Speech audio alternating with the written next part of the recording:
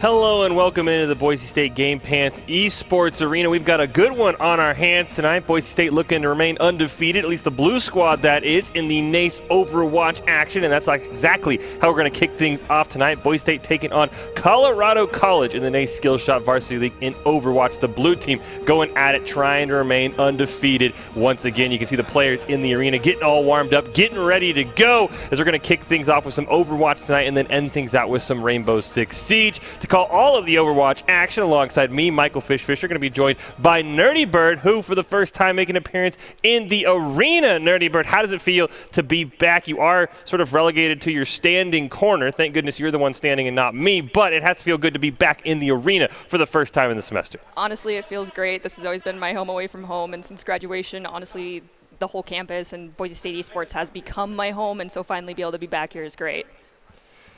As we are about to kick things off, I mean, we have to be excited how the blue squad has been doing. I think Boise State's only NACE Overwatch losses to themselves. Blue and orange had to play, so big expectations for the blue team tonight. Probably have the target of every team in their group on their back, knowing that the Broncos remain undefeated. Oh, yeah, for sure. And I definitely took on some responsibility with some scouting and going into this next match against the Colorado Tigers. And I will definitely say they have a comp that they're very comfortable with, and I'm excited to see how the blue squad decides to counter that comp coming up. So you see our rules here for the next Skill Shot Overwatch tournament. We got 85 universities put into 8 groups, 11 rounds of group plays. Both squads are in the same group for Boise State and any other school that enters multiple squads. Play-in bracket on November 2nd, round of 32 and 16 on November 5th, and then the rounds of 8 and 4 on November 9th. So we're still a long way away from there, but Boise State has been off to an excellent start. So the Broncos maybe already making sure that they're not going to have any class or any vacation days at the start of November. And you said you were doing some scouting, Nerdy, so tell us a little bit about Colorado College. What should we expect for the Tigers? Who is the player to watch if Boise State's going to have some issues here tonight? Okay, so their username is kind of spelled a little wonky, but I'll just say that their name is Average.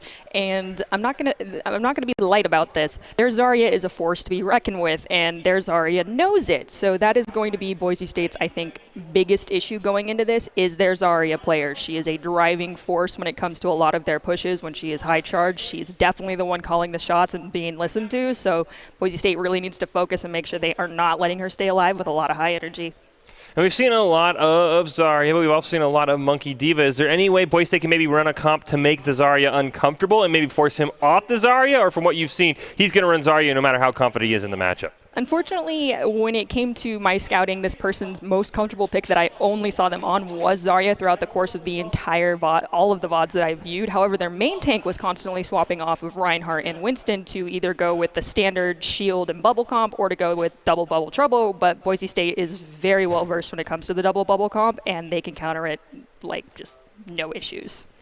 So the Zarya, the one to watch out for. And how about let's go to Boise State? I mean, they're undefeated for a reason. I mean, of course, you're always looking at how the Broncos can improve. So what have you seen from Boise State in their games that makes you think that they could remain undefeated tonight? Especially coming from the blue squad, as we saw earlier in the season, and especially when they went against their own brother-sister squad on the orange side. The blue squad was lacking a little bit when it came to the Sombra department and how quintessential she is with the current comp and meta that is running through Overwatch competitive right now. And we did not, on the blue side, have someone who was very comfortable on Sombra. But since then, both the DPS have stepped up and really grinded out Sombra and have become so good at her. And also because they are so good at playing her, they're also very good at scouting out the enemy team Sombra when they do pull one out. So not going to lie, our Sombra players are top-notch. Yeah, that is one of the things that I think you and I both had a little bit of a criticism of after a tournament where Boise State was kind of knocked out at the hands of a couple of really good Sombras. And as you mentioned, it's been nonstop Sombra from both teams. Be curious to see how that goes tonight. It is Boise State taking on Colorado College in our first game of the night in the NACE Skill Shot Collegiate Varsity Tournament. The Broncos, the blue squad, undefeated right now. The orange squad only has that one loss to the blue squad. So Boise State all around doing a really good job in this group. So we'll see how the Broncos and Tigers match up here tonight. Fish and Nerdy Bird on the cast, both in the arena for the first time. So it should be a little bit more exciting, at least get a little bit more energy going. We can see the players there. They are all excited. They are ready to go. They've got the hardware in the studio, but they've also got the masks. They've got the shields up. Everything being taken as seriously as possible so that we can have people in the arena, but we're not going to go against any sort of guidelines. So I'm excited. I think the Sombra, as you mentioned, is going to be spectacular. And the one thing, Nerdy, is now that you're in the arena, if Kel's playing and a Diva Bomb goes wrong, you might just like jump off the stage and just start screaming in his face. So he's got to be very, very cautious that you are literally about 100 feet away from him. I mean, yes, and he even has some fans in the chat room that have run to his rescue saying, no, casters, they're all zoning ultimates. And I'm like, no, they're not. I have talked to him in Discord about this multiple times. Believe me, they're not all zoning ults. But he is very good with his Diva Bomb placement when he does intend to use it to kill the enemy. So hopefully we'll see a little bit more of those skill shot Diva Bombs coming out during this match. Yeah, I think it was actually one of their most recent matches where it was comboed with the EMP to really clutch out a fight and end up winning the map. So, I mean, yeah, you can use it as a zoning, but it can kind of go along with the EMP when the shields are down to sort of make up for a lack of a Death Blossom or whatever the secondary DPS ult is. So I'm going to be curious to see if Nerdy's going to be able to contain herself with the Diva Bombs. That has been a point of contention. Luckily for me, there have been no Deadeyes that I need to start screaming about, at least for now. We hop into Doc's keys to the game, win the first fight, stabilize and reset if needed. That's another thing the Broncos struggled with early and have been doing a better and better job as the season goes on. Melt the same targets and tanks take up the space. It's all brought to you by Count, whose Identity Trust Global Network delivers real-time fraud prevention, account protection, and enables a personalized customer experience for more than 9,000 leading brands and payment providers. If you want to stay safe online, go check them out, count.com, KOUNT.com. We'll see if Colorado College is running to stay safe away from the Boise State attack here momentarily as we kick things off with game number 1. And it looks like our first match is actually going to be on Oasis City Center, and we see Boise State's going to be going in with their standard double dive comp with the Reaper and Sombra coming out, and I'm excited. I'm hoping to see some EMP bomb combos during this match.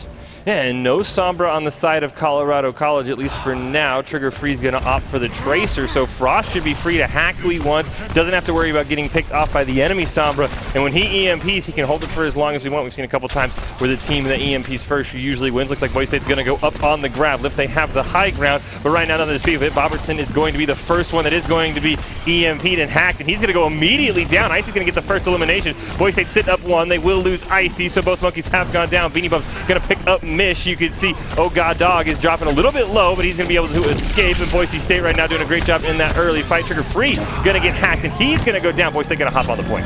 Boise State did a fantastic job monopolizing that high ground very quickly, because with their comp, it is about poking, getting in, and getting out. Definitely have to capitalize on any of the people that their Sombra is able to hack. However, they were easily able to catch out the monkey on the enemy side of Colorado just because of his placement, and hopefully he doesn't dive in this next meetup as quickly without his follow-up from his team.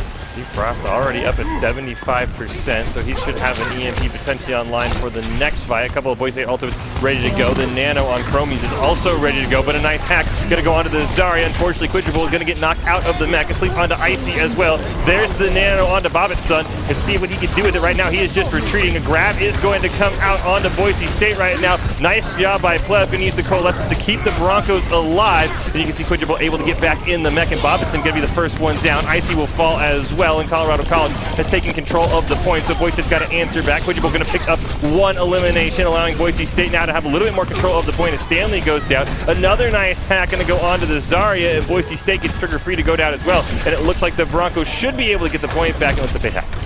Oh yeah, for sure. And one of the things that I did point out to our team right before the match was the fact that their Zarya has this habit of when she pops these ultimates, the team is not going to be ready to follow up on it, and they're just in bad spots. Boise State took advantage of that, and their supports were definitely able to keep them alive. As you notice, no one went down on the side of BSU during that Graviton surge.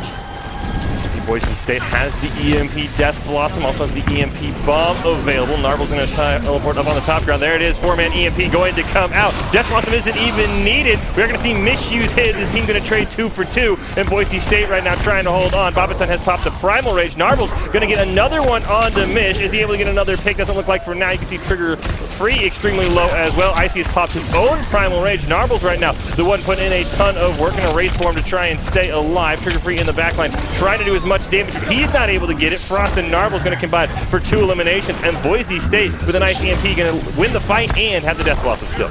We are down into the last 5% on this point right here. This is last fight territory. I do not know if Colorado is going to be able to touch the point and be able to get overtime. And as I say that, Boise State 100% to point 1. Yeah, the grab came out, but Narbles with a nice Death Blossom there. So you have to love how Boise State played that one. Didn't really lose a single fight. As you mentioned, Nerdy Bird, a great job by Pleb and the other Boise State supports, surviving through the one grab that we saw from Ago Dago. And Boise State really did a great job on that first map. You have to be confident going into this next one. Oh yeah, 100% for sure. Gardens, basically it's going to be the same strategy. Get to the high ground, make sure you get control of it first, and then, you have to pick the location of the fight before the enemy team does and set the rhythm for the rest of the match and make sure you get them, basically pull the rug out from underneath them. Look like Boise State's going to run the same comp. Colorado College switching it a little bit up. The Ash and the Mercy now going to be hovered. Then we're going to see Chromie's going to take over on the Moira, so they'll drop the Ana as well. And we'll see how Boise State wants to handle this new look Tigers team, as both teams going to hop onto the point. Boise State is their first up in the high ground. We're going to see Colorado College if they want to meet them there. For now, neither team really going to budge from their spot. Boise State trying to do as much damage as possible. Pleb taking a little bit of damage. Chromie's there as well. Icy going to jump in. Unfortunately hits a pillar, so his attack is going to be slow, but Boise State's still doing a ton of damage. Mish going to be the first target. He is going to get Quidruple out of the mech, but he'll pay for with his life. Bobbitson going to go down once again. Ago Dago going to be the follow-up, and Boise State right now running through the Tigers. Going to get 3 and going to maybe get the point here, but we see Trigger Free in the backline. He picks up a triple kill. Icy's just finally able to get Stanley, and Frost gets him, so Trigger Free with a near clutch for Colorado College. Unfortunately, I don't think Boise State hit the tab button and saw that Ash switch with the Mercy, because Trigger is actually very comfortable on Ash when he has his Mercy pocket on him, and he is a force to be reckoned with. Even their own casters, when I have watched their streams, have brought that up. So hopefully Boise State compensates for that. Boise State potentially caught off guard as Colorado College did not wait for trigger free and Stanley get onto the point. They are going to lose one member. Boise State answers right back. Mish going to be taken down. Narvel's going to pick up another one. He has been phenomenal. Bobbitson going to get hacked. Dago will fall. Trigger free finally able to shut down Narvel. See if Boise State can get an elimination onto that Ash to prevent another triple kill. You can see Pleb doing a ton of damage to Chrome. He's going to force the blink away. And Boise State going to hold onto the point and start building up as everyone's running back and the EMP is online. The EMP is online. We see that Pleb has got, the Moira ult on cooldown. We also are approaching both of our tank ultimates as well as Narvel's with the Death Blossom. And when we're looking at the side of Colorado, they have their DPS ult almost ready and online. Their tank ults are almost there as well. So this is going to be a matter of who ults first and when. Nice individual hack onto trigger free by Frost. Going combo with the Coalescence, able to get a pair of members. Bobbitson has propped the Primal Rage, but right now not doing a whole lot. Dago going to go down. Bobbitson picks up one, but Boise State's going to get another one on the Chromies. They're going to hack Bobbitson. He will fall as well, and who needs ultimates? Boise State only using the Coalescence, which, as you mentioned, Nerdy, that's just basically a long cooldown. Oh yeah, of course. If you know how to play Moira, that ability is going to be up mid-fight or before the next fight starts. And Boise State's going into this next fight with 5 of their ultimates online, and Moira is already almost 50% her ultimate. We see Colorado has every single ult. Basically, it's set for their Winston, so they have the opportunity to take this point if they use their ult wisely.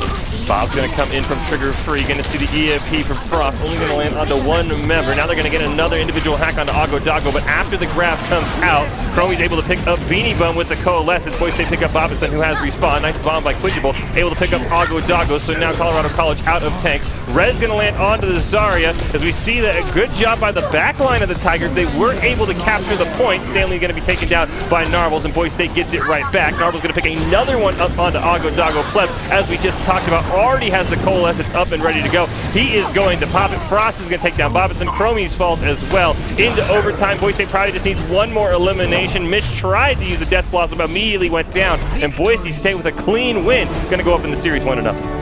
So one of the things that we can see a running theme coming from the side of Boise State here especially is the fact that they are winning the fight first and worrying about the point second, where you could definitely see the Colorado Tigers were going straight to the point and not worrying about the fight that was occurring in the midway zone, heading out of spawn onto the point, so they were staggered constantly and they did not have the opportunity to get a foothold on that point. See the players there on the arena floor. Let's see the NACE rules there. 6v6 competitive. Going to go control, hybrid, escort, assault, and then back to control. Not played if we get there. But right now, Boise State has not really seen a game 4, let alone a game 5, and they're well on their way. And I have to say, we talked about it in the open, Nerdy, about how Boise State adapted with the Sombra. Colorado College kind of felt like what we saw with Boise State before they decided to pick up the Sombra.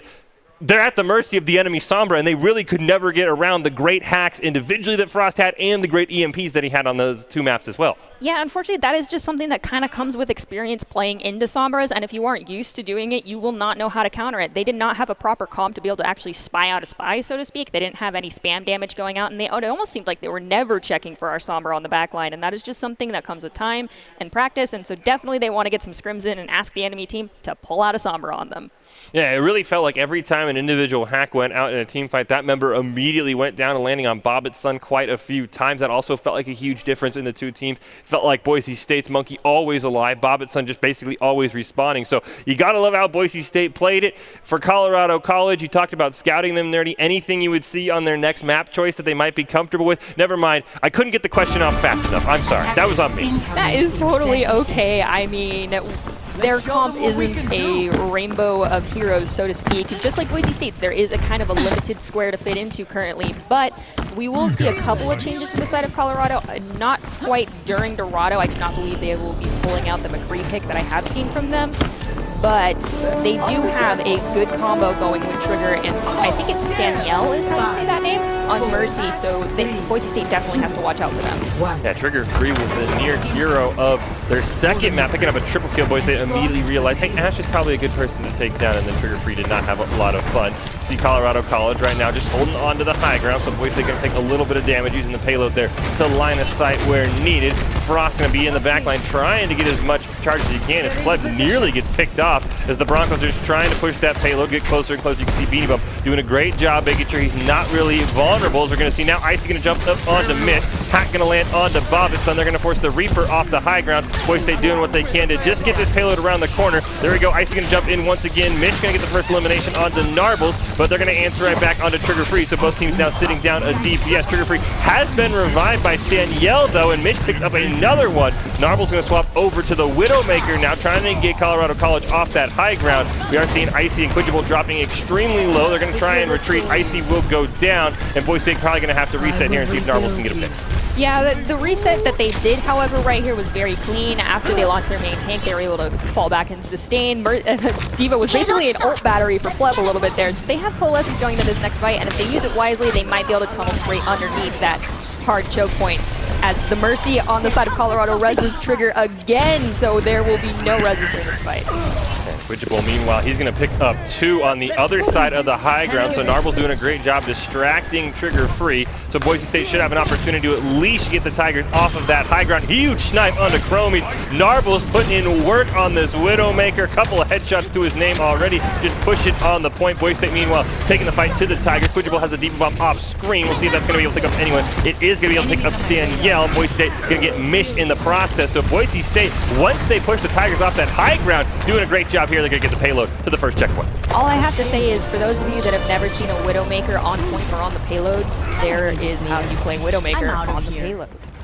Hey, you have your team push ahead. You just get a couple of headshots whenever you need and whenever you see somebody. You can see right now, Boise State is just extremely far ahead. Nobody back on the payload, just pushing the Tigers all the way back as far as they can. Broncos do have the EMP and the Coalescent, but right now the Tigers doing a great job staying a bit spaced out, so Frost doesn't have a great opportunity. You can see the Tigers who have 4 ults available coming up on 5, and then the grab about 30% away. Frost is there, gonna fall off unfortunately, so he's not able to land a huge EMP. I really like how the Tigers have been playing at least around. They're not spotting out Frost, but they're making sure those EMPs aren't getting huge value. Quidgible taking extremely low. Coalescence is going to be used to try and stabilize the Bronco health bars. Bob's going to join the fight, and Mitch going to be able to get the first elimination. He's going to pop the Death Blossom as well. Quidgible going to be forced out of the mech. Narbles gets just 1 for Boise State, and with the Broncos down 4, they will retreat. So unfortunately, on the side of Colorado, they did pop Valkyrie. They also used Death Blossom as well as Nano Boost and Bob. So that only leaves them with their Graviton Surge and their Primal Rage going into this next fight, whereas Boise State has both their tank ults online and still have their EMP Blast, which Colorado does not have an answer for. Colorado going to have to stay as grouped as or ungrouped as possible. That's basically how they've been countering the EMP. You can see Narbles trying to get a shot onto Trigger Free. Grab is going to come out. Quidgible going to use the Diva Bomb there. He's going to pick up 1 onto Trigger Free. Icy has also popped the Primal Rage. There's going to be a res from Staniel onto Trigger Free. Staniel doing a great job getting some huge value out of this res. Quidgible going to get 1. Narbles going to see the Ana in the back line. Not able to get the headshot, but able to do some chip damage. Boise State still sitting up 1, but Trigger Free is going to get 1 right back onto Icy. Both teams now missing just 1 member. Boise State still sitting on the EMP as Beanie Bum takes down Augo Doggo. Bobbinson going to answer right back, taking down Pleb. So the team's continuing to trade 1 for 1. Hack onto Trigger Free. There, Narbles finally gets a shot onto Chromie. And we'll see if Boise State can push from there. Quidgible going to get another one onto Bobbinson. There's Narbles just continuing to pop off. Danielle going to go down. There's not a res available. Boise State's going to start pushing. That was dirty, Narbles, and you know it. That Widowmaker play was just supreme. I love seeing that. The skill was incredible. And Boise State is going into this next fight. I don't know if Colorado's going to try and hold it right outside the door, but if they do, they have an EMP bomb waiting for them. Frost been holding on. The lack of high ground here going to the 3rd checkpoint might be when he finally wants to throw the EMP. Mish being taken incredibly low. Doesn't look like Boise State's going to be able to finish that one off. Quidgible also taken low. He is going to get slept, but in a great spot, so no one's able to capitalize on it. He should be able to heal back to full. Nice pick by Narbles on the Staniel again. That's one way to shut down the res, is preventing it altogether. Boise State still pushing down the Tigers. No one back on the payload, but right now that's not the issue. 3-man EMP going to come out, and all 3 members immediately go down. Bobbinson got 1 back, but for Boise State, you gotta love how that fight went. Trigger Free's going to go down. Narbles is on a rampage, and Boise State's going to keep pushing. I know Narbles is on a rampage, but that cleanup right there from Quidgible was also a fantastic way to dive in on that Ana and have no fear. Honestly, the defense matrix control there was supreme. Boise State probably sitting one more clean fight win away from capturing this point. With the defenders so close, it is going to be hard to stop them unless you can get a team wipe or maybe 5 or 6 kills. Couple of ultimates on both sides. Going to get one hack onto Chromies to try and shut down the Nano. They're going to take Doggo out of his mech. He swapped over to the D.Va. Mish is going to Death Blossom. He'll get pleb. Trigger Free's going to go down, and Mish will go down as well. Quidgible going to use the D.Va bomb, trying to stay alive, just trying to zone off. His team didn't pick up anything. Sound Barrier's going to come up for Beanie Bump, and Frost is going to get Bobbitt and Staniel trying to do what he can with the Valkyrie. Unfortunately, it's really not working, not finding any res either, but you can see Boise State with a little bit of a stagger kill here has allowed the Tigers to respawn and get back on the point. Doggo now on the Wrecking Ball has been hacked. We're going to see Chromies use the Nano. Unfortunately for them, we have the Primal Rage going, and now Boise State's going to lose a pair of members with Mission Trigger Free, getting 2 eliminations. The payload is 0.89 meters away, and unfortunately for the Broncos, they're starting to lose members. Mish picks up another one. Quidgible gets Danielle to shut down any sort of res, but Boise State has to retreat and try again for another push. Yeah, Boise State does have to retreat, but one thing that Colorado did is their D.Va is now sitting only at 3% on their ultimate charge. There was some character swapping going on, planning for stall that didn't quite occur yet, and Boise State is now sitting on 3 huge ultimates that could easily win them this next fight. I'm genuinely curious to see what other swaps we might see out of Colorado before or during this next fight to help with their stall. New objective. See Boise State lining up for the next push. Does have about a minute and a half on the clock, so they can probably take 2 fights if they want, maybe 1, depending on how long this next engage goes. As you mentioned, Nerdy, the EMP and the Nano both online, infrared sight up as well, and the bomb getting very close. Just the Death Blossom up on the side of Colorado College, and nothing else really close, as Bobbitson's going to be the first one taken down. The Nano has gone on to Icy. EMP is going to land onto 4 members of the Tigers. Trigger Free has gone down, but the rest of them are going to survive for now. Death Blossom from Mitch is going to come out. He'll pick up 1 before Narble shuts him down, which is going to throw the D.Va bomb in. He'll be able to pick up Staniel, and Boise State doing a great job.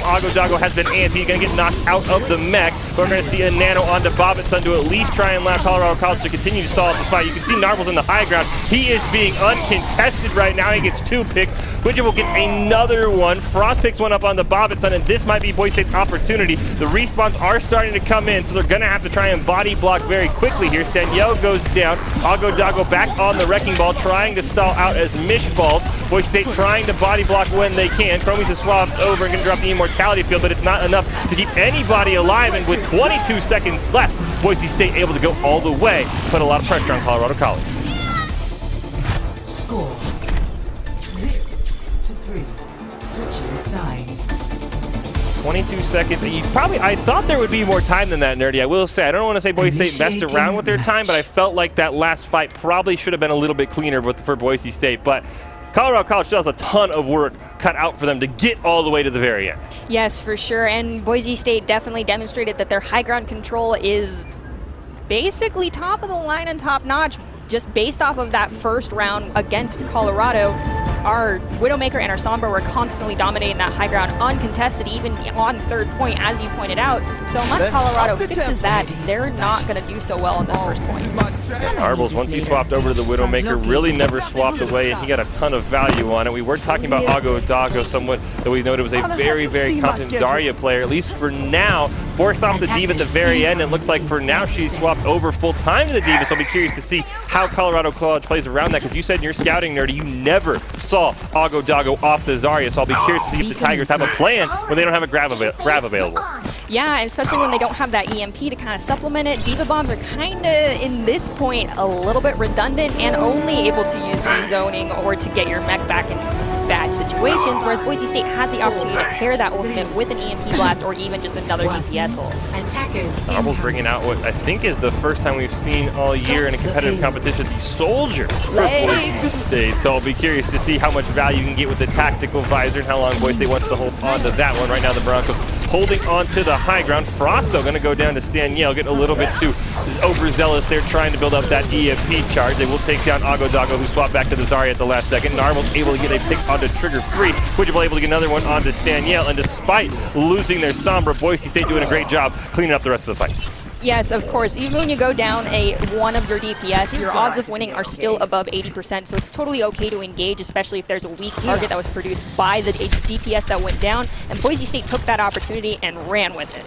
And not to mention, Narble's getting trigger-free. Rarely going to see a soldier win a high-ground 1v1 battle against a Widowmaker, but Narbles has really been unstoppable this match for Boise State, no matter what he's been on. You can see the damage he's putting in there. Up on the high ground, Colorado College still trying to figure out how to get up on the high ground right now. You can see them finally trying to sneak around. Now Boise State going to take the fight down to them. Beanie Bum has been antied, but should be able to stay alive. Going to see Narbles put down some healing for the rest of his team as well. Quidjable, the only person with an ultimate online, does have the bomb available whenever he wants to use it for zoning or potentially a kill. Beanie Bum anti once again should be able to stay alive. He will. The mission is going to be forced to use the raid form to just barely survive. There's the bomb going to come out from Quidjable. First elimination goes on to Beanie Bum, and we can see also Bobbittson has jumped all the way onto the back line trying to take care of Narbles with the Primal Rage. Has been hacked out by Frost. Nano is going to go onto Quidjable as well, so we'll see how much damage Boise State can do. The Nano of the Colorado College side has gone out as well. Now we're going to see Mish get antied. He's going to go down. Pleb has fallen as well, so the team's going to trade 1-for-1 as Danielle has used the Coalescence. Tactical Visor from Narble's going to come out.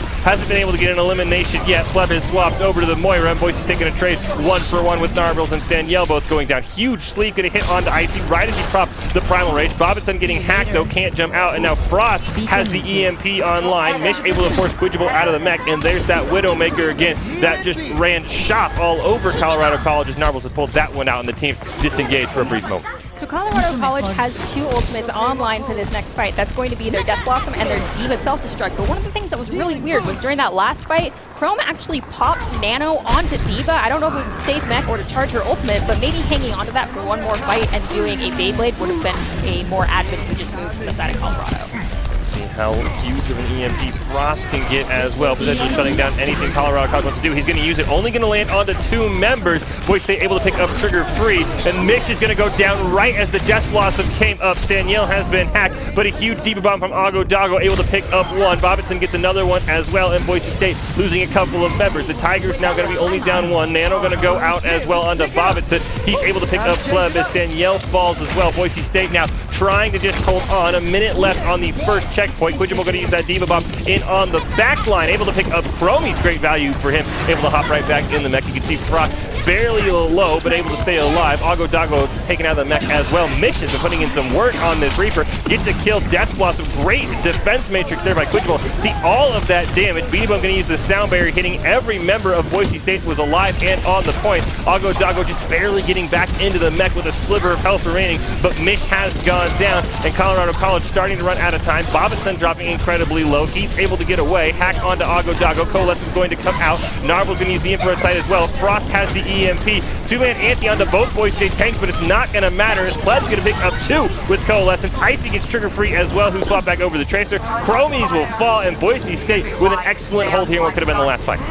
Honestly, we are now in last fight territory if the side of Colorado is able to touch the payload, but Boise State's just dominating right now and is not letting them even get out of spawn completely. I don't think they'll be able to touch. Doesn't look like they're even able to touch. Didn't even get a single point, so Boise State going to put themselves on match point as we will head over to hybrid. And Boise State doing a really, really good job. And it just feels like Colorado College is panicking. They're going onto these weird swaps that really didn't feel like they got any value. And you've got to love, Nerdy Bird, how Boise State Blue is playing this right now. They are just sort of putting on a clinic onto how to have an excellent first 2 games. Oh, yeah, of course. And I had no doubt that the Boise State side was going to be coming into this match well prepared, and they've been practicing nonstop on their own time and together. So their effort definitely is paying off for sure.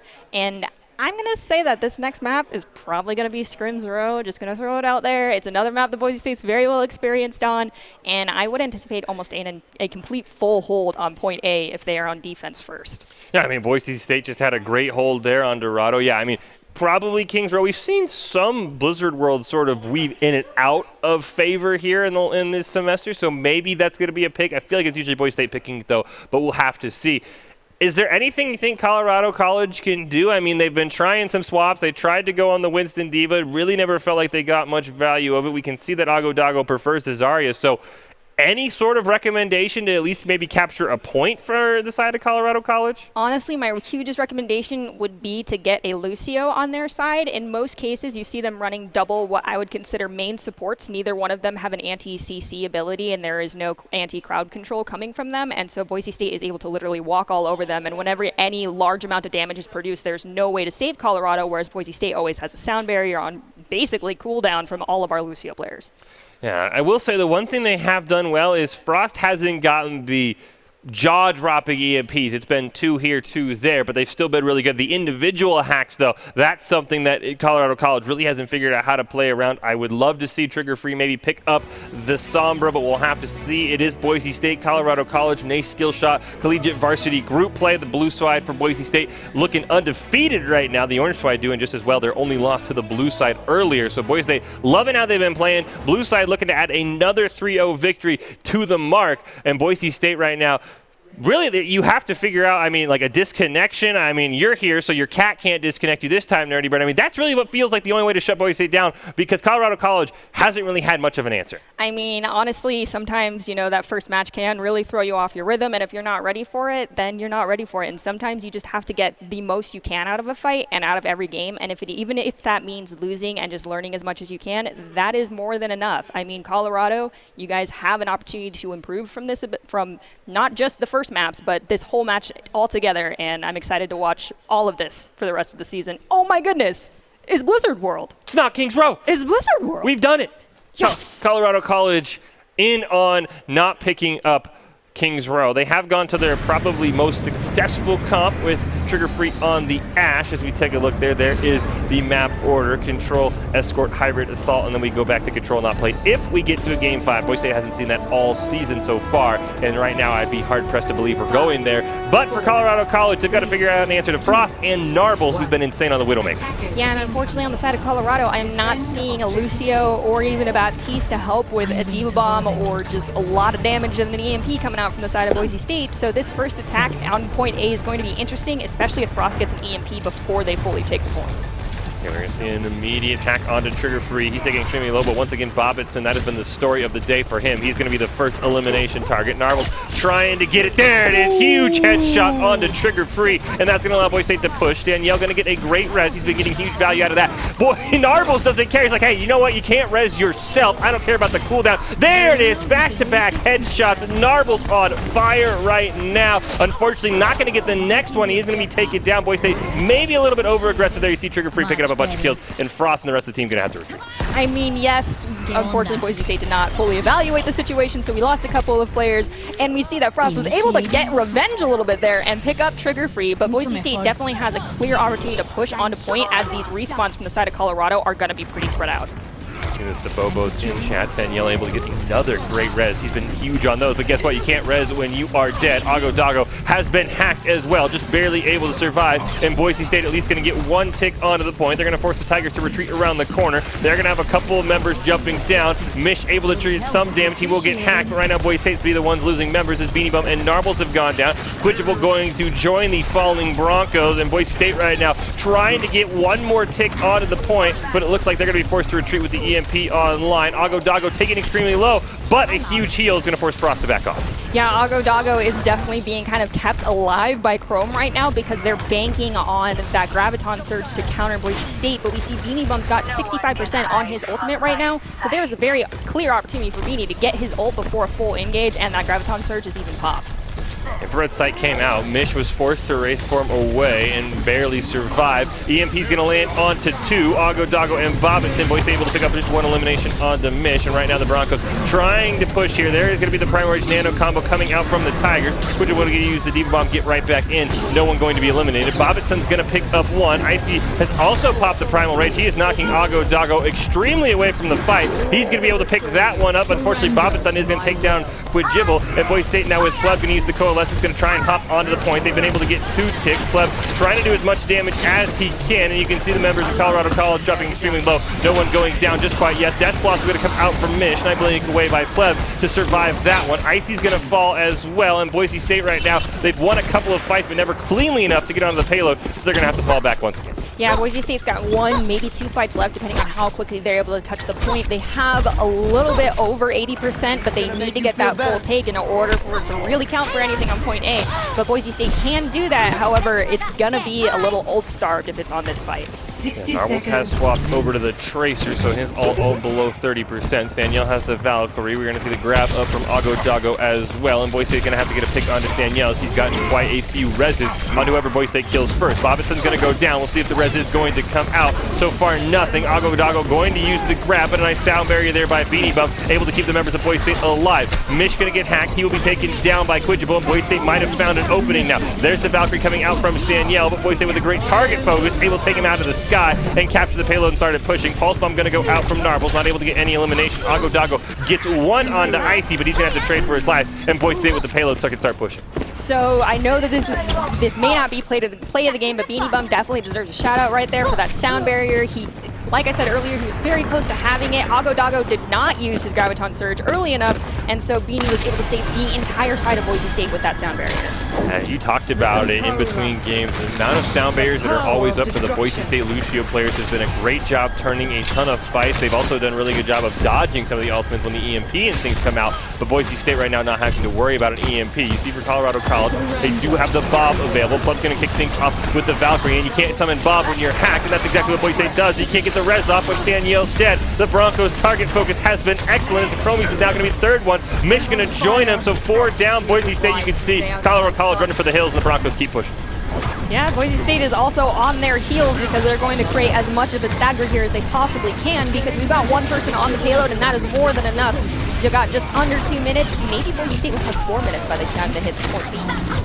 State has finally lost a member. Ago able to take down Pleb. We saw the Diva Bomb come out from Quidgible as well, but really probably just to either zone off the members of Colorado College or maybe to reset the mech, could not quite tell. But as you mentioned, they have gotten the point. They're going to have just over 3 minutes left here for this final push. They really have not been stopped since they've captured the payload. Yeah, honestly, the side of Colorado College, the Tigers, they really need to reconvene and make sure they're together on these pushes, and they are communicating well together, because Frost is just constantly in their backline and messing them up and getting these huge EMPs like he just did. Yeah, the grab did come out before the EMP, but it's not going to matter. The only thing Colorado College got was a mech, but now they're able to answer back after Ago goes down. Mission Trigger Free, both going to pick up eliminations out of the Bronco DPS. Quidgible has been pushed out of the mech as well. You can see extremely close to getting right back in and staying alive. He will just barely get it back, but that's probably the first fight we've seen Boise State lose in about 4 minutes. Yeah, and Boise State's going to be going into this next fight, of course, with both of their support ults ready to go. Narbles is probably going to pop into the back line real fast, maybe half-flip someone, get his full ult. And on the side of Colorado, they have their DPS ults ready to go and their support ults, so they have the clear advantage during this fight. But as we saw on the point take of point A, Boise State can still win a fight even though their ults start. Mish going to start things off in a bad way for Boise State. That's a 2-man Death Blossom. Pleb going to use the Coalescence. Quidgible able to pick up Chromies. We see Icy dropping low. Staniel going to pop the Valkyrie. See if he is able to get the res. He will. Bobbitson's going to pick up Pleb. Icy goes down as well. Quidgible forced out of the mech. Frost dropping low. And Boise State here, that's going to reset here and try another day, getting a couple ultimates out. The Tigers during this map are actually doing a fantastic job with their ult rotations. They definitely were throwing a lot of ults during the earlier map at every fight, and now they're constantly having ults ready to go, at least 2 almost every single fight. So Boise State now has to be a little bit more conservative with their ults as well. So you see there's still the Bob available for Trigger Free. Hasn't called it in quite yet. Narbles does have the Pulse Bob, so we'll see if he's able to pick up any elimination. Quidgible going to be taken extremely low, immediately forced out of the mech. We'll see if he's able to hold on. Good job there by Narbles, able to get a decent amount of damage, but unfortunately no elimination with the bomb. He is going to retreat back, get some healing in Boise State right now, just trying to wait for Quidgible to get back in the mech, but unfortunately that's going to cost some time. Yeah, and we do see Ago has returned to their comfort pick of the Zarya, so we've got double bubble going on the side of the Tigers, but Boise State is sticking with their standard dive along with their Sombra, and we have Narbles who's dominating on Tracer just as much as he dominated on Widowmaker, so Boise State's now just kind of waiting for their great opportunity to get a full push going. Quidgible has got back in the mech. 50 seconds left, so Boise State's going to have to start pushing here soon. Ago building up towards that grab, and Frost going to get caught out. That's going to be a bummer for Boise State. Quidgible going to throw in the bomb, not going to land onto anything, and unfortunately Mish is going to get one onto Beanie Bump. Staniel and Chromies have gone down, so no support available for the Tigers. Primal Rage going to be used by Bobbitson. You can see Icy incredibly close. Grab is going to come out from Ago as well, but the Coalescence and Icy's own Primal Rage able able to keep Boise State alive. Pulse Bomb going to come out from Narwhal. He's going to get one onto Trigger Free, and the Tigers starting to retreat as the Broncos pick up 2 more. Mish now barely surviving. He's the last man standing. He will go down. Chromie's the only thing between Boise State and a team kill. Trigger Free going to respawn on the Tracer, but right now Boise State doing a great job holding them in spawn. 6 seconds left. We'll see if Boise State, they're probably going to have to win one more fight. The payload can only go so fast, so we are going to head into overtime. Red's going to come out onto Chromie's. Interesting choice there, as he probably could have respawned, so that's not going to be available in this next fight. Beanie Bam with the aggro sound barrier. 3-man EMP going to come out from Frost as well. Sanyel going to be the first one taken down. Mish just barely surviving, but goes down before he can pop the Death Blossom. Trigger Free now the next member of Boise State's focus. Is Visual able to hop right back in the mech. Nice hack onto Chromie. He will fall. Bobbittson goes down as well. Boise State getting incredibly close to capping this one, as they're able to take down another member. Mish and Staniel have respawned, but Ago Doggo out of the mech means no one can get onto the point, and Boise State with a great clutch to end that round and go 3 checkpoints once again. Oh yeah, for sure. And that second to last fight, we actually had Beanie Bum with his sound barrier online during that Graviton surge, but he was smart and held onto it because our Moira had plenty of power to keep our team alive. Like I said, the Zarya ults on the enemy side from Colorado just cannot be capitalized on enough. And then Beanie was able to just be like, okay, we don't need to use my ultimate to save you guys, just let's go aggro. And you just saw them destroy with those shields above their health. Yeah, great call by Boise State, realizing, hey, we're in overtime. We can really only take one more fight. Let's just go full aggro, put them all in the spawn. So Boise State, once again, pressure on Colorado College. And right now, the Tigers, 0 cap points in control, 0 checkpoints on escort. Let's see if they can get 1, let alone 3 on hybrid here that they're going to need to extend this series. Yeah, and we can see that they're kind of sticking with their lo and behold close to their hard comp right here, as they start out even with the Zarya, knowing Boise State's not changed their comp once throughout this entire matchup. Maybe the Zarya is a little bit of their undoing, as well as not swapping to a Lucio at this point. Colorado College, as we talked about, Ago Doggo, he's a great Zarya player. Nothing against him, but maybe it's time to get off the Zarya. We've seen a little bit of Diva mixed in, but only when he really needs to hold and really needs to stall, and it hasn't worked out. So for Boise State, as you mentioned, Nerdy, they've been consistent. Narbles has kind of free-floated on any DPS he wanted to, and he's been successful on all of them. So I'm hard-pressed to see how the Tigers get the advantage here unless these grabs change in a heartbeat and start getting 3 or 4 kills. Oh yeah, for sure, but then you'd have to ask Beanie Bub to turn off his screen.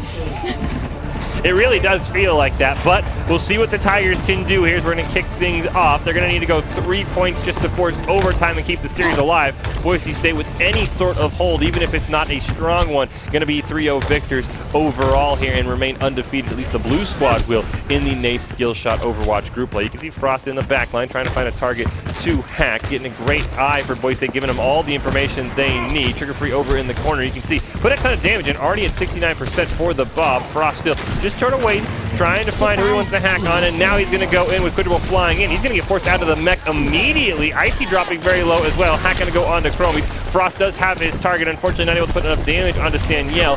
Mish dropping very low, going to get healed up though, and now Ago Doggo is going to get the first elimination onto Frost. So Boise State potentially going a little bit too aggro. They're going to retreat. Yeah, Boise State did go a little bit too aggro, especially into Trigger, because Trigger already has his ultimate online and ready to go, and that is just concerning because a full fight didn't even take place yet. He is going to call in Bob, but who needs Bob when you have Narbles? He's going to pick up 2 eliminations this fight, which we're going to jump onto Staniel, just get the elimination to prevent any sort of res before he gets taken out of the mech and then eliminated by Ago Doggo. Narbles says, no problem, bro, I've got you. A 3rd elimination. Ago Doggo, though, he's going to answer right back, and why he was a player we put our eyes on. 3 kills on the Zarya. Frost gets trigger free, but the team's trading back and forth, and Boise State probably going to maybe concede at least 1 tick on this point. Yeah, they might, but Boise State's notorious for backing up and regrouping and touching the point at the last possible second, as we see right here coming out from Icy. He's like, nah, this is my point. Unfortunately, the Graviton Surge does come out and is his undoing. Death Blossom is the rest of the undoing for Boise State. That's going to pick up a 3.5K there. Ago Doggo is going to get 1 onto Narbles, and that is probably going to spell at least demise for Boise State. Clean sheet, but they're still going to have a long way to go. The Tigers are unable to force overtime. Yeah, unfortunately for Beanie Bum, he was just 1% away from having a sound barrier for that fight. But in all honesty, when it's that close, that would be a call for the team probably in that moment to say to hang on to it for the next one, because they're just, they were down too many people even when the Graviton Surge was out. So at that point, save your ults, be ready for the next fight, and that was a great call from Boise State. Ago Doggo goes down. Trigger Free gets 1 back onto Beanie Bum, so both teams down 1. You can see Boise State every ultimate of choice going to be online here in just a matter of seconds for Colorado College. They're going to have 3 available. Trigger Free close to another Bob, but Aggo Doggo and Mitch pretty far away from there. So Boise State should have the ult advantage here for at least 1 fight, if not 2. Shadow's going to come out from Narbles. Going to see his opportunity. There it is. Death Blossom's going to come down as well as the EMP. Boise State's going to pick up 4 thanks to the Coalescence coming out as well. Unfortunately for them, great job by Colorado College to continue pushing the payload. Going to get some value out of what was a huge win for Boise State. I mean, once again, Boise State had to focus on that fight first because the worst thing you can do is split your attention between the payload and the team fight that's happening. And granted, yes, they might have gotten 5-10 more meters on that payload, but Boise State regained full control, ended the fight, and the payload's now going in reverse. So those couple of meters don't mean too much now. Good job by Boise State. See what Frost could do, as the Broncos did have to use 3 ultimates to secure victory in that fight. So they'll have the Primal Rage, the Diva Bomb, and the Sound Barrier for whatever Colorado College wants to throw at them. A couple of support ults and Bob online. Right now, Ice put a ton of damage in. He's going to pop the Primal Rage first, and a Diva Bomb going to pick up 2 onto both tanks of Colorado College. Trigger Free going to try and do what he can, but that's a 1,000 HP Monkey, and he's not going to be able to do much. Red's going to come out onto Bobbitson, not onto Trigger Free. So Staniel prioritizing the tank. We'll see if Boise State can punish. Mish now going to go down. No DPS available for the Tigers, and Boise State going to cleanly let them reset. Yeah, and now Boise State is chilling out, only on 1 ultimate ready to go. As you see, Frost is at 65% to his ult, so there is a possibility during this half engage taking place here he'll be able to get it. But on the side of Colorado, they have 4 ultimates almost online and ready to go, so this next fight is going to be a little bit of a test of utility skill from the side of Boise State. Grab going to start things off there from Aggo Doggo. Boise State's health bars barely even moved from that, and no other ultimate came out from the Tigers. Death Blossom is now online, but it's not going to matter when Mish has been the target of focus. Aggo Doggo gets hacked. Hills fall as well. He gets the mech, but that's about it for the Tigers, as Narbles and Quidgible going to pick up a couple more. Frost adds on to the party, and Boise State, they get the boop off the edge. Robinson going to just take the self-kill, but Boise State right now holding on spectacularly. Yeah, now Boise State's going into this next fight with 3, almost 4 ultimates up, but Colorado does have 5 of their 6 up. However, we just hope they don't throw all 5 of them out at once and just ruin their possibility for a retake on the payload if they lose this next fight. They're going to be up 1 with Quidgible going down. Plub going to use the Coalescence. Double Anti going to land on the Icy and Beanie Bum as Bobbitson drops the Primal Rage, and Boise State just going to full disengage and allow that 1 ultimate to at least be wasted by the Tigers. Narble's going to be able to get Trigger Free. He has been the hard carry on the side of the Tigers in terms of damage. Narble says, hey, we're not going to allow res. He'll get Staniel as well, but Mish going to Death Blossom. He'll pick up Narbles. Chromies has picked up Beanie Bum, so the teams have gone 2 for 2. And now onto the payload. Boise State's going to drop the Diva Bomb, force the disengage. Nice use of the payload there to line of sight that by Mish. And the Broncos going to have to reset. We see the Nano come out as well from Chrome. He's not able to get much besides the Quidgible mech. We'll see if he's able to stay alive, as Pleb right now is the focus target. Bob's been called in to try and assist the Tigers, who now have under a minute left to capture point number 2. And they're starting to push as Boise State's probably planning for one last hold here. Yeah, and even during that last Graviton surge, Beanie didn't even have to use his ultimate, and Aggo Doggo is already 60%, almost 70% to his next ult, so thank goodness Beanie didn't use it. This next fight's going to be pretty equal with regards to ultimates, and it's going to be a matter of the location and who hits Q first.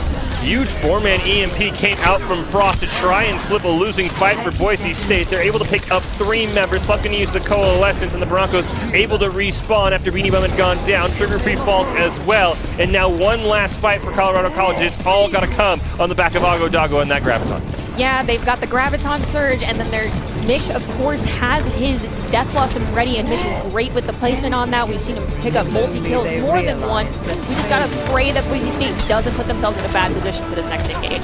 First thing the Tigers got to do is they've got to get onto the point here to kick things off. They will be able to do that. We'll see what wants to follow. Beanie Bum going to immediately drop the Sound Barrier, predicting the Graviton, and Quidgible's actually going to eat it, and that immediately spells doom for the Tigers. Narble later will pick up 2 with the Death Blossom. Aggo Doggo going down as well, and you have to wonder if there's even a hope for the Tigers. You can see the eliminations piling up. Bobbitson, the only one alive. He'll prevent a team kill from coming out, but he is going to be taken down. Can anyone from the Tigers get back to the point? No, they cannot. You've got to shout out Quidgible there, eating the Graviton, preventing any sort of comeback for the Tigers, and the Broncos walk away with a 3-0 victory. Oh yeah, for sure, and Quidgible, gold star for you, my friend. I kind of have an ongoing joke where sometimes when I see something magical, I say, gold, check plus gold star for you. So in my theoretical scorekeeping, Quidgible, that was beautiful. That eat was great. I am so glad we have someone like you on our team. Of course, Kel, you are a fantastic Diva player as well, but I want to see you eat some ultimates, in this next match too. So the players there on stage. Boise State, the blue team, remaining undefeated in the NACE Skill Shot Varsity Group Play, and the Broncos really have done it in spectacular fashion. I have to go back, but I don't know if they've lost more than one map, if that. That's how good the blue squad has been to kick things off. We see the players around the arena there. We see Nerdy and I both in studio for the first time this year, and then we see a production, of course, making sure everything looks and sounds good, and you can still see the masks on, social distancing as well going on, so making sure everything is safe. And Boise State right now, they are doing a great job as well, Nerdy Bird. I mean, they lost 1 point the entire series. That's all they lost. So you have to say huge kudos to you, Boise State, the blue squad, for an excellent win, really putting the rest of the group on notice. Hey, we do not drop points lightly, let alone games. Well, I will not lie. There's some great improvements that you can see coming out from Boise State. Even when they're down a man, they know their odds of being able to win the fights, as Doc has always gone over the numbers, so to speak, with us, percentages and all of that. It's stuck in our heads and drilled in from day one. And so they've been using that information, plus playing slow, actually setting the pace of the entire match, so to speak, and just going in when they have the right opportunity, and they set up the win conditions before the fight even starts. And that is the biggest thing, is being prepared and knowing what you need to do, and Boise State always knows what they need to do. Yeah, it really felt like Boise State was always the ones who were a step ahead. We've seen Narbles, when he swapped onto the Widowmaker on Dorado, really never had any sort of resistance. He even pulled out the Soldier and sort of shut down Trigger Free on his own Widow. So yeah, Boise State felt like it was foot on the gas the whole time. Colorado College really felt like probably that Zarya was forced to an extent. I mean, I really don't know if the Grab ever had more than maybe one winning fight that entire series, and he played a lot of Zaryas. So kudos to Boise State for really being ready for that. Kudos to you, Nerdy. I know you said you were the one doing the primary scouting for that, preparing the Broncos, because they were ready. They shut down Ago Dago, and you could just see how uncomfortable Colorado College was when he wasn't getting the eliminations when he was fully charged. When those Grabs weren't getting anything, they were kind of like, what do we do now? And the answer was usually Boise State's going to win the fight. Yeah, unfortunately, and Boise State just had a lot of prep going into all of the fights, even on the fights where I was saying they're pretty ult-starved, so to speak, because we would have only a support ultimate online, and they wouldn't even have to use an ult. They would just gain so much space, force out an ultimate from the side of Colorado, back up a little bit, and then speed straight into them as soon as the ult was done. So, they were the ones in complete control the entire time. Yeah, I'll have to see if we do have our Idaho Central Credit Union player of the game coming up. If we do, Nerdy, or even if we don't, you're talking about your gold stars. Who would be your, gold star of the match? Who would be your player of the game for Boise State? It would definitely have to be Narbles, just because the consistent, we saw him swapping between a lot of heroes, but when it comes to those hero swaps, your playstyle has to modify slightly to match those comps that your team is running and make sure you don't throw off the feng shui, so to speak. And they did a great job. However, am I right? I think I'm right. Is it? Wait. What? It's not Ethug. I'm pretty sure it's not. He's a great player for Boise State. Unfortunately, it is Narbles. It is going to be Narbles. So you were right, Nerdy Bird. That would have been my pick as well. I mean, as you mentioned it, knowing when to swap heroes, being really, really exceptional when he swapped heroes, because we saw some players swapping heroes for Colorado College who weren't so great. He knew when to pull out the Widowmaker. He knew how to handle it. He knew how to use the Death Blossom on the Reaper. So, you nailed it perfectly. Knowing when to swap and playing those swaps perfectly, the reason that Narbles is the Idaho Central Credit Union player of the game. Yes, well-deserved, Narbles. Big congratulations to him, Idaho Central Credit Union, who believes a great player makes a team more successful, just they're helping their members achieve financial success. Narbles, your Idaho Central Credit Union player of the game. And this sequence, even though Boise State lost the fight, was incredible. Headshot there. He gets another one later on. I think he actually ended up getting 3 headshots. It was absolutely incredible. So huge shout out to Narbles, huge shout out to the rest of Boise State. Usually when the Broncos win, anyone could get it. There's the second headshot. I think he's going to get one more onto an Ana who's not even playing. And just great job for him. A great job by the rest of Boise State as well. Yeah, Narbles honestly just dominated constantly, and that was so much fun to watch. And I'm excited to see how much this team improves throughout the course of this season. If you are interested in checking out the top 5 plays from this series, they will be available on the Boise State Esports Twitter page, so go ahead and check those out when those are online. Bunch of spectacular plays. I bet you Narbles will show up a bunch, but I'm sure the rest of Boise State will as well. So a huge congrats to Boise State on picking up a 3-0 victory here, but we are not done for the night. We're going to take a quick break, and then we'll have some more Overwatch coming up after this short break.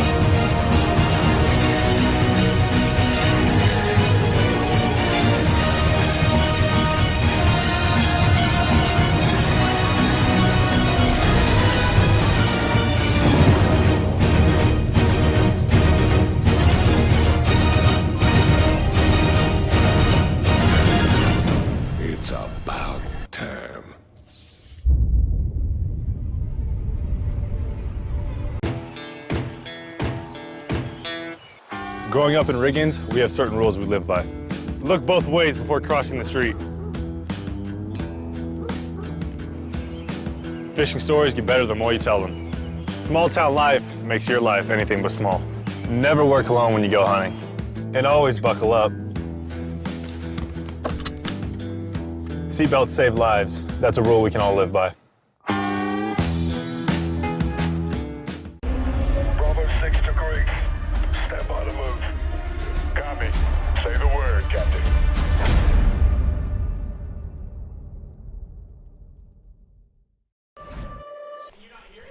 Welcome back into the Boise State Game Pants Esports Arena. We're going to keep things going with the Overwatch trends. See if Boise State can keep on the winning trend here. Fish and Nerdy Bird calling all the action. The Broncos pick up a 3-0 victory over Colorado College. And now Boise State going to be taking on Marian University. See if the Broncos can keep things going right now. Right now, Boise State's only loss, to my knowledge, between the blue and the orange squad in this NACE group play is to themselves, as the teams are forced to be in the same group and they had to play each other. Actually, the first group play game of the season, so that was a little bit of fun. Oh, Rocket League's actually going to do that tomorrow, so you want to make sure you put the follow button and make sure you stay tuned for that. But Overwatch is what we're doing right now. Fish and Nerdy Bird on the cast, and for Marian, they're going to have their work cut out for them, Nerdy, because the orange team has been as hot as the blue team. I know maybe a little bit more rough around the edges for the orange squad, but the results are still almost all the same. Oh, yeah, for sure. But the way I'm going to phrase this is going to be a little hard to understand, but Marian is going to be very similar to Colorado, and they have a comp they're comfortable with, and it very much so is obvious to the side of Boise State, and it's very easy to exploit. So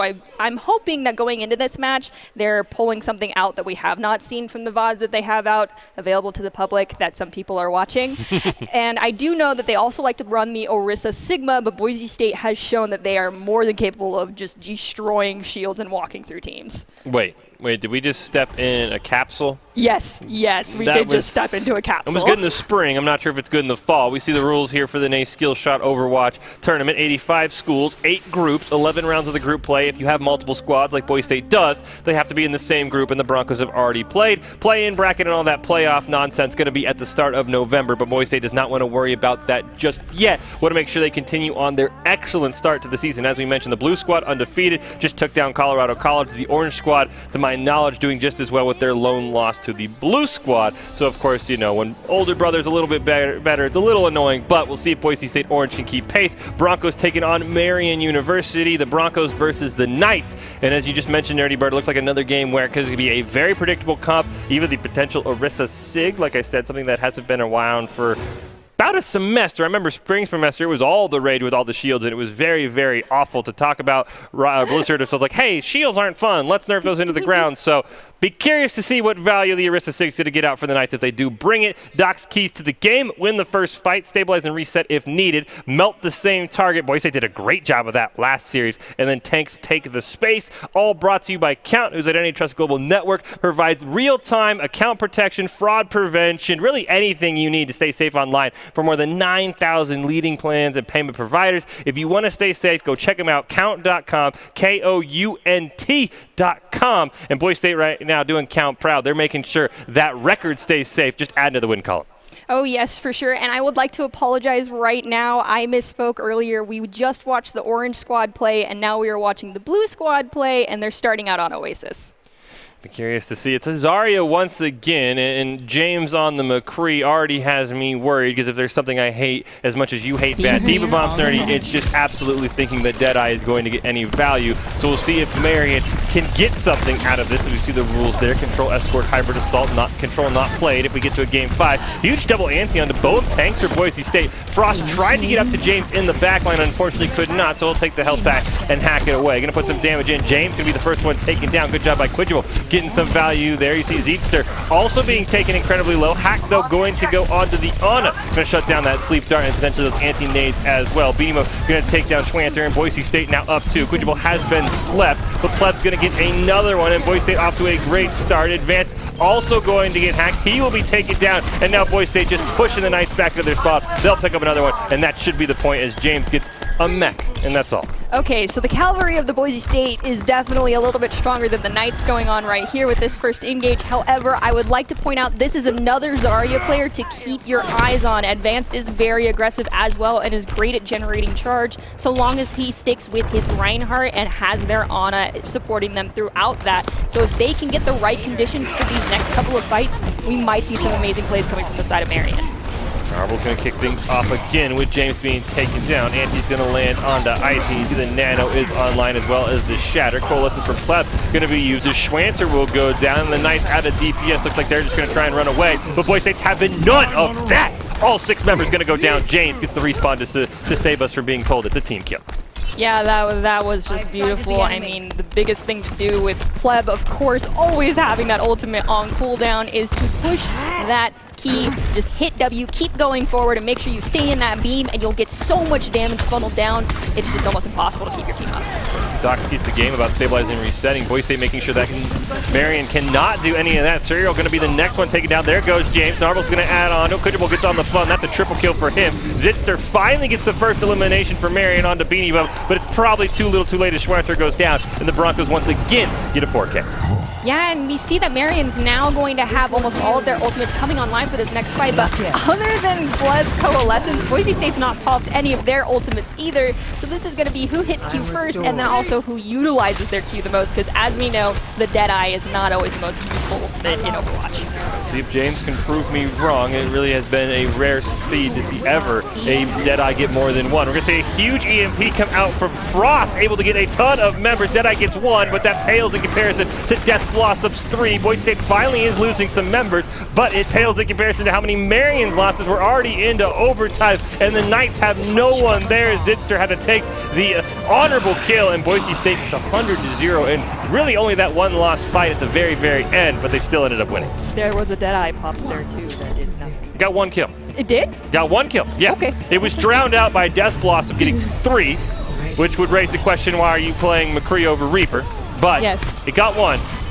So he's got that going for him at least. Now we're actually going into my favorite map of the Ilios rotation as well, and we do have Lucios coming out from both sides. However, James is sticking with that McCree pick, which might be his undoing during this round, as Boise State is pulling out a Pharah. However, we've got that Mercy pocket, and if they hit one rocket down on James and then the team jumps on him, the hit scan's just going to be useless anyway. Yeah, this is sort of interesting for Boise State. Not, of course, knowing, but picking into the hit scan. Usually the Pharah comes out and does well when the other team isn't ready for it. But we'll see if James can get some value, as you mentioned, with the hit scan. But Boise State also has a way to sort of just jump on that McCree and really punish him. But kick things off. Doesn't look like either team is dropping very low. Marion has gone up there in that little hole. Now they're going to come out. You can see James trying to put some damage in when he can. The rocket splash damage, though, really starting to take a toll. James, once again, the first target of focus, and he will once again go down. Schwanzer going to get Quidjable out of the mech, but that's about it. Narble's going to get 1. Pleb's going to hop in as well. Schwanzer will get Quidjable, so Boise State's going to lose a member a little bit earlier than last time, but that's about it. The health bars are low, so Zitster's able to pick up another one, but a huge red's going to come out on the Quidjable, so Boise State only going to be down 1 member. And the Broncos right now just pushing the Knights off the point, and Boise State going to start things off with a cap. Yeah, and Boise State is looking pretty good right now with their Pharah ultimate ready to go. They definitely will be able to have Beanie back up that ult with some boosted damage and a Diva's DM over that to keep our Pharah hopefully alive. And as we see it go off, it gets 1, 2, and then unfortunately Narbles cannot stay alive, but that is okay. Boise State is ahead by 2 as they jump into the team. Yeah, great job by Narbles. He's going to get rezzed as well. Frost going to get Zitster. Serial going to be able to finally pick up Beanie Bum, but is it going to be enough? Does not look to be so. Is Quidjable and Frost going to add in. Celestial trying to get away. He will go down, and Boise State doing a great job there. Backing up Narbles, who got the immediate 2K to start. Yeah, and that was the only ultimate Boise State had to pop that entire fight, and so now they have 5 other ultimates ready to go for this next engage, and unfortunately it looks like they're going to be heavily relying on their Reinhardt Earth Shatter coming from the side of Marion as well as their Reaper ultimate, but Boise State has a very mobile comp and is just controlling the high ground, so those ultimates will not be super useful. Narble's going to knock James right off the edge. Serial had gone down as well, so Boise State already sitting up 2. Wraith from Schwanzer going to come out, not able to keep him alive. Boise State's going to pick up a pair more, and the Broncos right now just putting on a clinic. They are absolutely dominating. They are, and there's just unrelenting pressure being put forth by Boise State, preventing Marion from even being able to get their ultimates really up. There has been hardly any budge on the side of James, as well as on their Moira for their ultimate charge. Celeste has been chilling out around 60 for the last fight, and only their Reaper and Reinhardt still have ults. Frost going to kick things off. James has been the continual target. Shatter is going to miss from Zitzer. We'll see what Serio can do as the Rocket Barrage does come out. Coalescence was used. Beanie Bum going to pop the Valkyrie, and Boise State once again, same result for them. They're going to take down 4 members. Advance trying to stay alive, going to get knocked out of the mech. He will immediately fall, and Boise State might have just won this map with three clean fights, as we do see James able to get onto the point as well as Zitzer. They're both going to be taken down, and it looks like the body block is on for Boise State, and it works out perfectly. I think we only saw a couple of ultimates come out from the side of Boise State, even though they had nearly everything online for 2 fights in a row. That was incredible. And I mean, to me, what was incredible is usually hit scan is what counters the far out. That's what McCree does. McCree didn't even get an ultimate. I mean, that is just how hard Boise State shut down James on that McCree. The man, I don't even know if he got to the ultimate by the time that was over. So Boise State already up 1-0 there. We see the Bronco head and the cowbells that we cannot wait for to be ringing in the arena. If you're interested in some Modern Warfare 2019, make sure you check out the Rocky Mountain Warfare Invitational, a Duos Warzone tournament coming up October 10th. So a week from now, you want more information, you want to get registered to join, check out the Idaho Army National Guard on any of their social medias. You can see there on the screen. Hop in, get online. These things are a ton of fun. We've had, I think, 3 or 4 events with the Idaho Army National Guard. They're just a ton of fun. The prizes are amazing. You can see those loot boxes right there. They are awesome from what I've heard. So I can't wait for it to come up. I can't wait to see how the Warzone tournament's going to go down, because these things have always been a ton of fun. Oh yeah, for sure. I mean, Modern Warfare is a classic in everyone's heart, so let's hope we have a huge turnout despite the fact that we have COVID-19 going on. We're still trying to be here for you guys, so please come join us. Let's have some fun. This isn't open to the public tournament, so grab your best friend and let's go. How we handle it right now. Boise State, we'll see how they handle map 2, but you got to think, Nerdy, if it's anything like what we just saw in Control, this could be 3 caps and then a first point hold for Boise State, because right now the Broncos showing limited weakness, if any. Oh yeah, well, I mean, when you practice as much as these guys have been, I mean, I will not lie, the level of dedication that we see coming out from the 2 squads this semester is above and beyond the level of dedication I've seen across the board from any of the Overwatch teams thus far. So that just shows you how hard they're working, and they are definitely, all that hard work is definitely paying off. Yeah, as we see some of the replays here for Boise State, I think back-to-back 100-0 wins. I have to go back and check, but I don't ever remember Marion really even getting close, if actually capping the points. So Boise State looking nearly invincible, really just making James have a really unfun time. And you sort of talking about it, Nerdy. Marion, one of those schools, kind of like we saw with Colorado College, that picks one comp, they like to stick on it. Probably something's got to give here, because they had limited success on this comp. Yeah, and a very common theme we're seeing between schools is they're hesitant to swap off the Zarya for the D.Va, because previously, for a very long time, Zarya was always stronger than D.Va, but it's flip-flopped since then. Thank you very much. Bless be the Blizzard devs, because I am a huge lover of D.Va. And then the Sombra switch. I don't understand why you're running a McCree into a Pharah that also has a D.Va and a Mercy to back her up, whereas you only have a Zarya who's going to be trying to assist you, and there was no one else other than McCree trying to take out the Pharah, so that's just not good eats.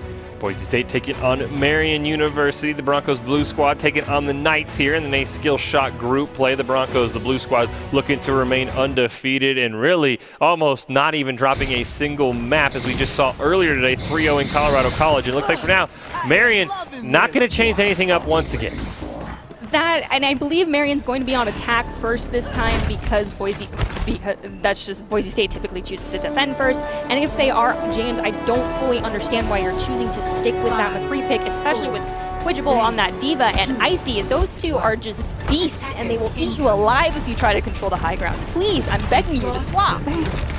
Like for now, everything is content. Boise State running out their Trident 2 comp. Marion trying to run it back with the same thing, the salty run back. And once again, James going to be the first one taken down. 3rd map in a row, same result for him. Boise State put a ton of damage. Schwanter going to go down as well. Zitzer says, hey, that looks fun. He's going to join in on the party as well. Looks like the rest of the Knights going to try and retreat. Icy going to body block them out of the point. Advance will fall. Serial able to get back. Celestial going to get hacked, but should be alive.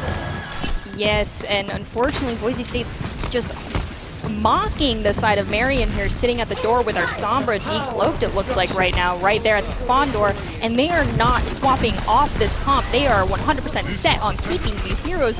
And we see James, the first pick to go down. No one on the side of Marion turned around to help him out.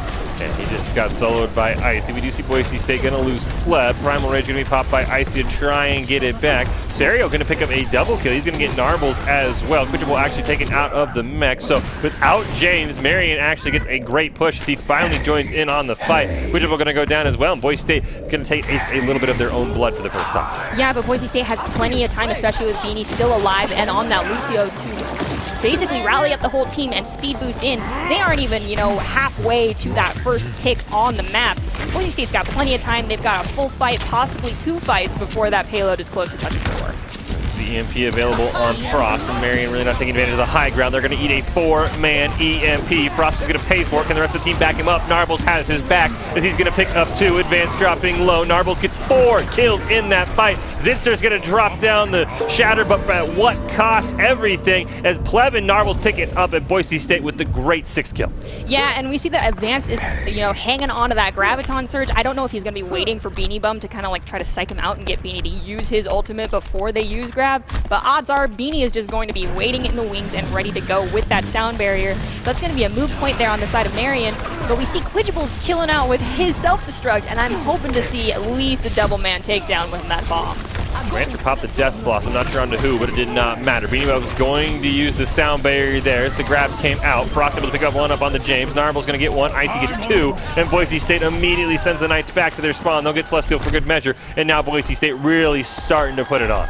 Yeah, we are hitting about the 2-fight territory if Marion University does not get this point. However, they do have 4 ultimates coming online. One of them might not be as useful as the other ones. It'll be great for zoning. So long as Boise State is low on health, it'll be fantastic for zoning. But BSU is also almost over halfway to both their DPS ults and have their tank ults as well as Pleb with his cooldown coalescence. Pack goes on to advance. Rancher's gone down. Hammerdown's going to be able to pick up 1. Quidgeable picks up a kill as well. Narbles joins in on the party and takes down James, who's still sitting on the Deadeye. Hack's going to go out. Death Blossom's going to pick up 2 more. And Marion really right now cannot find much more than 1 elimination. Yeah, and Boise State for this next one, they've got another EMP blast coming out from Frost. It seems like he almost constantly has that on cooldown. You can definitely tell the dedication he's put in on Sombra is paying off. We've got Icy with the Primal Rage, and the only response that Marion's going to have is really that defensive ult coming from Celestial on the Lucio sound barrier. See if Frost can hit a big EMP as Marion's been grouped up a decent bit. There it is. It's going to be a 4-man EMP. Serio's going to be the first one taken down. Advance going to get hopped out of the mech, but James going to pick up 1, so will Zitzer, and that's going to draw out a sound barrier from Celestial as Boise State and Marion trading back 2 for 2. The first time we've seen life from the Knights all night. Unfortunately, Zitzer goes down as soon as the sound barrier shield fades. Quidgeable going to pick up Schwanter as well. Advance does get back in the mech, but at what cost as Celestial goes down. Final fight potentially if Marion can run on, but Boise State doing a great job staggering the respawns as Advance falls. Deadeye is going to come out and absolutely nothing. He's actually going to go down in the process. Never mind. He'll survive at 1 HP, but he's going to have to get back on the point. There he goes. Now he goes down, and Boise State right now really just stopping any sort of push. Death Blossom from Narwhal is going to come out just to get 2 eliminations of the people on the point. 1 man left alive and is Advance taken out of the mech. Dropped before she can even touch the ground, and the Broncos with an excellent hold on the Marion push. Yeah, I will not lie. That was beautifully done from the side of Boise State, and I feel like Marion University just was not ready for, I guess, for the pedal to be put to the floor and for the fight to be never-ending, so to speak, from the side of BSU. And it just felt like they didn't know what to swap to or what route to take to, get out of spawn and actually establish themselves, and they weren't moving fast enough to take control of high ground from BSU. So Boise State was just dominating that entire first round. See a little bit about the Broncos' opponents. Marion coached by the amazing Danny Duhigh, the Marion University Knights near Indianapolis, Indiana, a first-year program with big promise. They've quickly become one of the region's most talked about teams, despite the performance tonight. Even as a first-year program, getting into something like the NACE Skill Shot Tournament is a big shout-out to how skilled this school is. So don't let tonight fool you. Definitely someone Boise State's probably going to keep an eye on. But right now, the Broncos saying, hey, I'm glad the region's talking about you, but your region doesn't extend all the way to Idaho. We're going to make sure that of that. Yes, and we have Narbles starting out this next one on attack with that Widowmaker, and Frost is switching over to the Echo, something we've not seen throughout the course of this match. Of course, we've got Icy and Glitchable on Monkey and Diva respectively. Beanie's pulling out that Mercy to help Narbles out, and we've got Pleb on Ana, so expect some nasty sleeps coming out from the side of Boise State. See, it does look like Marion finally has given up on the McCree. They've upgraded in terms of Western shooters. Going to go onto the Ash now. Was recently nerfed, but still has a bit more damage potential than anything we've seen from McCree in quite a few patches. Boise State, meanwhile, Narbles has gone over to the Tracer, so not on the Widowmaker, but still has the same idea. He wants to get in on the back line of the high ground. James going to be the first target once again. Different hero, same result. Quidgable going to lose the mech. Zitster going to get him as well. Narbles cancels right back, going to get one onto Serial, so Boise State still sitting up one, and Quidgible's respawn should be close enough that he's going to be right back in the fight. Frost going to take down Schwantz, so you can see just how little Boise State has to push as the payload is just slowly but surely creeping up. Frost going to pick up a couple, make that a 3K for him, and Boise State might nearly be able to park this one in one fight. Yeah, and we're definitely going to see some staggers trying to at least touch the payload a little bit from the side of Marion. They do have their Moira, who is kind of solo by herself touching the payload, and they just don't have the respawns and the force to take this point back to Boise State. Schwantzer on the Tracer, the last one to go down, and Boise State with an excellent and quick win on Escort. And I would have to say we can expect much of the same on Hybrid unless there's some sort of crazy comp or crazy map that Marion wants to pull out. But right now, Boise State doing an excellent job. Once again, as we talked about earlier today, it's a team for Marion, feels comfortable on one comp, and Boise State says, yeah, you got to pick something else. That's not going to work against us. Yeah, unfortunately, it's just one of those things that a lot of schools have yet to really get a full grasp on when it comes to esports is how important scouting is. And like Doc has been reading all of these books about football scouting and, you know, picking up from other sports how to scout. And I've been trying to adapt those practices into my own scouting. And it just comes down to that preparation at this point, because there's nothing else that you can say put you one step ahead of the other team beyond preparation, because, you know, everyone's practicing, everyone has a coach, everyone has a team, they're scrimming, they're playing on their own time. What makes the difference? It's the preparation. Yeah, and I think the other thing that maybe teams don't want to admit and players don't want to admit, and I admit it's not fun as we take a look at some of the replays, is sometimes you do have to be a guy who just adheres to the meta. I mean, you may not want to do it, it might not be very fun, but you've got to sometimes do it. It feels like neither team we've seen has really been able to sort of adhere to the meta. They want to kind of just play their own game, and it hasn't worked out. Yeah, and unfortunately, we have seen some teams that are very successful when it comes to playing into their own meta, so to speak, but right now, Blizzard's kind of forcing all their players to be meta slaves a little bit. As we can see, Boise State's very consistent with their comps based off of the maps. You will not see a lot of variation for what they're running, but that is because it works. Yeah, and I would say, I mean, there is, you know, some variation. We've seen, you know, Ryan can sometimes be substituted, especially for the DPS. There's different ones, but I mean, to bring out something like a McCree and to try and run it for basically 3 games in a row, I mean, you just got to say, okay, hey, you could be, you know, GM on McCree, but in a collegiate scene, if you're getting countered as hard as James is, you got to pick something else. And this is sort of the thing, we've talked about it in League of Legends. It's a game that really this shows its head. It's hard to be a one-trick in collegiate esports because the other team's going to find you out, and if your hero's not as powerful as a normal meta pick, you're probably going to go down no matter how good you are. Yeah, when it comes to playing at this level, you have to work as a team. That's what separates, you know, playing at the college level versus being in solo queues, is the fact that everyone is working together. And so when you have a one side that is 100% cooperating and doing what they know works best, and one side that's kind of more hesitant to swap things up, it does not tend to work out in the favor of the team that is not budging. And of course, the other advantage Boise State has is they get to play on the blue turf. You can see it just below the players there up on the arena, but the face mask and the shields up as well to make sure everything is nice and safe. But no team really has any other home field advantage like that. So we'll see what Marion wants to do. I don't know what they can do. I could, you know, it would recommend starting to learn how to figure out Sombra. I mean, Boise State did a great job of that. Hey, Sombra really kind of kicked our butts. Let's go on to the Sombra and figure out how to shut teams down. And it feels like no other teams really had that experience, or at least maybe Boise State's the one giving them the Sombra butt kicking, and then the rest of the teams are then switching off to Sombra after we've already played them. That's maybe what it kind of feels like. Yeah, but see, Boise State had to make that own mistake themselves when we were running in the Hugh tournament, so I guess we weren't the only ones that were a little bit behind the ball on that one. And it just goes to show that it's very common for people to not want to be, switching over to that Sombra, because for the longest time, she was just not in meta. I mean, the only time we really saw her in the last 3 years was during the Glass Cannon comp with Wrecking Ball into Goats, and then also the Goats counter comp, which was running Diva and Reinhardt with the Sombra, and even that one died out pretty fast. Take a look at the players for both sides. Boise State, of course, a couple of new players, at least onto the team for this semester, with the likes of Pleb and Narbles, Quidgible as well. And of course, Beanie Bum, Frost, and Icy players we've seen for a couple of years. So I like how those three have sort of slotted in. See the side of the Knights there, Schwanter, Serial, Celestial, Advanced, James, and Zidster. So Boise State, they've got to love it. I mean, and this is just one of the squads, because they have an orange squad in this tournament as well, who's also doing incredibly well. We'll have to see when we see them, if tonight or if later. Boise State taking on Marion. The Broncos up 2-0 right now. And let's not even talk about winning a game. Marion did not get a single % on control. They did not get a single cap on escort. Let's see if they can even unlock the payload at this point. I mean, yes, but when you have a team like Boise State, which is literally a brick wall right now with the way they're playing, because they have just been playing so well, I mean, it's hard to pick apart what's going on as it's happening. It'll all, of course, be picked apart in VOD review, but they are a unrelenting force as a team right now, and they picked Scrims Row of all maps to go against Boise State. And keep in mind, guys, that Marion did get the map choice in this case, so they did choose Scrims Row of their own accord.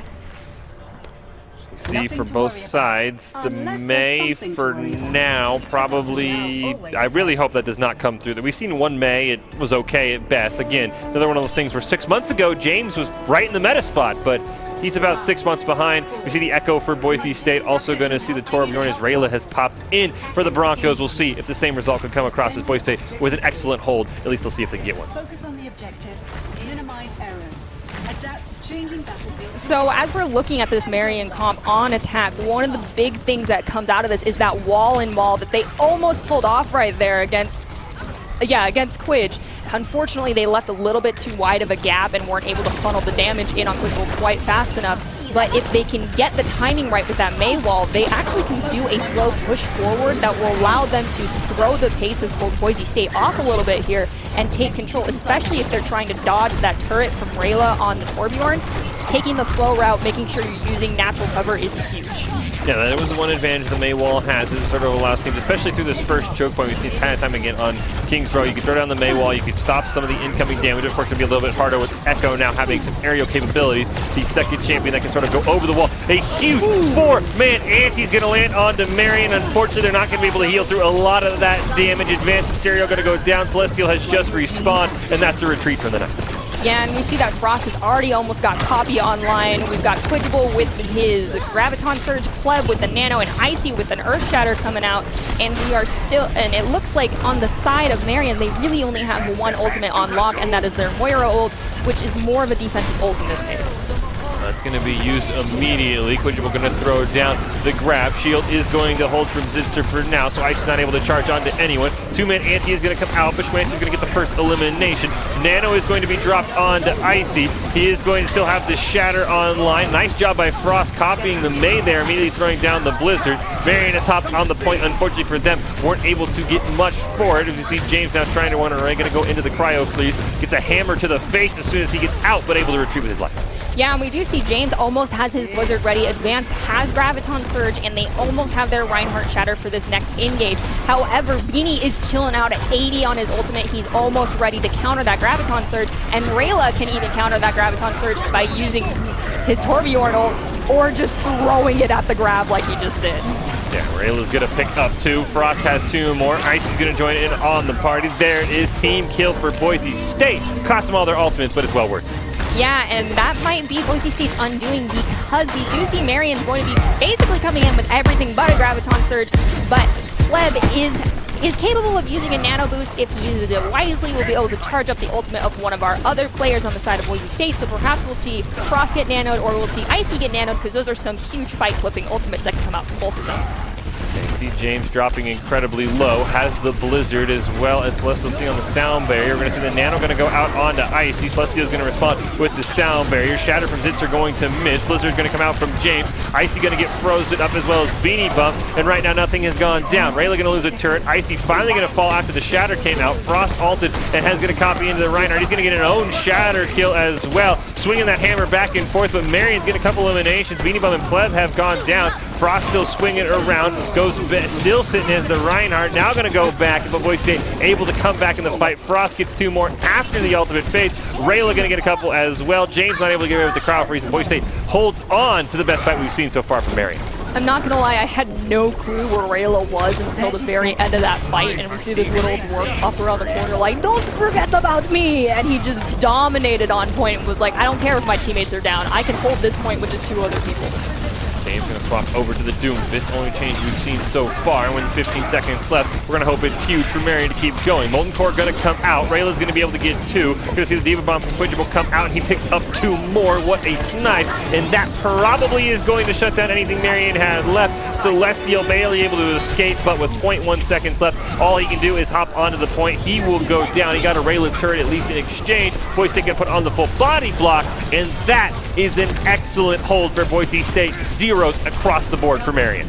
Yeah, that was a fantastic hold coming from Boise State, and as you can see, even the other squads are picking up on Goblin's love of the Torbjorn pick, and it just goes to show that if you practice a hero enough, even if you rarely play it, you can get really good, and I'm so happy to see Rayla just dominating on that Torbjorn pick. Marion, as you see there, a first-year program with some big promise, quickly talked about as one of the region's most talked about teams. So definitely some bright stars ahead, definitely a bright future ahead for Marion. Unfortunately, does not look like it's going to be their night tonight. I will say, you're talking about Goblin picking up the Torb. Rayla on stream kind of got embarrassed in a 1v1 by Goblin, so he'd better put in some work on that Torb, because I think it was like a 5-1 before Rayla finally threw in the hammer and said, "All right, I'm done. Like, no more. Goblin, you're insane." Okay, well, comparing Goblin to Rayla is like comparing apples to oranges, or like the sensei to the student here, because, you know, when you look up to a Torb player, you're looking up to Goblin. So that's a little unfair for Rayla, I think. Someone in the chat saying they didn't know about Collegiate League Overwatch. Of course, we've been doing this for quite a few years here at Boise State. The Broncos team, one of the better teams in the Mountain West, making it to the finals a couple years in a row. And then right now in the NACE Skillshot Overwatch tournament, currently sitting this blue squad of Boise State sitting undefeated. Looks like for Boise State, that's going to be the Torb once again. Couple of swaps. Hey, James, this time on the Reaper. We'll see if we can get some value on it. And they're going to need all of that Reaper value. Yeah, for sure, but we see Rayla is pushing once again with the Torbjorn pick, so that'll be a little bit interesting. We've got Beanie Bum pulling out the Brigitte, which is a hero we've not seen here in a long time. So Boise State's definitely changing things up a little bit, and their pathing is a little bit strange for the comp that they're running right now. Same result so far for Boise State. James is the first one eliminated. Quintuple and Beanie dropping very low. We're going to see Quintuple fork out of the neck, but not before Frost picks up 1. Icy's going to pick up 3. Rayla gets 1 more. James the last one left. I'm not sure if he's going to be able to do it. Huge shout out to Marion for joining us in the chat. Thanks for coming around. Unfortunately for you guys, better luck another day as Boise State with a great 3-0 victory here. And of course, Marion, keep in mind that we are always open for scrims. If you guys want to hook up with us, if we can set up a scrim schedule, that would be awesome. It is always fantastic to just help each other out. That is what we college teams are here for. Yeah, love to see more and more programs getting into it, as we saw Marion, a first-year school. So love to see more and more schools getting into esports. Love to see that kind of thing. So it is always nice to see esports growing. And we get really quickly, I think, into the player of the game. From that, tons of choices, Nerdies. Who would yours be? Okay, so I know this isn't going to be the actual choice, but my vote's going to kind of fall to Beanie Bum here because of how many sound barriers he had and how many sound barriers he was hanging onto for the right moment to use to be aggressive or to be defensive. And for a support player to know that, it takes a lot of practice and a lot of skill, as well as great communication with your teammates. And let's be real, the support players don't get enough love here. As a support and an off-tank player here, I can tell you that. So deep down, I really want to see Beanie get it, but unfortunately, I think Frost might get it. Yeah, Frost would probably be my choice. I mean, really, when Boise State plays like that, you could probably give it to everyone. It's a lot easier mainly to get the highlights of the DPS getting the kills because, hey, they're the DPS. That's what they're designed to do. So have to be curious who it is. I mean, yeah, anyone would be a great choice. I think you said Beanie at the sound barriers. He was almost always ready for the the counter, as well as Frost. I mean, he was running shop on Kings Row. I mean, he basically made it Frost Row at that point. I mean, he was almost every elimination. So, Idaho Central Credit Union player of the game. Take a look at who it's going to be. Icy! Hey, we give it to the tank.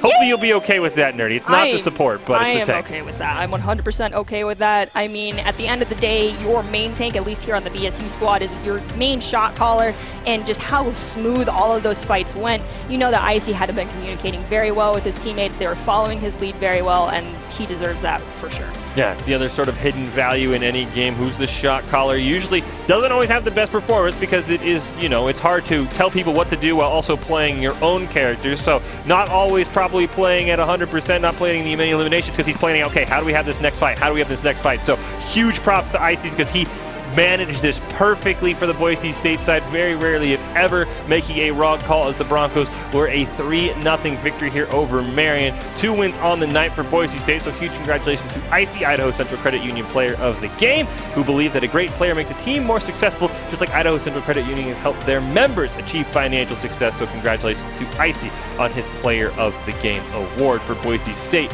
in this NACE Skill Shot Tournament. 2-0 for the Blue Squad once again, remaining undefeated. And Boise State right now put on a clinic. A lot of other schools, hey, we put our VODs out to the public. You can watch them live. You still got to be ready because Boise State comes to play. Yes, they always do. So as we wrap things up, taking a look at Icy and his spectacular plays, a little bit on the Reinhardt here at the end as well, getting some huge shatter value. I mean, Frost also sort of came in, cosplaying as the Reinhardt there as well, and got a couple of kills. So have to love how Boise State played, did not drop a single point, and a great job to them. Well, we'll wrap up that portion of the broadcast here. We'll go into our top 5 plays, take a quick break, but you do not want to go anywhere. We've got more Boise State action coming up after these top 5 plays.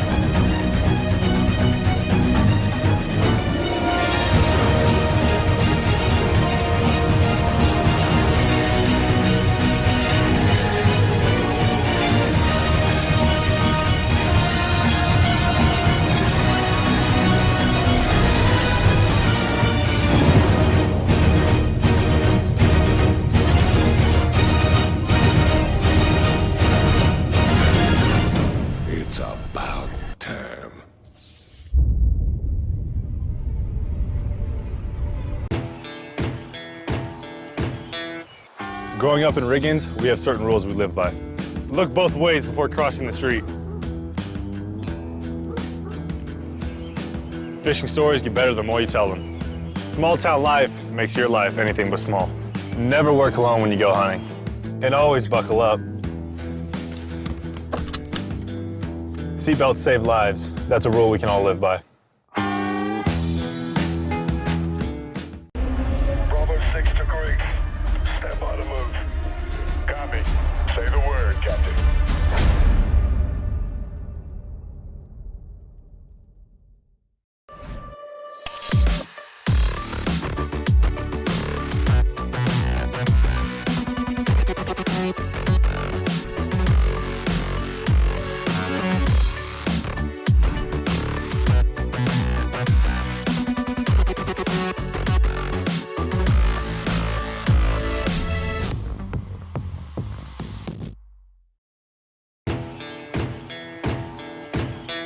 Here are a couple lessons I've learned over the years. Friendships come in all shapes and sizes. And always buckle up. Seatbelts save lives. That's a rule we can all live by. 5 million people have fled Syria since 2011, of which more than 1 million have poured into Lebanon. No country in the world hosts more refugees per capita. Because of the influx of refugees into Lebanon, the educational system is stretched beyond its reach. And what is to become of the kids who get left out? What happens to this lost generation? أنه على المدرسة كتير اشتقت إنه أروح على المدرسة لأنه كانوا هنيك رفقاتي اللبنانية كانوا يروحوا على المدرسة وأنا لا فحس إنه في شيء غلط. اسمي روعة. لما كنا بسوريا احنا من تركنا الضيعة كان نقصف عليها من المسلحين ومن النظام يقصفوا بعضهم واحنا كنا خط نار بين اثنين. There are thousands of stories like Mara and Rawa's. With the help of HP, Google.org, and UNICEF, the Clooney Foundation for Justice is funding 8 schools, serving 3,000 students who won't have to fall through the cracks. Because of this unique partnership, public school classrooms that had almost no technology are now being equipped with the very best.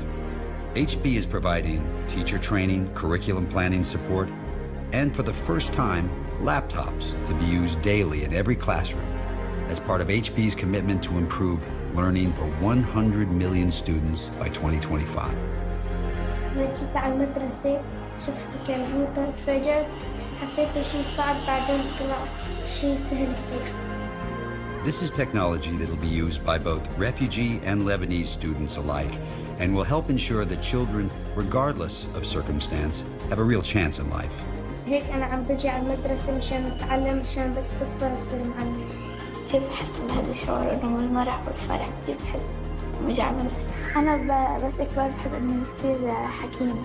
بنصحهم إنه يكملوا تعليمهم ويحققوا أحلامهم. يعني أنا شايفة قدام إنه في كتير مستقبل حلو.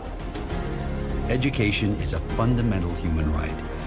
The hopes and dreams of our next generation needs all of us to guarantee that right.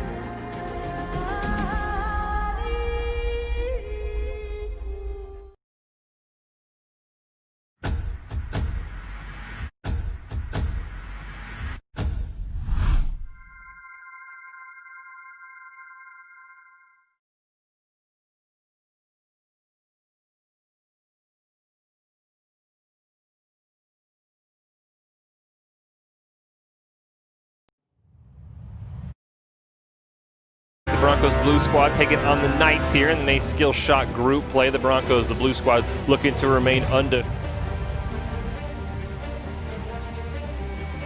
But we see Quidgeables chilling out with his self-destruct, and I'm hoping to see at least a double man takedown with that bomb.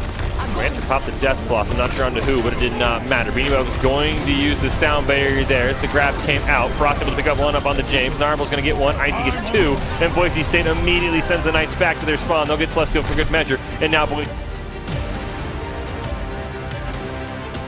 The same idea. He wants to get in on the back line of the high ground. James going to be the first target once again. Different hero, same result. Quidgeable going to lose the mech. Zitster going to get him as well. Narbles cancels right back. Going to get one onto Serial. So Boise State still sitting up one. And Quidgeable's respawn should be close enough that he's going to be right back in the fight. Frost going to take down Schwanter. You can see just how little Boise State. I can hold this point with just 2 other people.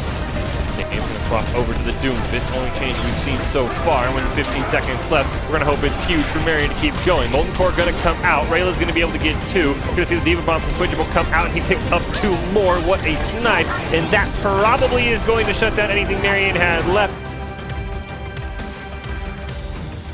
Not seen here in a long time. So Boise State's definitely changing things up a little bit, and their pathing is a little bit strange for the comp that they're running right now. Same result so far for Boise State. James is the first one eliminated. Quidgeable and Beanie dropping very low. We're going to see Quidgeable forced out of the neck, but not before Frost picks up 1. Icy's going to pick up 3. Rayla gets 1 more. James will pick up 1, so will Zitzer, and that's going to draw out a sound barrier from Celestial as Boise State and Marion trading back 2 for 2. The first time we've seen life from the Knights all night. Unfortunately, Zitzer goes down as soon as the sound barrier shield fades. Quidgeable going to pick up Schwanter as well. Advance does get back in the mech, but at what cost? As Celestial goes down. Final fight potentially if Marion can run on, but Boise State doing a great job. To the Boise State Game Pants Esports Arena, one more Overwatch match to round things out. And if you've been watching, you say, hey, wait, we've already seen that. But we've talked about it in an inward and outward throughout the night. Boise State does have 2 teams in the NACE Skill Shot Tournament, and both teams are required to be in the same group. So now we'll see the other Boise State squad, the blue squad, I believe, as we've seen the orange squad earlier. So the blue squad going to be taking on Colorado College. So we've already seen the Tigers tonight. That was a 3-0 victory for the orange squad. We'll see what the blue squad's going to do here against Colorado College. So the same squad for the Tigers, different for Boise State. Potentially same result as the Boise State orange squad already won 3-0. Well, my hope is that the Tigers took the opportunity they had after they faced the orange squad and found out what comp they like the orange squad was really comfortable on, and realized that that's kind of standard across the board for both of the squads, and uses that for a learning experience and changes things up during this next match as we start out on Elio's Lighthouse. So you see similar things so far for Colorado College. Ago Dago, the Zarya player, he's been very comfortable on it all night. Trigger Free was incredibly huge on the Ash for the Tigers. So we're going to have to see. It looks like he's going to stay on it. Mish had some plays on the Reaper, but he was about 50-50. Sometimes he was great, sometimes he was bad. So we'll see how Boise State squad wants to do it. You can see the Broncos once again almost mirroring what we saw earlier today in terms of their comp. As Danielle going to swap over, and that's actually going to sort of swing them back a little bit. He should be able to fly back in, but it's going to delay the first engage. Boise State right now, you could see a large bagel up on the high ground all by himself. Ago Dago is there as well. He'll force him off. Point's going to unlock it. Looks like right now Boise State is going to be completely uncontested in capturing this. The Broncos immediately going to be building value no matter who wins this first fight. Guac going to jump in, will get knocked away to stop any sort of finishing kill there. As Promi, as you can see, dropping incredibly low. He will be the first elimination. Trigger Free able to get one back onto Plato. Looks like Bopperson able to jump away, but Boise State has some finishing in their eyes. They're able to take him out. Danielle able to get a res onto Chromies, but it really probably isn't going to matter. Kel takes down Trigger Free, and without two tanks, Mish going to be the next target, and Boise State going to do a great job. Yeah, I think on the side of Colorado, they aren't pulling out that Lucio. Once again, they're sticking with two main support healers, and they aren't getting any sort of speed. They do not have a lot of dive other than Bopetson? Is that how we say the name? Bopetson? I think that's what we settled on. Other than their Winston, they do not have a lot of mobility, where Boise State's just able to surround and conquer here, as we see Goblin already going in and taking out Rome. Mish did get one back onto Guax. Danielle dropping incredibly low. Kel's able to get him, but Ago Dago's able to get Kel, so the team's going to trade back 2 for 2. But Boise State right now holding on to the point. You can see a nice shadow step by Plato there. Jumping all the way, trying to find out Mish. Race Form going to try and get away. Bubble going to come out from Ago Dago, and Bopperson going to be the next one taken down. Nice boop there, going to hit Trigger Free, and Boise State right now just building value, already up to 65%. Yeah, and Boise State's got basically all of their ultimates are going to be online for this next fight, but same with the side of Colorado College. It's going to come down to who uses their ultimates to the best of their advantage, but as it stands now, we've got Boise State pushing Colorado almost all the way to their spawn and just absolutely dominating and controlling, as Plato's just moving up on the Reaper. No holds barred right now. Yes, Danielle got the dress onto Trigger Free, and it still wasn't enough for him to get Bob to join the fight. We are going to see Boise State, as you talked about, they're going to have any ult in whatever the order they want to use available, and they might as well. Probably wouldn't recommend it most of the time, but this is last fight with Boise State at 93%, so there's nothing wrong with everybody slamming that Q key down as hard as possible. We're going to see the grab start things off. Sound Barrier, Coalescence, and Death Blossom going to come out from Boise State. It's going to pick up 2. Nano did go onto Ago Dago, as Mish is finally able to get one back and get onto Plato. We are into overtime here, and right now Boise State just taking care of any Tiger that tries to find their way onto the point. D-Bomb's going to go off just to zone anyone away, and Boise State with a great round 1. That was a clean 0-100 fight from Boise State. They put the pedal to the metal and were unrelenting. They took control of the space and did not let Colorado get a foothold even in mid. Colorado College in the mid zone. See here, heading on to the next one, and for Colorado College, Sombra would be a really great choice here. It's something that they've refused to bring out earlier when we saw them take on the other Boise State squad. It's something that they still haven't brought now. As we see here, the Colorado College Esports organization consists of multiple dedicated teams, span 3 official games: League of Legends, Super Smash Bros. Ultimate, and Overwatch. And right now, Colorado College trying to find their first victory of the night against the Broncos in Overwatch. Yeah, we see Colorado College is switching over to the Reinhardt Zarya comp, and they're pulling out a Genji playing into Walk on Winston. I don't really know what synapses are firing in Trigger's brain right now, thinking that that's an okay pick, but maybe that is his go-to, like, I solo queue to top 500 on Genji. So we'll see if Guac can take him out as he's jumping into the back line of Colorado College right now. Mish going to be the first one taken down. Danielle going to follow up there. Boise State right now doing a great job hack onto Bobinson, so he's not going to be able to throw the shield up. All he could do is swing his hammer around wildly, and he's going to pay for it. Trigger Free goes down. Ago Doggo does get one onto Plato, but much like map 1, Boise State's going to start with control of the point. Yeah, and as it stands now, no team has a very clear advantage beyond the fact that Boise State does have the percent going up on the ticker for control of the point, but neither team really has a clear ultimate that's going to come online first. So this is going to come down to the location of the fight and who is going to, engage quick enough to really instigate this, as we see Guac is going to start everything off by jumping into the side of Colorado College.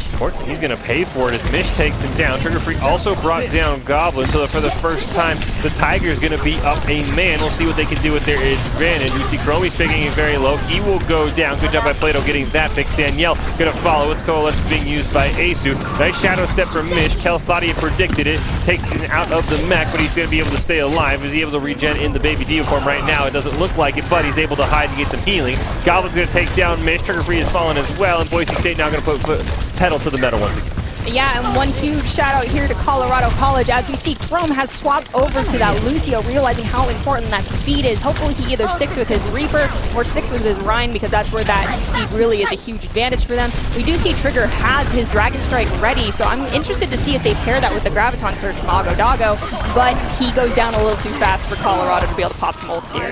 Yeah, Plato's like, I ain't going to deal with any of that. That's a team kill for Boise State, and right now the Broncos only had to use the one ultimate there, so still a rough road ahead for the Tigers. And really praying that we see Goblin and Kel do a combo here with an EMP Bomb Blast. Granted, it is just a hope and a prayer. I'm probably not going to see it, but it would be really cool.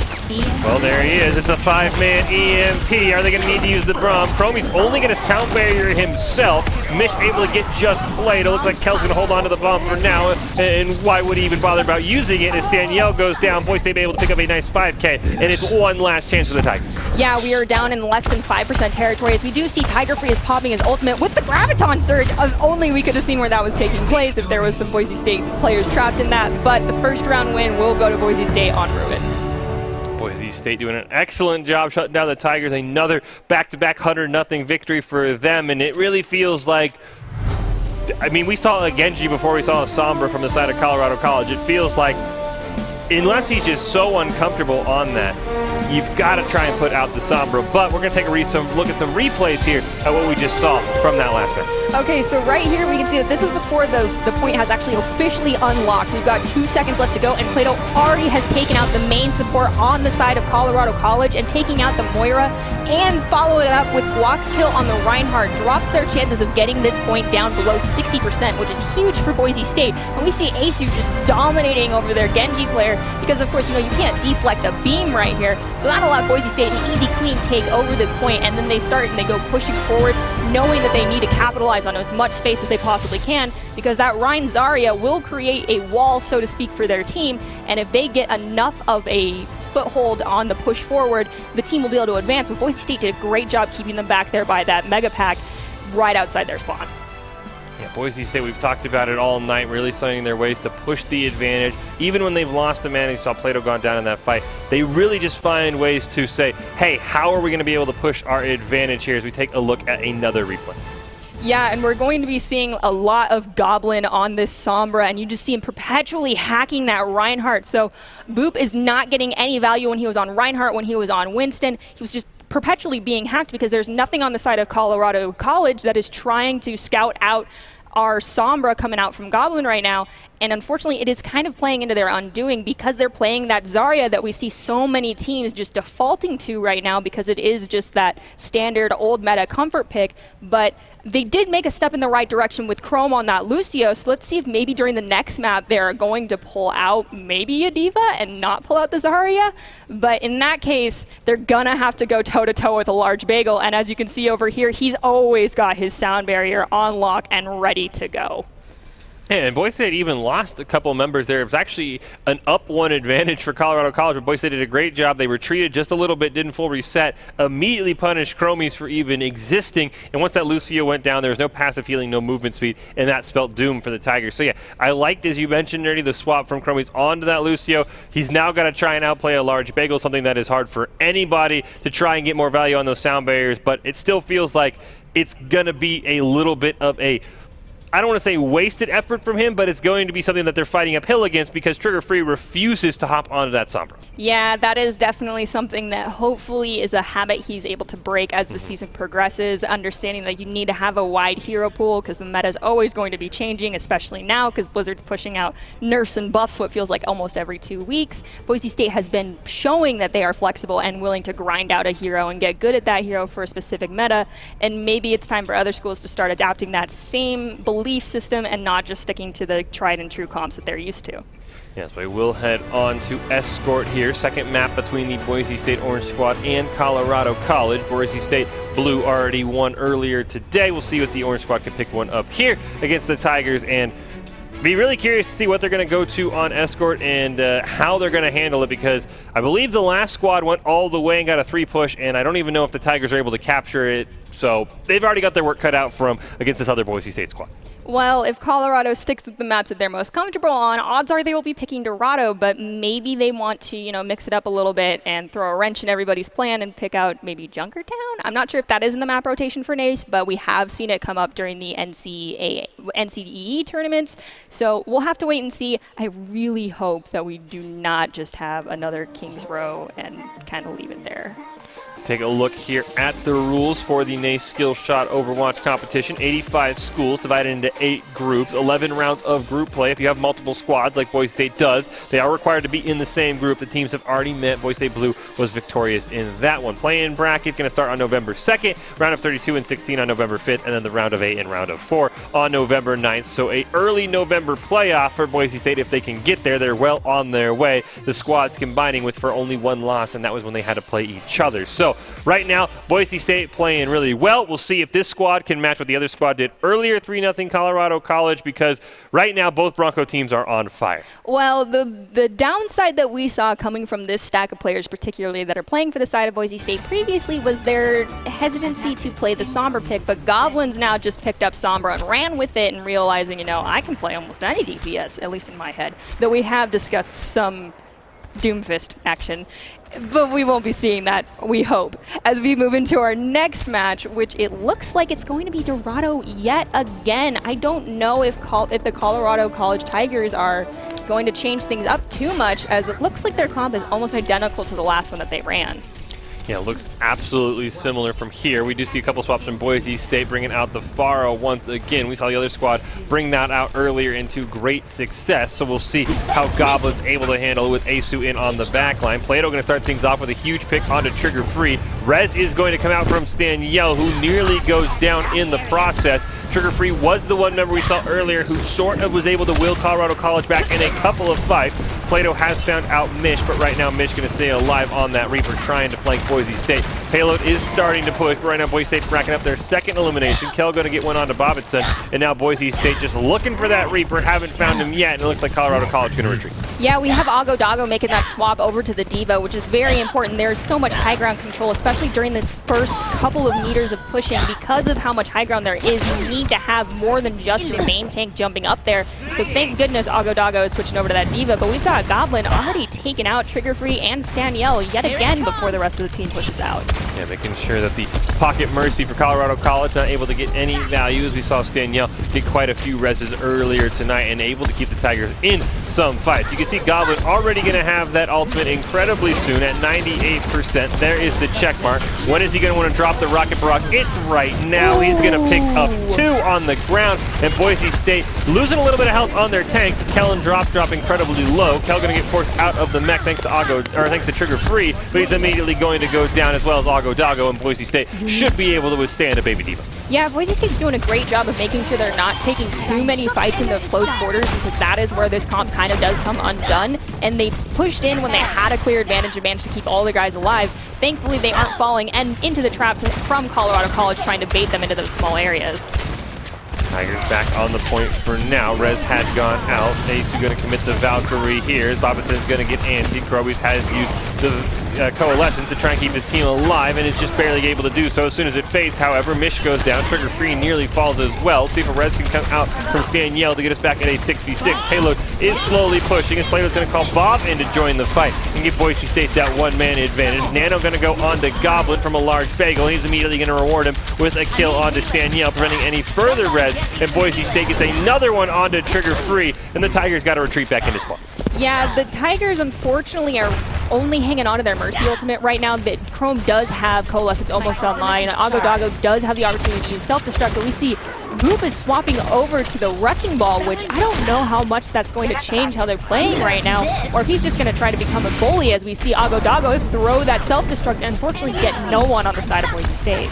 Yeah, definitely trying to go for the kill. Didn't pick up anything. Mish gonna go down. Bobbitson finally able to pick one back up onto Plato. Goblin in on the back line with the Rocket Barrage. Able to get just one until Trigger Free snipes him out. Rez went on to Plato, so Boise State's still only gonna sit down one. Bromi's gonna use the Coalescence here, trying to maintain his health bars. You can see Kel is right above him as Bobbitson's gonna slam down on a large bagel. And now Colorado College is starting to push that payload with just under a minute left in this fight. You see Boise State can have the clean hold, but right now the Broncos' health bars dropping incredibly low.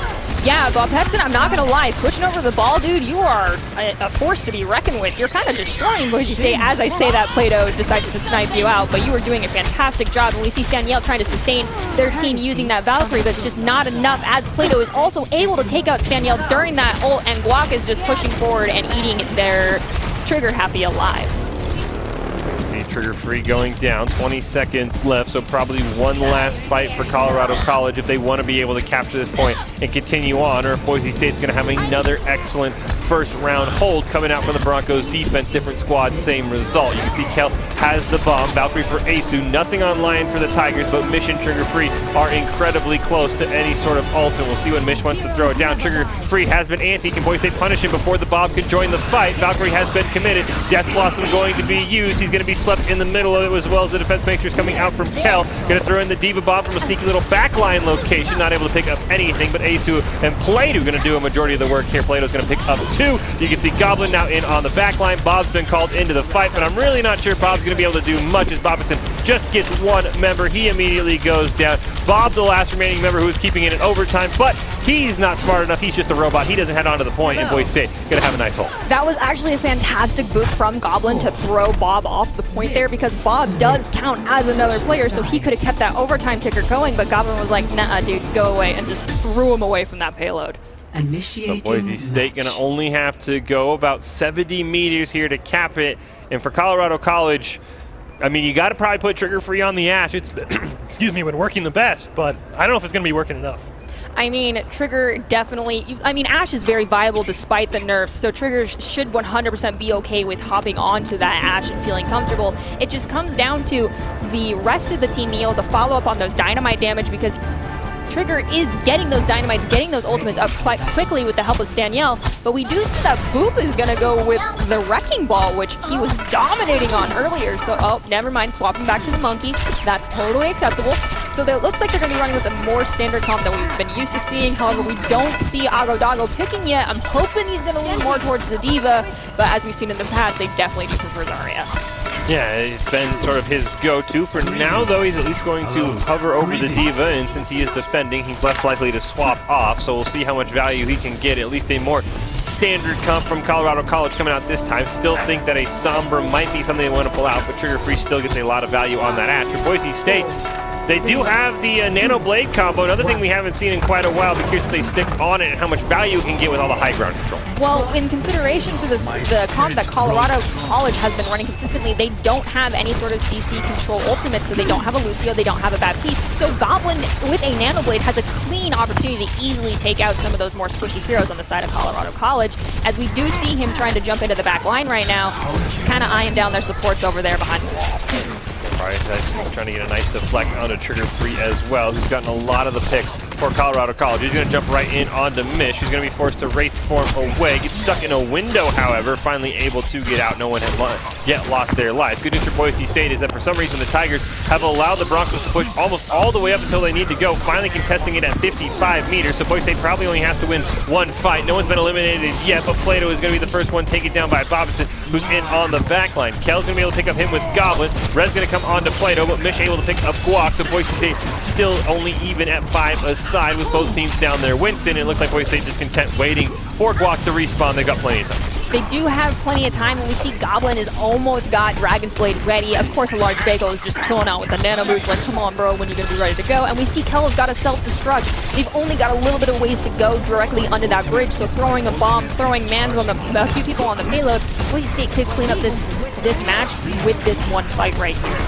Nano comes out for Chrome. He's on the Bobbitson. There we're going to see the Nano on the Goblin. He's immediately going to punish the Genji Strike. He's going to one-shot trigger free. He's going to add one more on to Chrome. Can he find one more before the Dragon Strike? And he is not, as Mish is able to pick up one with the Death Blossom. Bob has come out to try and assist Colorado College as best they can. And Boise State, despite the Nano Blade coming out, losing a couple of members, Reds has to go into Guac with Plato falling down. These Boise State's probably going to be forced to reset here. Yeah, honestly, at this point, I feel like Goblin might want to make a swap, and he is making a swap over to the far. That was going to be my suggestion, either Bat or Reaper. We do have Plato still on that Doomfist. Plato is a Doomfist master, I will not lie. So, I mean, you do you, my friend. We have Guac almost ready with his ultimate, so that's going to make a lot of space for the side of Boise State, but we do see that Pupetson on the side of Colorado College also has his ultimate, and Diva has her self-destruct ready to go there. So this next fight's going to be a little more difficult for the side of Boise State, as Colorado has a slight advantage. Trick available for Plato, but he's going to be immediately eliminated before he can use it. Kell's able to get Mish, so neither side going to have a DPS here for this next fight. We're going to see the Diva Bomb come out from Ago Dago. Not going to be able to pick up anything well above the rest of the fight. Bobbit's going to pop the Primal Rage, but nice sleep by a large bagel. Means that he's not going to be able to do much of anything. He's going to get Nano. Does Guac pop his own Primal Rage? He's able to get one pick onto Trigger Free. See if Staniel tries to get the res. Plato's going to come down as the res was coming out to shut it down. Mish falls. Staniel will go down as well. Plato in on the back line has found out Chromies. He's not going to get the kill, but he really does not care as Boise State gets the payload, and the Broncos move on to match point. That, honestly, Guac had a 200 Q play right there. I mean, everyone's guilty of this, and that's shooting the biggest, most aggressive thing that's in your face. And when he popped that ultimate, he dove into the back line of Colorado College, and everybody turned on him. That's a 1,000 HP monkey. That's hard to take down when even all 5 of you are focusing him, but that left the rest of Boise State on the payload to push. Yeah, allowing Boise State in a great job there as well. So taking a look at a replay here, the very last fight that Boise State ended up winning. Yes, I'm so happy we're actually being able to review this play right here. As you can see, Asu got that massive res over here on Guac. It's always tricky to pull off those reses in the mid-fight situations, especially in hot zones, so to speak. But it was very important because Guac was almost ready with his ultimate, and going into that next fight, he needed to have it fully charged to create that space. And you can see that Plato almost has his Meteor Strike online too. And it just looks like on the side of Colorado College, they're trying to scout the pathing of Boise State, and they just can't quite nail it down. So they're all kind of spread out, as Goblin is just having the opportunity to pick away at their backline and the squishies, which is giving Boise State an opportunity to not only charge their ultimates, but also create a clean, clear target to dive onto once Goblin's able to call out, yo, so-and-so, in this case, let's probably going to say, Moira, used her fade. I rocketed her in the face. Go kill her. That type of situation. And you can see that Boop, once again, was kind of diving in onto Boise State with no backup and clear communication on his side. So Plato and the rest of the squad just pinched in over there and forced him back. And in this case, where the payload is so close, taking space is huge, especially when there is under 2 minutes on the clock. And Boise State just put the pedal to the metal here and was unrelenting. And Plato, unfortunately, inted a little bit, but the good thing about Doomfist, and we know, everybody knows this about Doomfist, he gets back into fights so quick. So Boise State knew that they could keep fighting here, and they did. They stayed on the payload. Colorado didn't even step forward. Their only person that they had there was their main tank chilling above the payload, which is not enough to stop anything.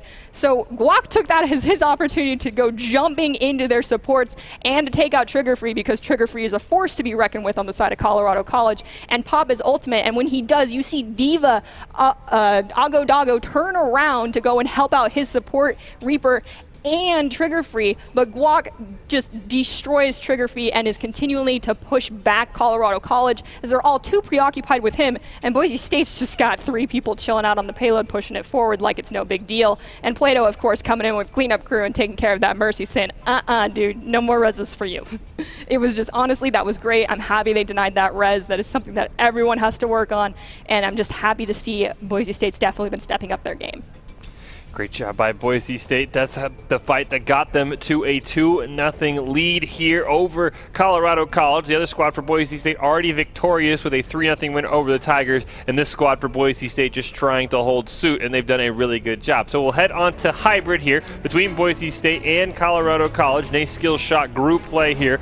Both teams for Boise State are in the same group, so let's see a lot of the same opponents, and the Broncos squad earlier today already winning. See if the second Broncos squad can go a 2-0 record for Boise State against Colorado College. And you'd have to guess probably Kings Row would be the pick, but we've seen, like we talked about earlier, and we ended up being right, we've seen some teams starting to weave in Blizzard World. Those are probably one of the 2 choices that it's going to be. Actually, no, it's not. They're keeping us on our toes. Yes, I'm totally okay with this. I mean, aesthetically speaking, I love Eichenwald. I love the lure that's involved with Eichenwald. And we do see that we've got Rezo on the Doomfist right here, and Doomfist is so great on Eichenwald. There's so many paths that you can take that will just catch the enemy team off guard if they aren't scouting and looking for it. And we do have Goblin once again on that Pharah, which with that middle tower on point 1, you're easily able to get some poke damage as well as split the team by using that rocket and send them into opposite directions, allowing a clear opportunity for your teammates to dive in. Does look like for now the only switch Colorado College is going to make is Trigger Free, this time going to hop on his own Pharah, so there'll be 2 farms flying around in the air, see if either one of them can get a direct impact onto the other, or who can mitigate the rocket damage the most for either side. As we see right now, Boise State doing a little bit of damage to Trigger Free, nothing too crazy just yet. Him and Goblin probably spot each other in the air, but right now they're going to put the rockets down on the ground. Goblin will touch for just a little bit, going to blast away from the point, getting a ton of value. You can already see up at 31% on that ultimate. Rezo has been hit a few times. He is low, as well as Guac and Kel, so Boise State health bars right now the one struggling. Staniel, though, going to be the first target for Boise State. He will be taken down, so that's going to stop any sort of res.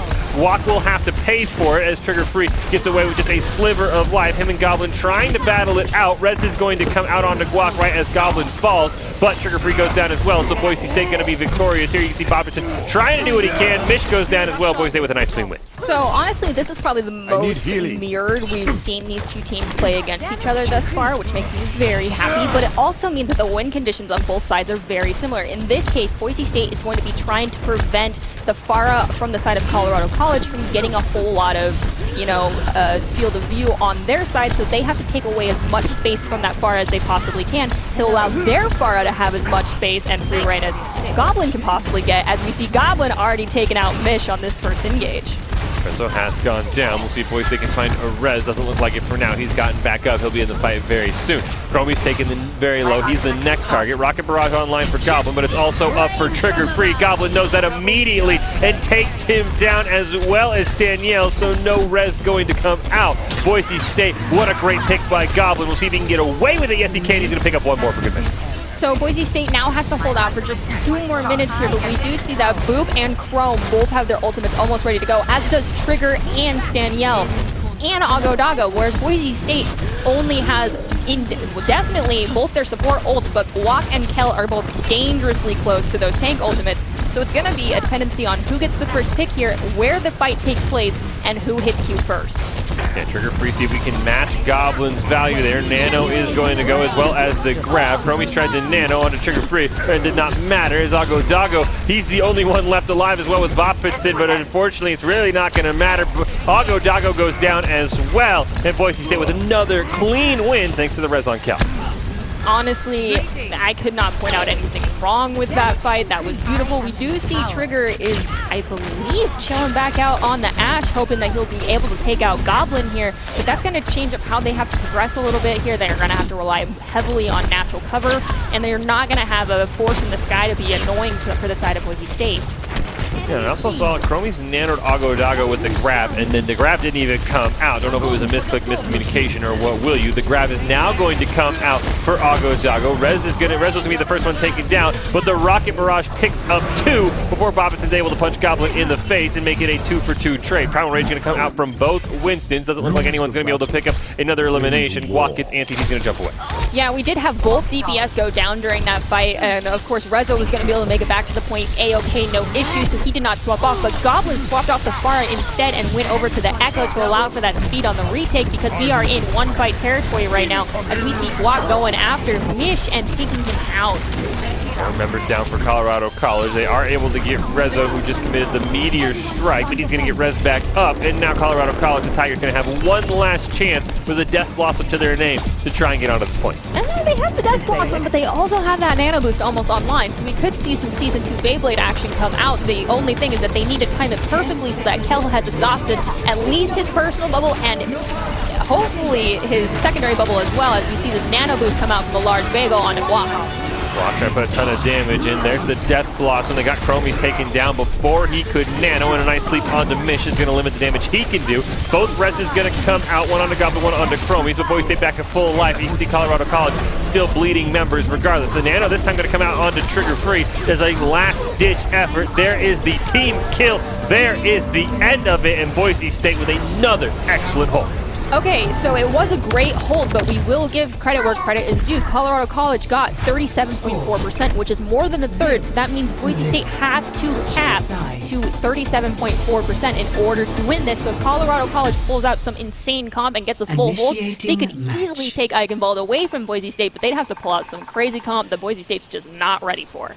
Well, Tigers picked Eichenwald for a reason, potentially. They were the ones who had map choice after losing last map. So if this is a map where you're going to have some crazy comp, it's got to be the one you pick, right?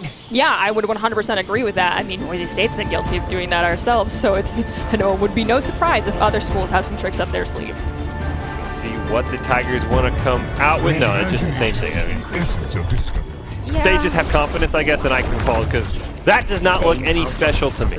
I mean, when you think about it, though, Trigger Free has been dominating with all of their dynamite placements. Yep. Staniel's been great on making sure they get those reses off so they aren't down a man, which is Boise State's one of their biggest things on an engage is, don't go in on a fair fight, so they try to get an early pick and then dive in. And Staniel's just like, it's going to be 6v6 no matter what. Good luck with that. So honestly, keeping those two as a pairing is a great way to go about this, as we see that we've already started this engage here. Oh, wait, no, we haven't. Okay, thank goodness.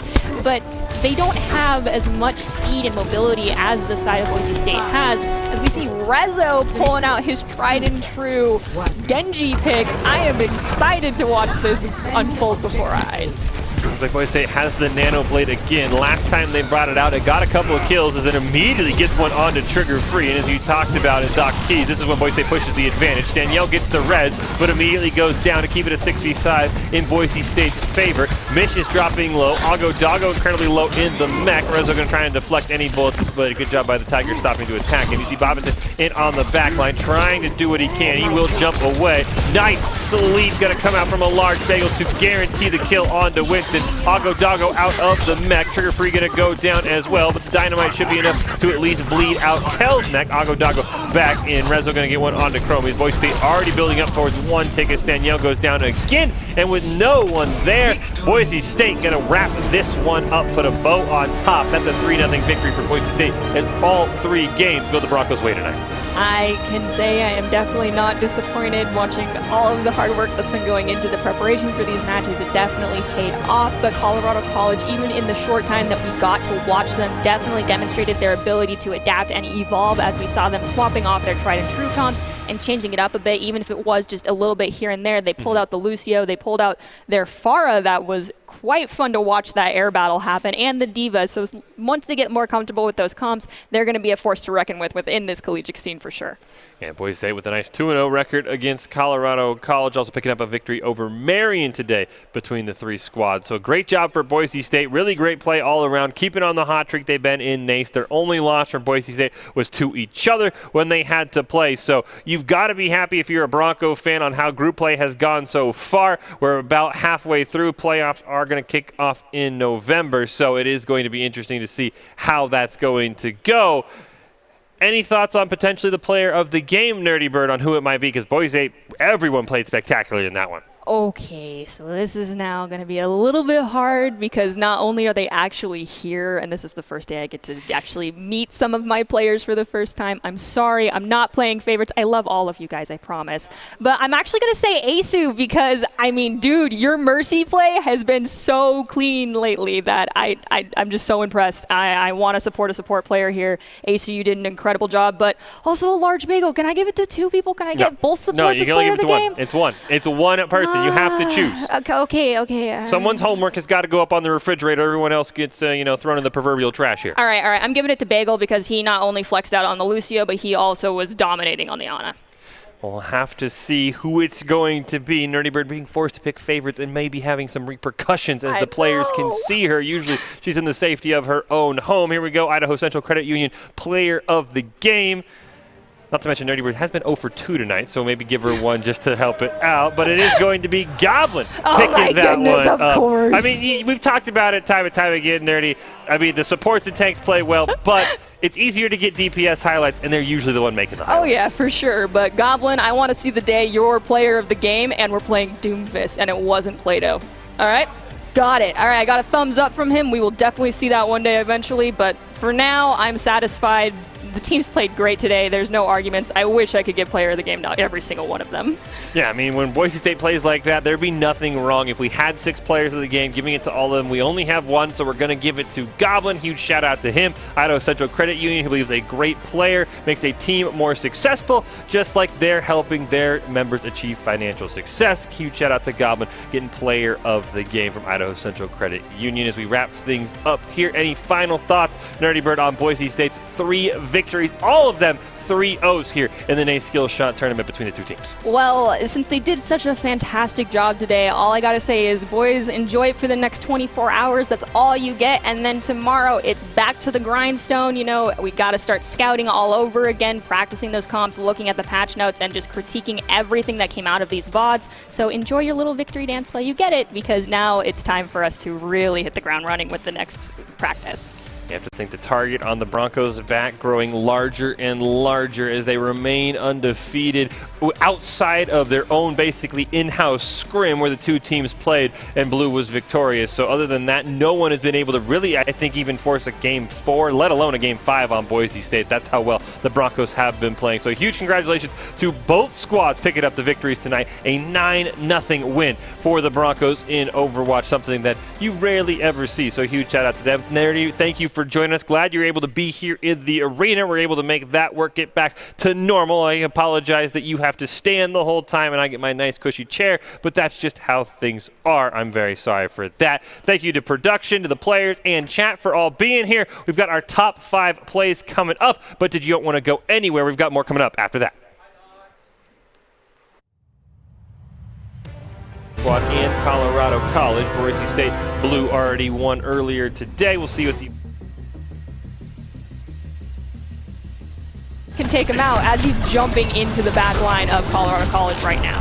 Mish going to be the first one taken down. Danielle going to follow up there. Boise State right now doing a great job. Hack onto Bobbitt, so he's not going to be able to throw the shield up. All he can do is swing his hammer around wildly, and he's going to pay for it. Trigger Free goes down. Algo Doggo does get one onto Plato, but much like map 1, Boise dropping incredibly low. Yeah, Bob Petson, I'm not going to lie. Switching over the ball, dude, you are a force to be reckoned with. You're kind of destroying Boise State. As I say that, Plato decides to snipe you out, but you were doing it. The Diva Bomb from a sneaky little backline location, not able to pick up anything, but Asu and Plato going to do a majority of the work here. Plato's going to pick up 2. You can see Goblin now in on the backline. Bob's been called into the fight, but I'm really not sure Bob's going to be able to do much as Bobbittson just gets 1 member. He immediately goes down. Bob's the last remaining member who's keeping it in overtime, but he's not smart enough. He's just a robot. He doesn't head on to the point, and Boise State going to have a nice hole. That was actually a fantastic.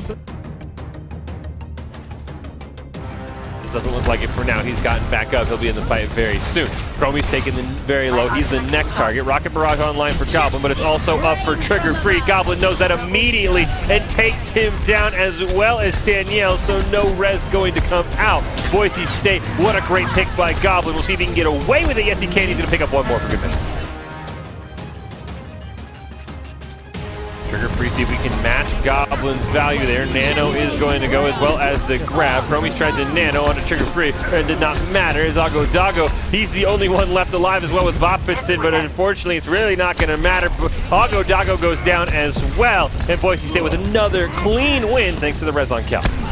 Honestly, welcome back into the Boise State Game Pants Esports Arena. We'll wrap up the Broncos' 9-0 victory in Overwatch, not dropping a single map here with our post-game press conference with Doc Haskell, the reigning NACE Director of the Year. And Doc, let's just start out with Boise State still on that winning streak, have not dropped a game to any team not named Boise State. What did you like the most from what you saw tonight? You know what? We're setting up the things that we're trying to as part of the comp. I mean, everything's about the win condition, and we're not just making individual just kind of clutch plays. We're playing to our win condition. We're winning fights the way that we have to. And I mean, we talked about it a little bit. We saw the Sombra, maybe the weakness in Boise State's armor. They've been playing that. But the non-Sombra DPS player has sort of had free reign. I mean, Narbles was all over the place, so was Goblin in terms of what they were playing. So how do you like how this team has gotten comfortable on that Sombra Reaper and been able to experiment a little bit with that secondary DPS and still pick up victories? Well, part of the problem is with any new team, folks that are playing together, you say, hey, can you do this? The answer is always yes. It doesn't mean that they're comfortable. So finding the heroes that are comfortable for us, playing those into the compositions that we want, that is where we're getting to, and that's what we're starting to see now. I mean, hard to find a flaw tonight. I mean, barely even dropping a single point, let alone a single match. But anything stick out that you want to make sure gets shored up before the next round for Boise State? Yeah. So I was in comms with the Blue Squad as they were playing, and it was just loose. They were having success because of their skilled play, but the communication really fell apart. So they got kind of an earful during the game about really cleaning that stuff up, because Utah will destroy us with that. You know, Texas will destroy us with that. There are a lot of really good teams out there that we can't have bad discipline in our communication. Well, Doc, I want to thank you for joining us here as we wrap up this post-game interview. I mean, you've still got to be happy despite the loose play for Boise State, as we said. 3-0 victories, barely dropping a single point for the Boise State Overwatch squad with 2 wins over Colorado College and then 1 over Marion. So, Doc, thank you so much for joining us. It's a pleasure, and I'm sure you can sleep easy tonight knowing Boise State won. Yeah, maybe a little. Well, that will wrap up our post-game press conference, but you don't want to go anywhere as we have some more action right around the corner. After this short break, we'll have some Collegiate Rocket League. Boise State taking on South Dakota. That's going to be next after this short break.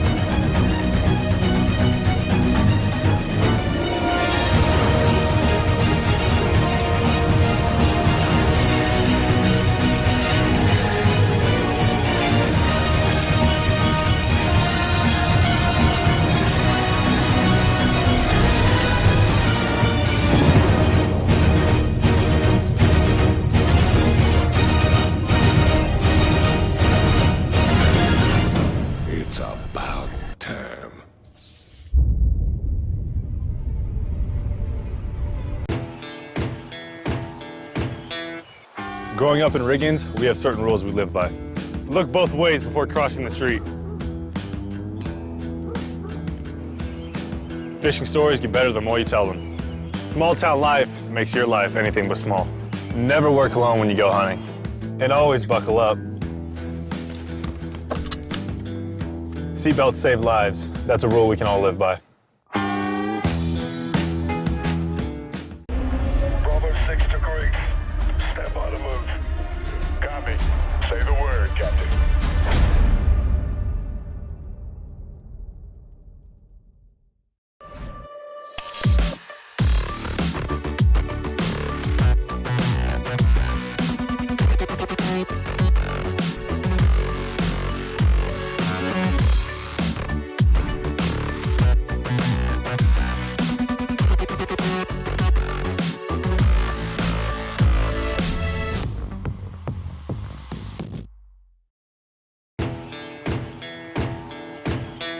Here are a couple lessons I've learned over the years. Friendships come in all shapes and sizes. And always buckle up. Seatbelts save lives. That's a rule we can all live by. 5 million people have fled Syria since 2011, of which more than 1 million have poured into Lebanon. No country in the world hosts more refugees per capita. Because of the influx of refugees into Lebanon, the educational system is stretched beyond its reach. And what is to become of the kids who get left out? What happens to this lost generation? أنه على المدرسة كتير اشتقت إنه أروح على المدرسة لأنه كانوا هنيك رفقاتي اللبنانية كانوا يروحوا على المدرسة وأنا لا فحس إنه في شيء غلط. اسمي روعة. لما كنا بسوريا احنا من تركنا الضيعة كان نقصف عليها من المسلحين ومن النظام يقصفوا بعضهم واحنا كنا خط نار بين اثنين. There are thousands of stories like Mara and Rawa's. With the help of HP, Google.org, and UNICEF, the Clooney Foundation for Justice is funding 8 schools serving 3,000 students who won't have to fall through the cracks. Because of this unique partnership, public school classrooms that had almost no technology are now being equipped with the very best. HP is providing teacher training, curriculum planning support, and for the first time, laptops to be used daily in every classroom as part of HP's commitment to improve learning for 100 million students by 2025. لما جيت على المدرسة شفت الكمبيوتر اتفاجأت حسيته شيء صعب بعدين طلع شيء سهل كتير. This is technology that will be used by both refugee and Lebanese students alike and will help ensure that children, regardless of circumstance, have a real chance in life. هيك أنا عم بجي على المدرسة مشان أتعلم مشان بس بكبر بصير معلم. كتير بحس بهذا الشعور إنه ما راح بالفرح كتير بحس لما أجي على المدرسة. أنا بس أكبر بحب إني يصير حكيم. بنصحهم إنه يكملوا تعليمهم ويحققوا أحلامهم. يعني أنا شايفة قدام إنه في كتير مستقبل حلو. Education is a fundamental human right. The hopes and dreams of our next generation needs all of us to guarantee that right.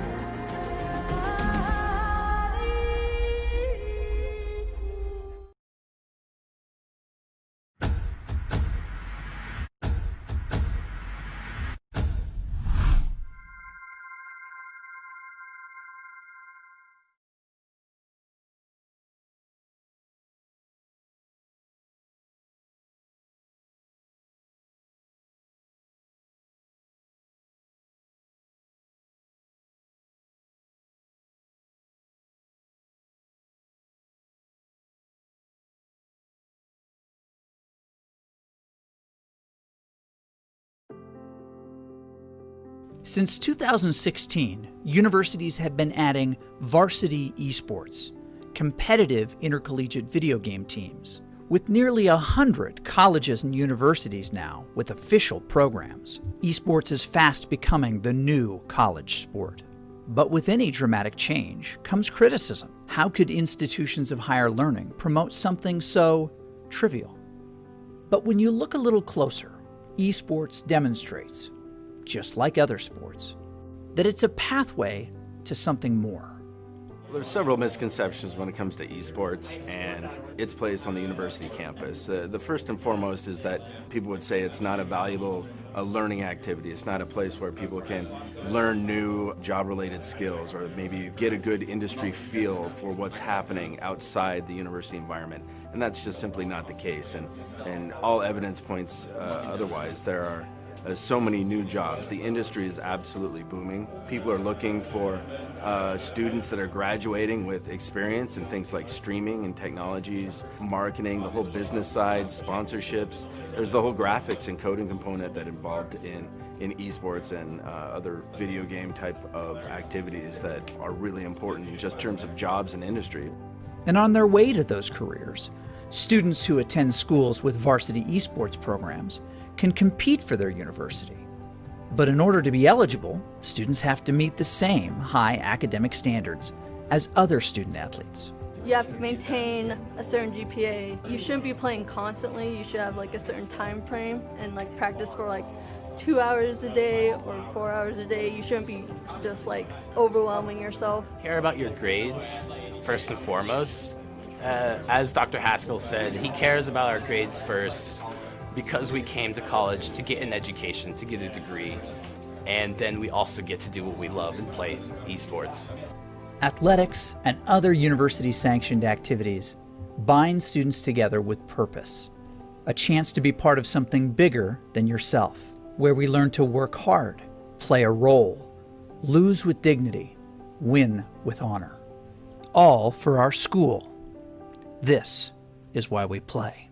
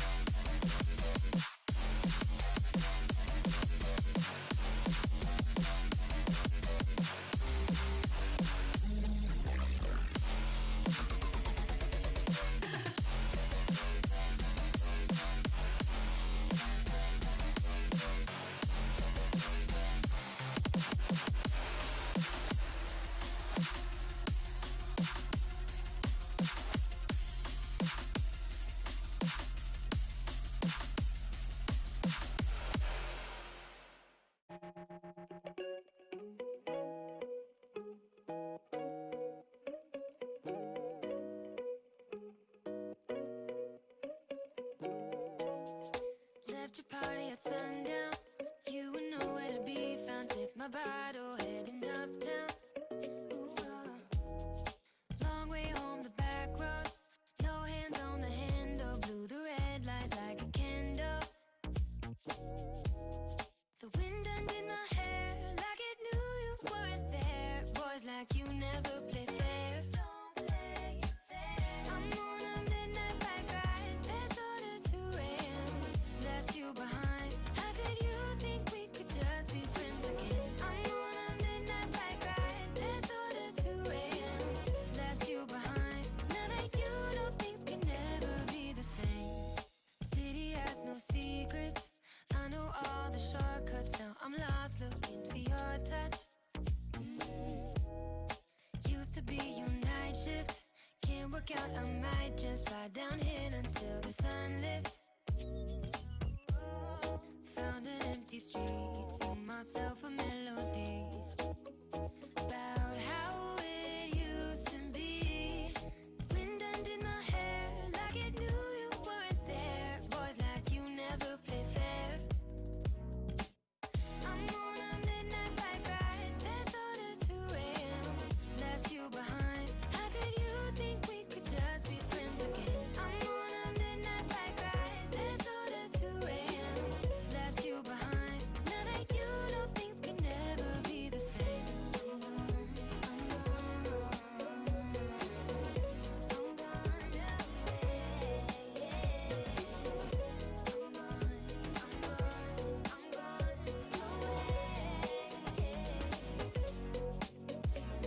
The moon lights up my sundress, reminds me to forget. The moon lights up my sundress, shows what lies ahead, ahead. I'm on a midnight bike ride. Best orders 2 a.m. Left you behind. How could you think we could just be friends again? I'm on a midnight bike ride. Best orders 2 a.m. Left you behind. Now that you know things can never be the same. I'm on a midnight bike ride. Best orders 2 a.m. Left you behind. How could you think we could just be friends again? I'm on a midnight bike ride. Best orders 2 a.m. Left you behind. Now that you know things can never be the same. Lights up my sundress, reminds me to forget. Lights up my sundress, shows what lies ahead, ahead.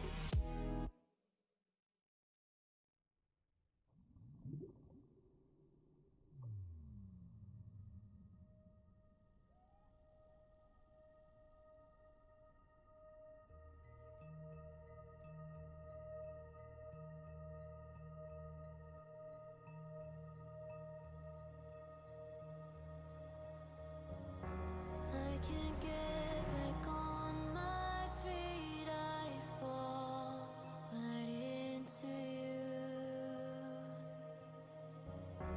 In the air, an angel cries, "Oh, I awake your ruse." And all of my senses, my heart screams the truth.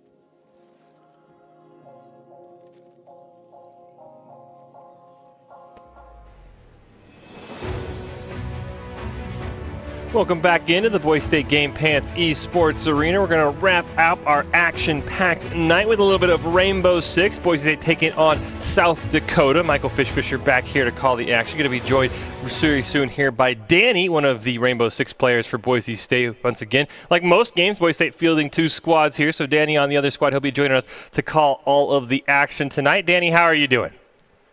Good, Fish. How are you doing tonight? Oh, I'm doing pretty good. Just got my Panda. I'm ready to go. Boise State, they better win this one because we just saw 3 straight sweeps in Overwatch. So I watched some of the last stream with you and Brenner Bear. Didn't get to check out the whole thing. So just give me a quick recap what to expect because this is the team Brenner Bear's in on. What are we looking for? Who's going to be the carry? Who's going to be the roamer? What should we be expecting from this Boise State squad? I think we should definitely look at Brennenberg on defense. He does really well picking off people, making sure that they cannot get in the sight, putting a little bit of pressure on them. And then on attack, I'd have to look at Junkie Dog if he's playing. Junkie Dog is a really aggressive player, and you definitely want to catch him when he's getting gunfights going. For sure. As we do see here at the look at the CR6 squad league here, 3 collegiate different conferences from the different geographic divisions. And why don't you just give us a little bit of recap, even with your squad, Danny? How is the overall Boise State Rainbow Six squads doing so far in this tournament?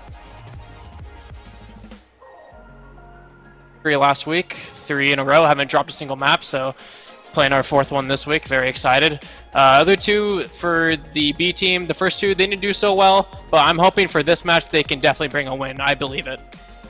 It's always good to hear at least one Boise State team doing well, as you mentioned. Let's hope that the Orange team can get a win here tonight, turn around their fortunes. You could just see how the playoffs sort of break down per division. Of course, as Danny's saying, with his squad starting off well, hopefully to be in those top 8 squads for the Premier playoffs after 5 weeks of play. But we'll have to see how the other squad for Boise State does here, so we just get a look over the full rules, how things are going to go here. So we are what looks to be like at the end of week 3 here in our Swiss bracket format, running through October 3rd, or potentially week 4, actually. It's October 5th. I have no idea what date it is. So I'll be curious to see. I'm really curious, as you mentioned, Danny, to see if this squad could turn around. I know Brenner Bear was pretty spectacular last time, even though they did come up short. And I will say, I've been messing around. Brenner finally forced me to hop on this game with one of our other casters, Baratel. And let me just tell you, it was an experience to say the least, Danny. So I am pumped up to see players better than me show me how to actually play.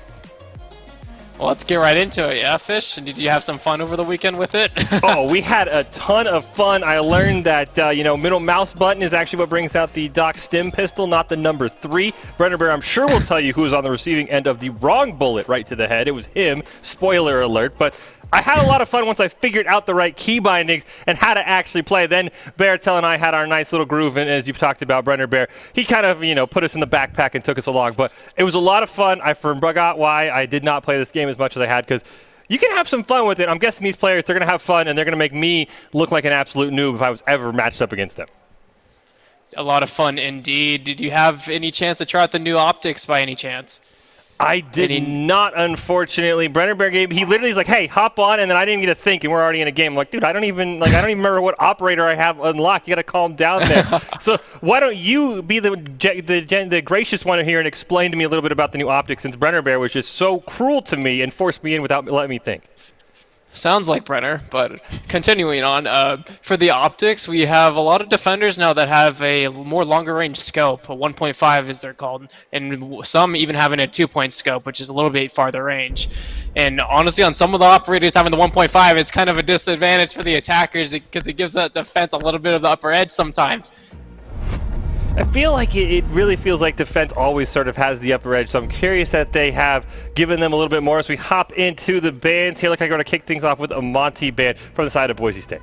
Not surprised there. Monty's a very strong operator on attack. People just do not know how to deal with them. Even the traps just sometimes will not work. So I'm just curious what the other band will be. Is there any band that you're looking at that would be maybe something Boise State Orange would not want to see as the Maverick comes out? Maybe something that would be targeting towards one of their players?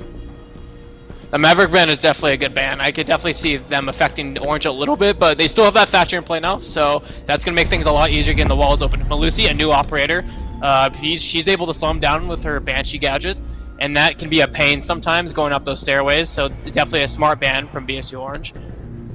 Last band here for South Dakota. Let's see, kick things off. Mira, not surprised. It's something that I feel like we've seen a lot of, especially when Boise State plays, so Do you like the bans, how they came out from both sides? Do you think maybe something else should have been picked from either team? No, very smart bans. Very, very smart bans indeed. A lot of those operators can cause a lot of trouble from changes the whole way of the map, especially Cafe Dostoyevsky being a 3-story map. So this will be a lot more fun for the roamers, I believe. So. Yeah, it definitely felt like when I played that the bigger the map, the more likely I was to actually be able to stay alive and get some of that roam on that you're talking about here. As we get everything all locked in, what are your takeaways here for both sides? Definitely Yana. Would definitely like to see that on attack for the South Dakota team. Yana's, if you don't know, Yana's kind of a new operator. She's able to drone herself in with her Gemini. It's kind of like a hologram of herself that regenerates over time. So it is just free info for days. But everything else looks kind of standard. I do like the Dokkaebi ban. Whenever an attacker eliminates someone, they can take the phone and actually hack into the cameras. That'll be good for the attackers. Bombs. We're going to start up on 3rd floor here on bar. Very standard indeed. Yeah, and just sort of walk me through here how Boise State, where they're reinforcing. Is there any sort of weak points you're seeing, or do you like how they're kicking things off here in their prep phase? Well, right now, the main priority you want to focus as a defender on that site is the Christmas Lounge, which is in the top left corner where Karma's at right now. If you lose control of that, they have all control of the freezer wall, they have control of the beginning of the bar wall, so it will just allow them to get easy collapse if Boise State cannot hold it well. But they are, looks like they're putting some setup here, getting some ADSs down for sure. Attackers are moving to defuse the bomb. It looked like the miners there did find out site number B, so they'll have a little bit of idea where to go. And, you know, I was a big fan, and I've talked about it before, of grappling up, trying to get the upside down kill that I am just awful at. Do you think the roof siege, or maybe from the 1st floor going up, is going to be how South Dakota wants to approach it? Oh, it's honestly always the roof siege. Always got to go above on this type of site. You got to get the hatch control, got to get red wall, and then once from there you can get the little lounge next to the room, and then you cut off all rotations and work into the Christmas lounge. It looks like the Yana is going to be getting a little bit of a little peek there on Skylight. Maybe try to burn some of that utility out while the teams get into position. And getting a close frag grenade, letting up Stripey a little bit, but he's still kicking. Very close call though, but there is something I do not actually am fond of from the Boise State defense. On the upper middle in the freezer, they reinforced that whole wall, and it should have been made to rotate for your teammates to, you know, traverse through a little easier. So having that fully barricaded, reinforced, it's not going to be good if someone gets trapped in there. So you did see Feudal Knight on the drone there. Don't know if he found out anything. You can see from the outlines, of course, that the players can't see. Everybody's up on the roof for South Dakota. Right now, Boise State, as you mentioned, a little bit of damage went out from the frag grenade earlier, so there's a little bit of an idea. And 2 of those members of Boise State were still in the area, so South Dakota might have somewhat of an idea of what they're dropping into. Yes, indeed. They're going to finally get that wall with the Selma charges. Going to be able to get pressure into Christmas. Infinita is going to be holding this really close, making sure just to pick off any drones that come through, hopefully, or maybe a possible pick. But this doesn't look like a strong hold for Christmas Lounge. If they give that up too easily, it's going to look bad for them. But it's still minute 15. Still actually enough time for the attackers to start to get in and get going. They have the info and they're free to drop in, and that's exactly what they start doing. And with that, actually, Karma's going to get the first pick onto Dokkaebi. That is no more phone calls for the attackers to use.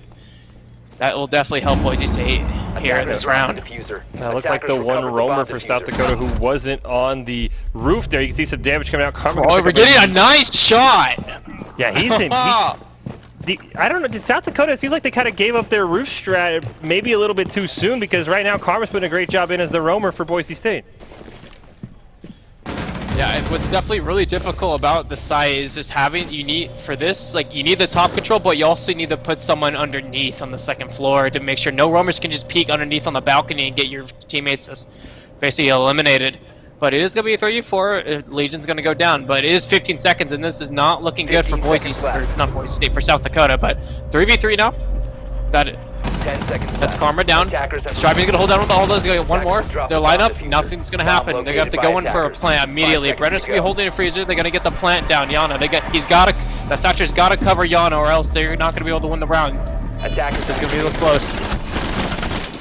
Just missed there, did a little bit of damage. The 2v2 with the bomb planted. Grenade gonna go out, Brenner's gonna back away.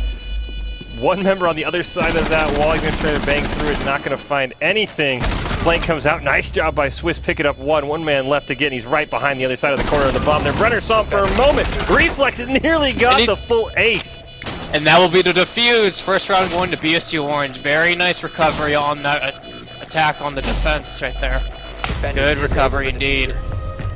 Kind of scared me a little bit with how the reinforcements were going, but Boise State were able to pull it off, luckily. And a big shout out to Reflex Scorch getting all 4 eliminations for his team. But yeah, I mean, you like how Boise State. I like how Boise State played that. I was kind of shocked with how much information South Dakota got from the roof that they sort of bailed on that early and never really kind of tried to downward siege, and then ended up coming up. And there was a great punish by the Boise State Roamer picking up 2. I believe that was Karma picking up those. Yeah, no, Karma honestly shouldn't have been alive on that second gunfight. The person on the red stairs had a good angle, and he was able to actually pull out that gunfight win for him. And that definitely put Boise State in the advantage, as they only had 3 attackers and a minute left to push in the Christmas and into sight. So that was just very, very unethical. The bomb's going to go down onto the first floor. Do you still like maybe this time for South Dakota starting at the top and working your way down, even though you've got to go through a couple floors? Do you think they're going to try from the first floor this time? Well, this time they're going to have to go through the first floor, but also maybe put a couple people on the second floor just to get some vertical play going. They do not have... discovered the location of a bomb.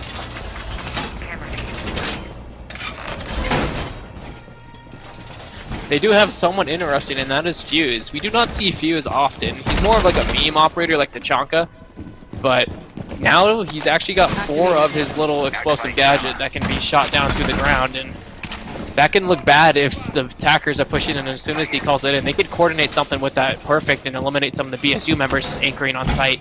10 seconds left. And I know you were a little bit critical of how the reinforcements went the first round for Boise State, even though they pulled it out. You see any improvements, or you still think there's a couple of weak points that South Dakota might be able to capitalize on? Attackers are heading out to defuse a bomb.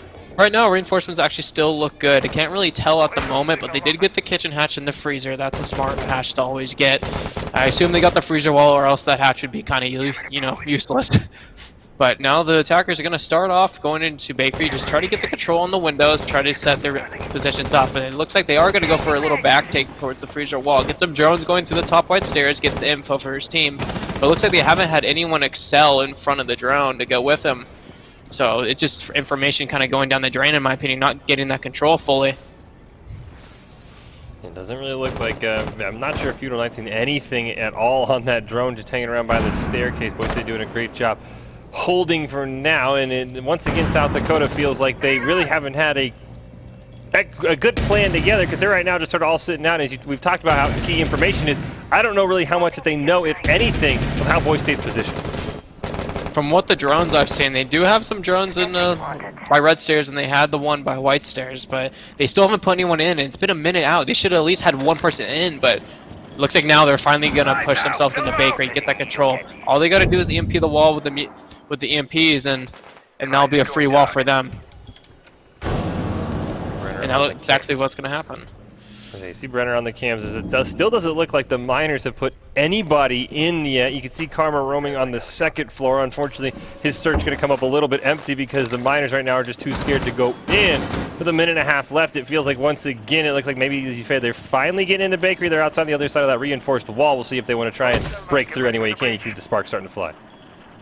Selma trying to go out onto the wall, but due to the EMP not having a long last effect, the mute jammers go back on and mute that wall, so make sure no walls will get breached.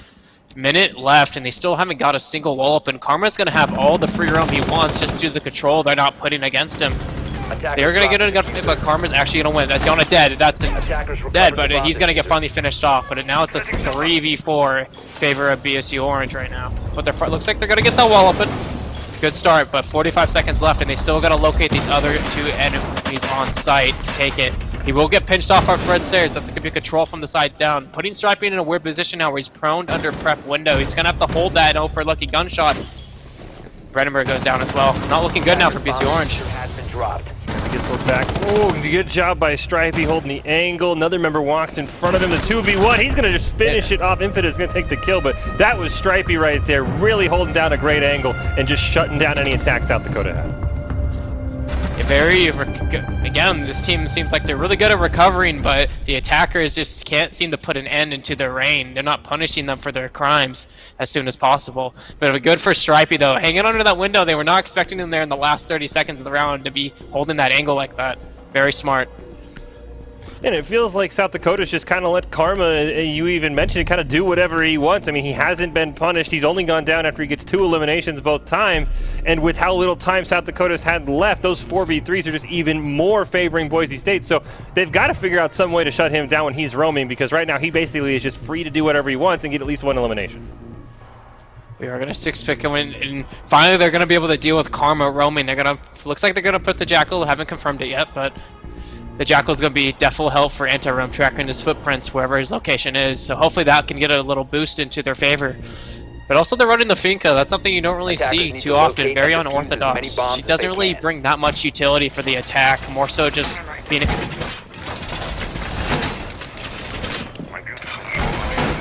greatest thing. I'd probably like to see an Ash more important than that.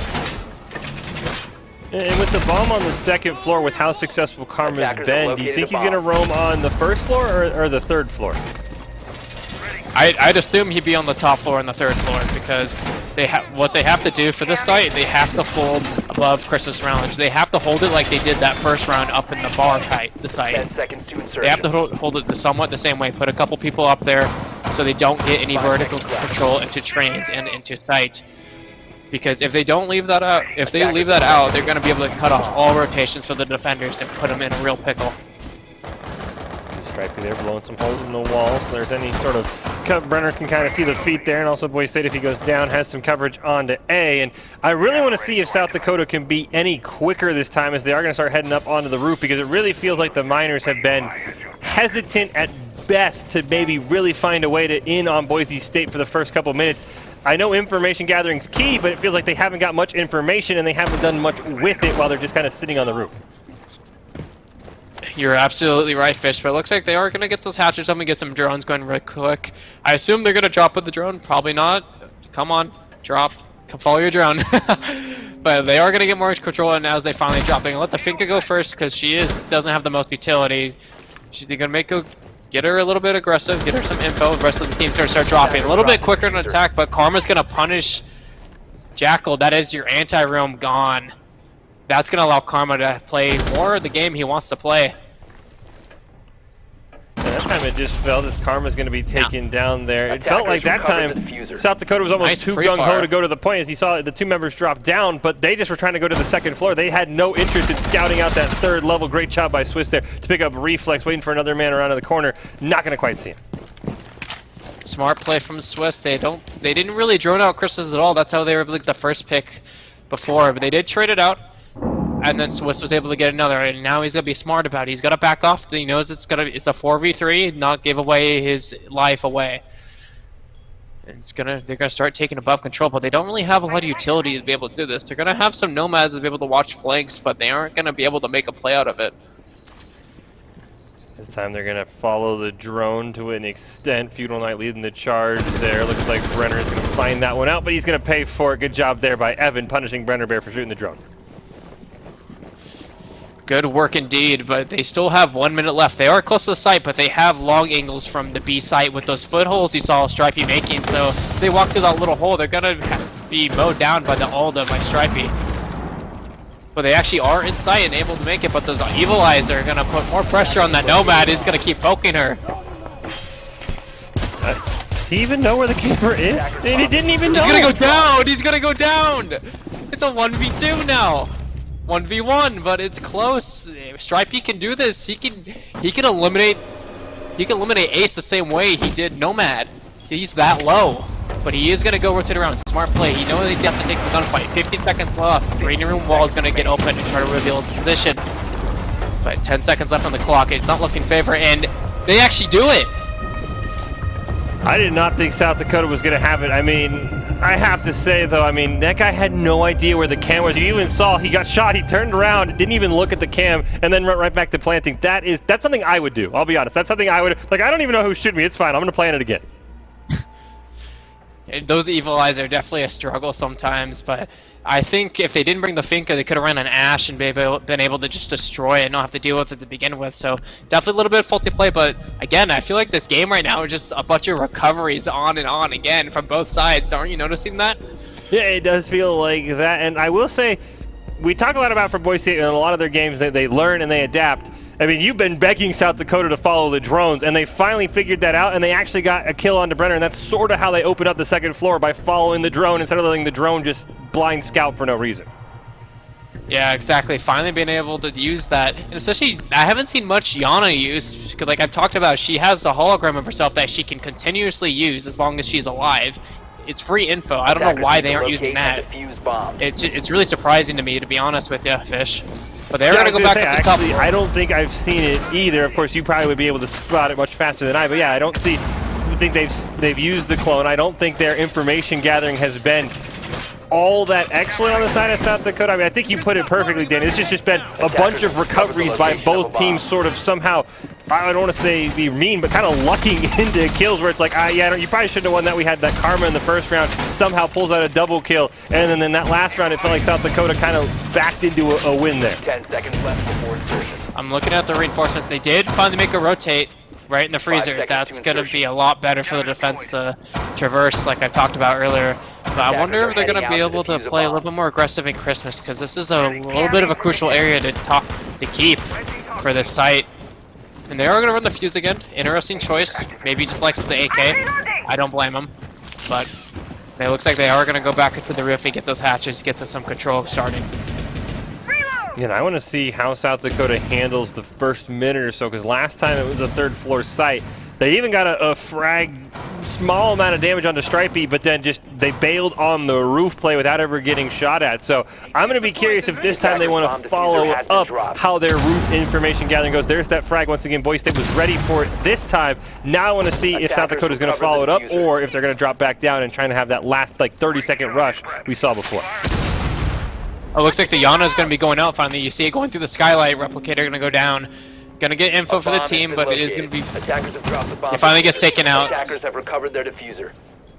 1 minute down, and they still haven't dropped. You even got the wall on red site. They know that it's clear. They've got some drones going, but I haven't seen anything happen. They're all just still staying on the roof. This reminds me of my old team back in the first season. They finally have Reflex drop in. There was a drone on the other side as Reflex took a little bit of damage. There they all come. Weezy and Evan and Feudal Knight all going to fall in. Boise State probably has some idea, but right now no one really has a good angle, so no one's going to fire any bullets. So he's going to hold his angle. She's aware of this. He's going to get deleted. What a nice shot from the Yana. But now they are going to finally push Christmas. A minute 30 left. They can't trade this out. They were aware of the possible presence of being the couches, and their positions going to be given away. Big Yana drone's going to go out, and the bait, the mag, to be emptied even more. He's going to have to get out of here, and he luckily does. They didn't punish him for his crimes, but they do punish Maestro. No more Evil Eye cameras. So now let's leave it for a 5v3. Karma's still on the first floor. Or second floor, my apologies. But he needs to start heading back up to help his teammates hold the site. See Boise State the first time they've been down, but if we talk about a game of recovery, we'll see if Boise State can get it back and maybe make it even. You see a little bit of damage coming out. Looks like the plant is going to go out from Wheezy. Now Boise State on the clock. Karma's going to walk right into a free kill. He's supposed to get another one. Yes, he does. And a third. No, he's going to get shut down finally by the Nomad. This post-plant situation. Brenner and Infinita last alive. Have to go for the last 3 frags. And they still have someone on the roof on attack to hold the crosses. And that's exactly what's going to happen. They're going to shut them down. South Dakota win round 4. That was a good job, as you can see, staying on the roof, shutting down the rotations. And I have to wonder what it feels like. Once again, though, that was kind of South Dakota. They just got a one good gunfight win, and then they've had maybe another good gunfight. But it really felt like if one bullet lands on the head, Boise State probably wins that. I don't know. I was really happy, if I'm a Miners fan, on how that attack went. It kind of felt like they were just leaving it up. Hey, we can click heads better than Boise State can, and that's, I guess, how they won that one. Well, it looks like to me that the defenders are more so just picking comfort ops more than ops they actually might need. They aren't switching up around or anything. They're kind of just running the same thing. They're not trying to trick or anything, so kind of confusing me a little bit. But on attack, they're actually going to run that Cabatow because they understand that the defenders tend to just anchor on site, except for Karma. So if they take out Karma, they know everyone else is going to be on site, and they can just fire them out. Yeah, and especially with South Dakota also, since they are all going to the roof, they've sort of neutralized Karma's roaming potential, because when he's on the second floor, he's not going to find anyone if they all drop in from roof. So I also like how they've sort of neutralized Boise State's own roamer, and I do agree with you. I like what the Capit's with that AoE crossbow, that he's going to have some more damage to sort of just kind of bully Boise State off the point. And I like how South Dakota is sort of handling this, but it still didn't feel to me like the cleanest attack we've ever seen. Definitely not the cleanest attack for sure, but I do appreciate that South Dakota is slowly understanding what they actually need to do, and they're actually finally taking advantage of that drone work. They're understanding what their teammates are doing a little bit more now, and they're understanding just the whole general situation of site at all. Attackers' objective is to locate a bomb and defuse it. Also using the clone, as you mentioned, for extra information. I think that was actually what kind of resulted in that first kill, so I'll be curious to see if they bring it out again or if they bail, because like last time, first round we saw this, they were up on the roof, they never followed the drone. It feels like they've started to follow that drone, but I'll be curious to see if they keep sticking with it or if they start to panic if a drone gets taken out or they don't get the angle they want. Yeah, no, I'm curious to see that as well, because like you said, last round, that was the first time that they started to slowly, you know, push away with their drones, but Stripe is going to get an aggressive pick onto the Capital. I do not see that often. No more firebolts, no more smokes. Very smart by Stripey. Good job on him. Yeah, and that's almost South Dakota being a little bit too predictable. I mean, I think that was the same guy who last round was the one holding that skylight when he got the round-ending kills. So to go right back to it, as you mentioned, a great play by Stripey to sort of predict that and take him down. And now you can see South Dakota. There's another one by Karma. They're just going back to the same place. They're sitting over the hatches and just almost waiting for Boise State to come to them. Yeah, and that's not the situation you want. If there's someone's on red stairs like Karma was, you have the grenades on Yana. Put him out of just take him out of the position. You have air jabs. Put those down on red stairs so he can't rotate up. That's gonna help a lot. But Yana drone's gonna go back in, get more information. It's gonna go down, but it's a 3v5, minute 30 left, and they're still on the roof. They're kind of scared now of Karma, I think. A nice C4. Pretty place underneath. It just feels like it feels like South Dakota somehow is like, hey, if we do the same thing again, there's no way Boise State's going to be ready for it. I mean, the man dropped onto a C4. I mean, that just feels like Boise State was ready for a run back, and South Dakota was just so unprepared. They didn't really have a second strategy. As once again, Karma's going to get another guy peeking through a hatch. It's South Dakota, I'm just so confused what they're doing. I don't know why they didn't bail on the roof like they did in the first round.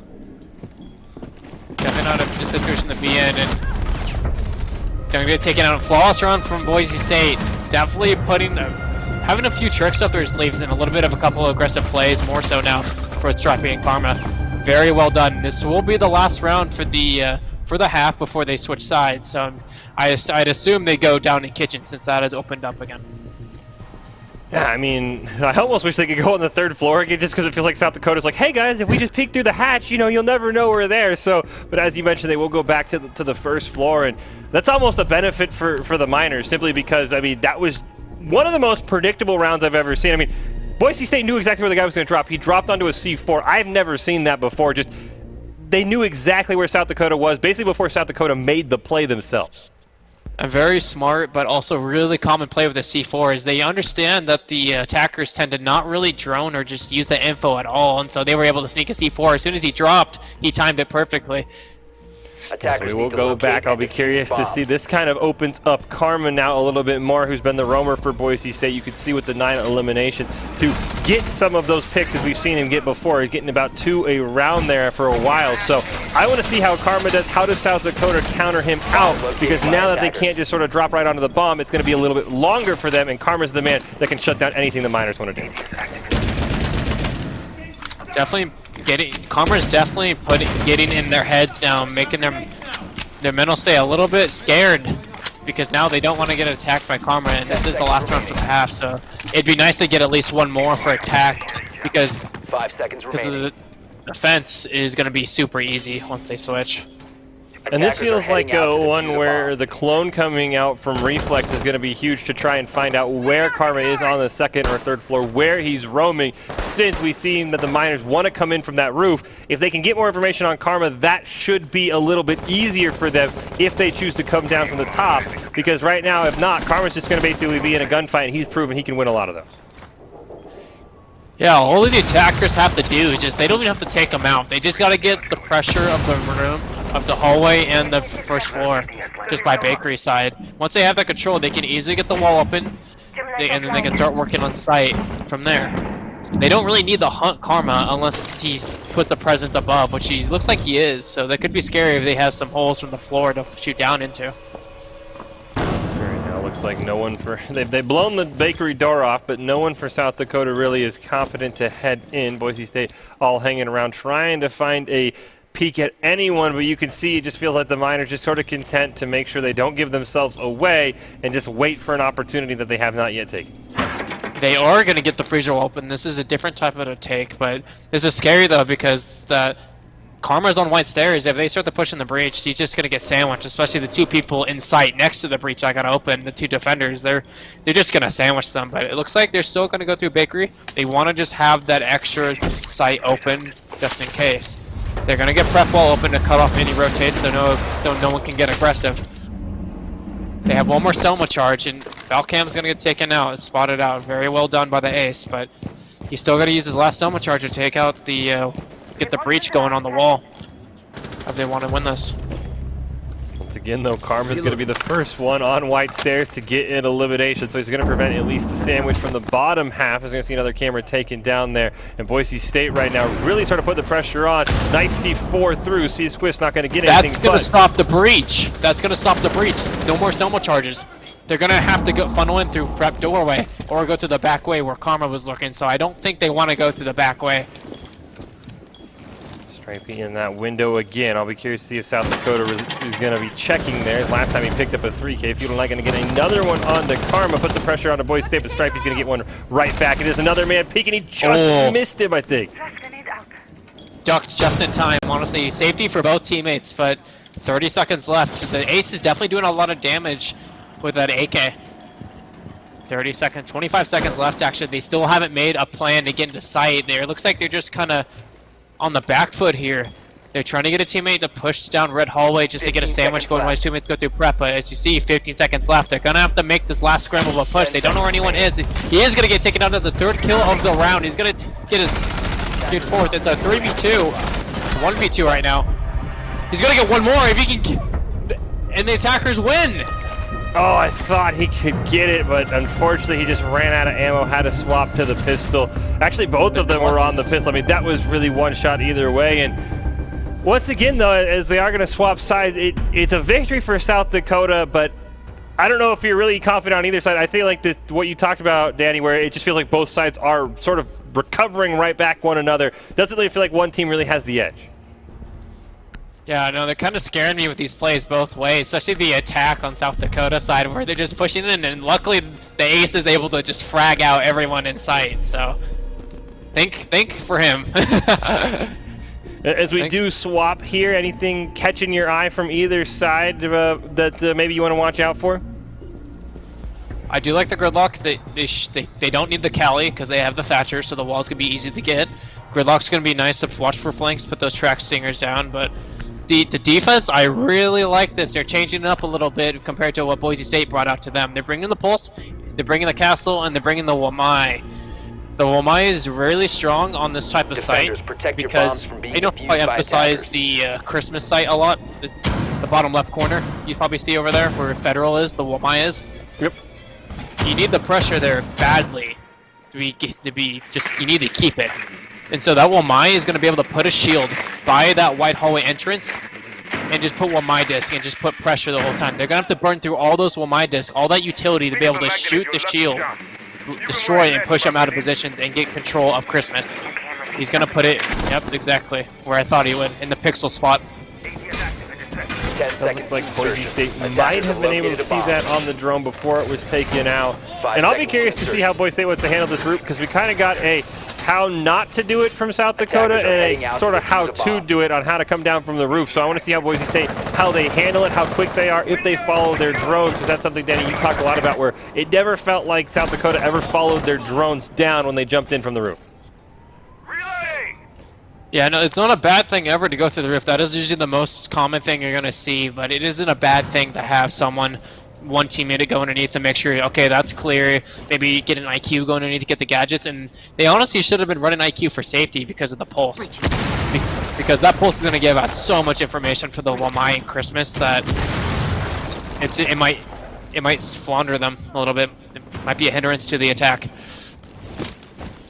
Here for Boise State, all up on the roof. Flash is going out. Doesn't look like they've got a drone. We'll see if somebody wants to drone in, if the Broncos want to follow on the cams. There's a drone coming out from Stripey. Not able to find anything just quite yet, but there's a ton of hazards on that stair. Oh yeah, they're definitely not getting through the stairs unless they want to give away their position. That pulse is right next to mining underneath the Christmas room, so very smart by Brennerberg getting on the window rappel, make sure no one can rotate their cigar lounge while his teammates get pressure of the cigar. But like I was talking about, Fish, the Wamai in a pixel spot, that's going to be a pain to be able to take out. They're going to have to burn all his Wamai disc with flash grenades or any type of extra second gadget utility. But the pulse underneath, he's going to take out the ace. That's no more hard breach gone. Now it's a 3v5. Boise State on the back foot now. Trying to find a way to break through that shield, haven't found it just yet. Swiss able to get one back onto Wheezy. Just over a minute left for Boise State in the 4v3. You can see Swiss is low, but elevator music low as well. Feudal Knight picking up another one. I believe he's the roamer for South Dakota, putting in some work. That shield putting in a ton of work as well. A triple kill by him. What's just so great about those shields is that you can, the reason they're so strong is you can see through the little slits of it and they can't shoot back into it. So you basically have a mirror the whole time behind that thing. He's gonna, looks like Swiss is gonna make a last effort play to jump through Skylight and frag it out, hopefully. Able to get one. But there's still 3 more people left to take out, and he's 45 seconds and he has no diffuser in hand. He's gonna hope for those kills to come to his way, but they're just gonna collapse on it, it seems. 5 more bullets and yeah, he's gonna get eliminated. Good defense from South Dakota, a bad attack in my opinion from Boise State. I hate to say it.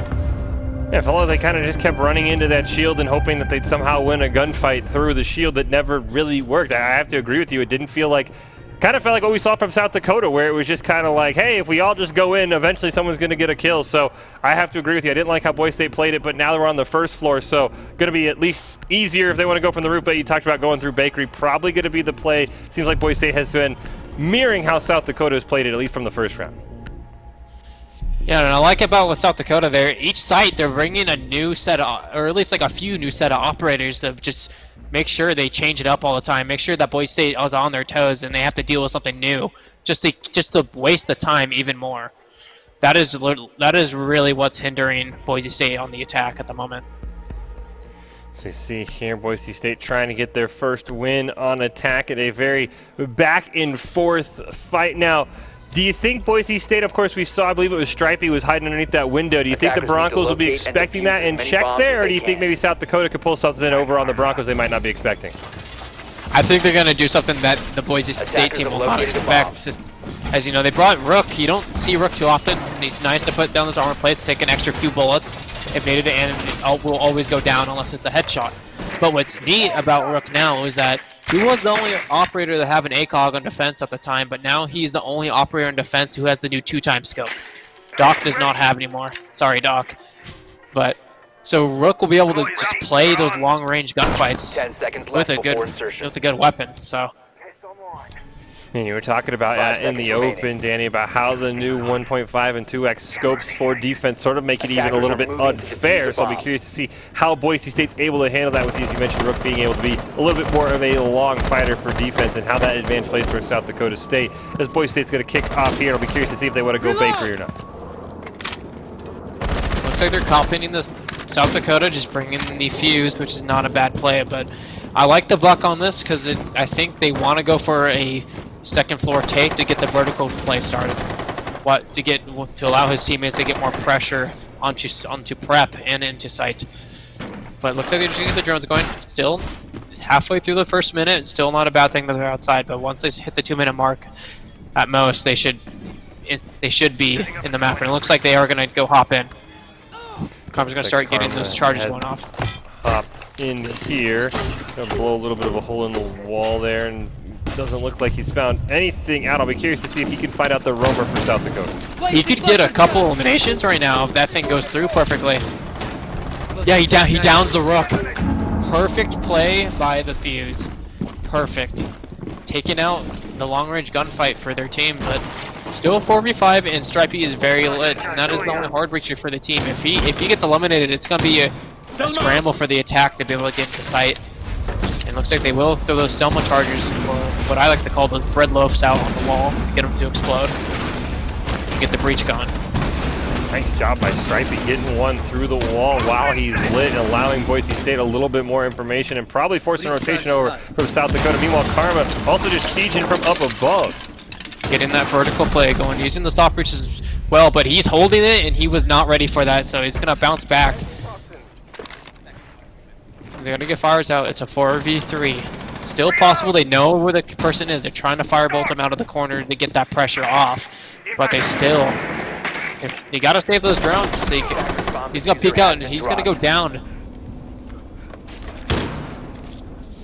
Not looking good right now. Left for Boise State. Doesn't look like Brennerberg's found anything. Neither has Swiss. They're looking under that window. There is somebody there for Boise State, so they'll have to be careful. Swiss also very lit as well, so Boise State gotta be careful. He needs the key shotgun to blow up a hole in that wall.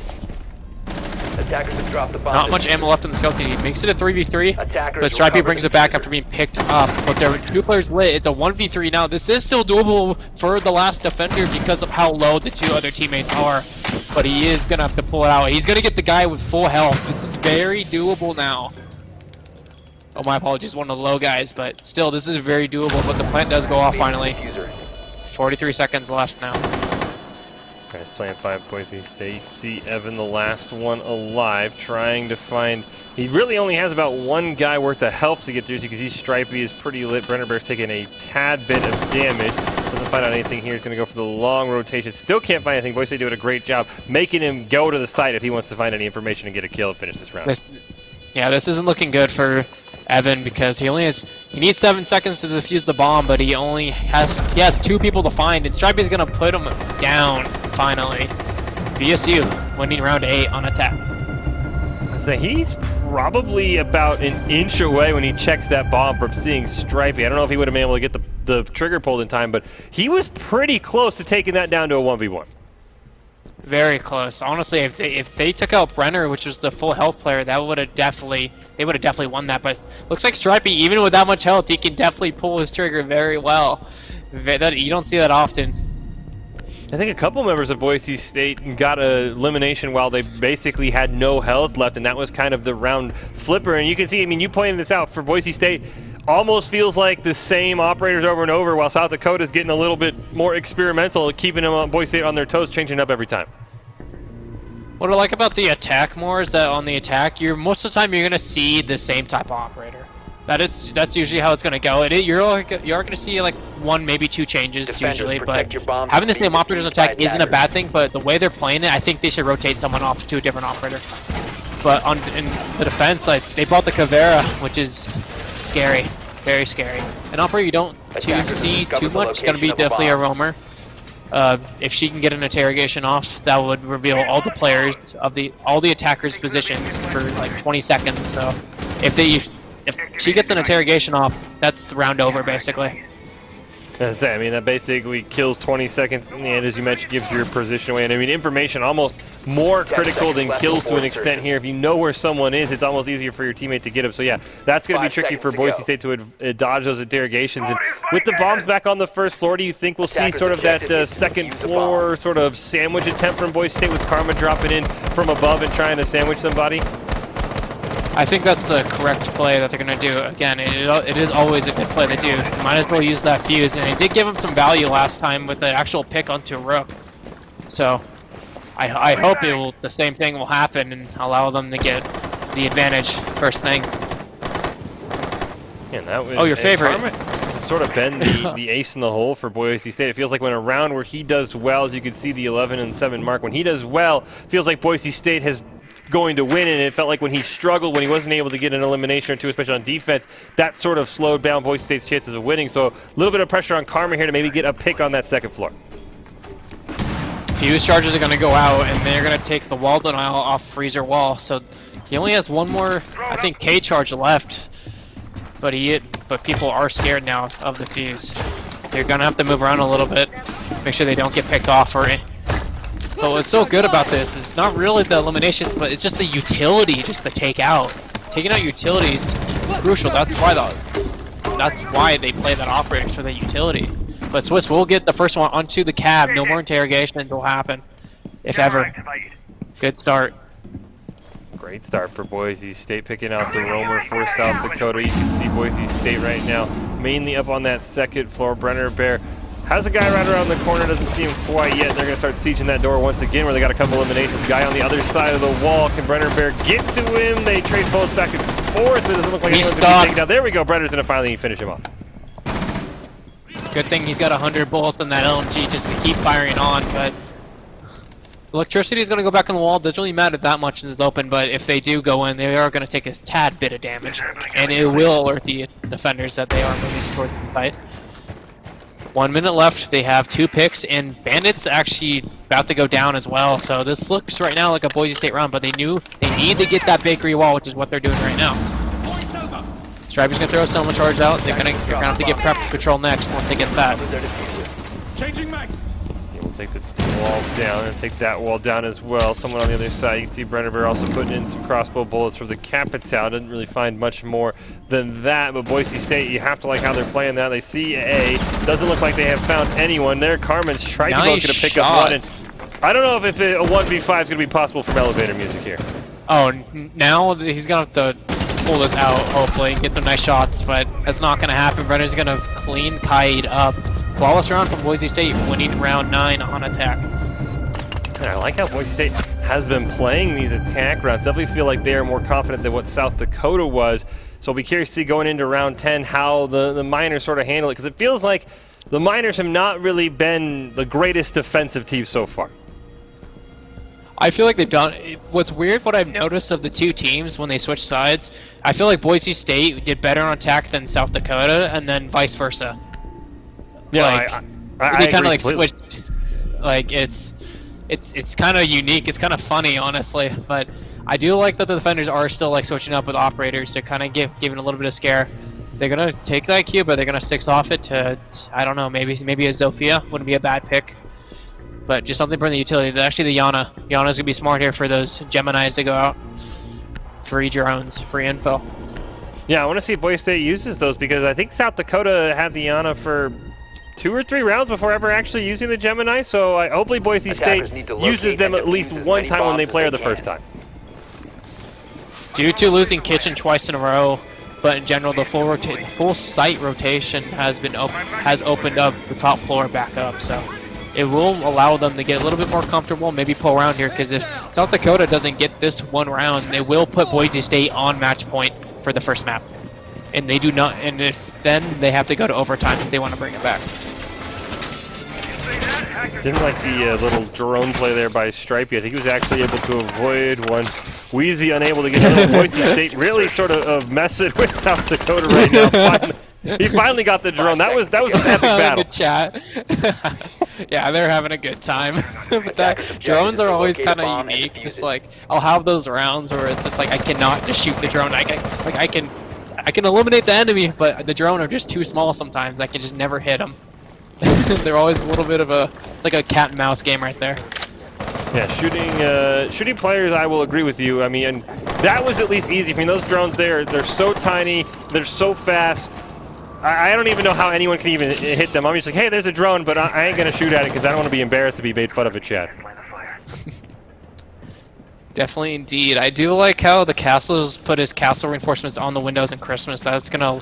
They saw that Boise State put pressure on there last time when Brenner was on Capital there, so they definitely want to try to, just waste the time there and make sure they don't get it as easily. But it looks like they're going for a little bit of a different take. They're gonna go above, but they are gonna put Swiss on the second floor to try to get info there. Try to maybe get in a pick as well. Minute left, and the wall is starting to get open.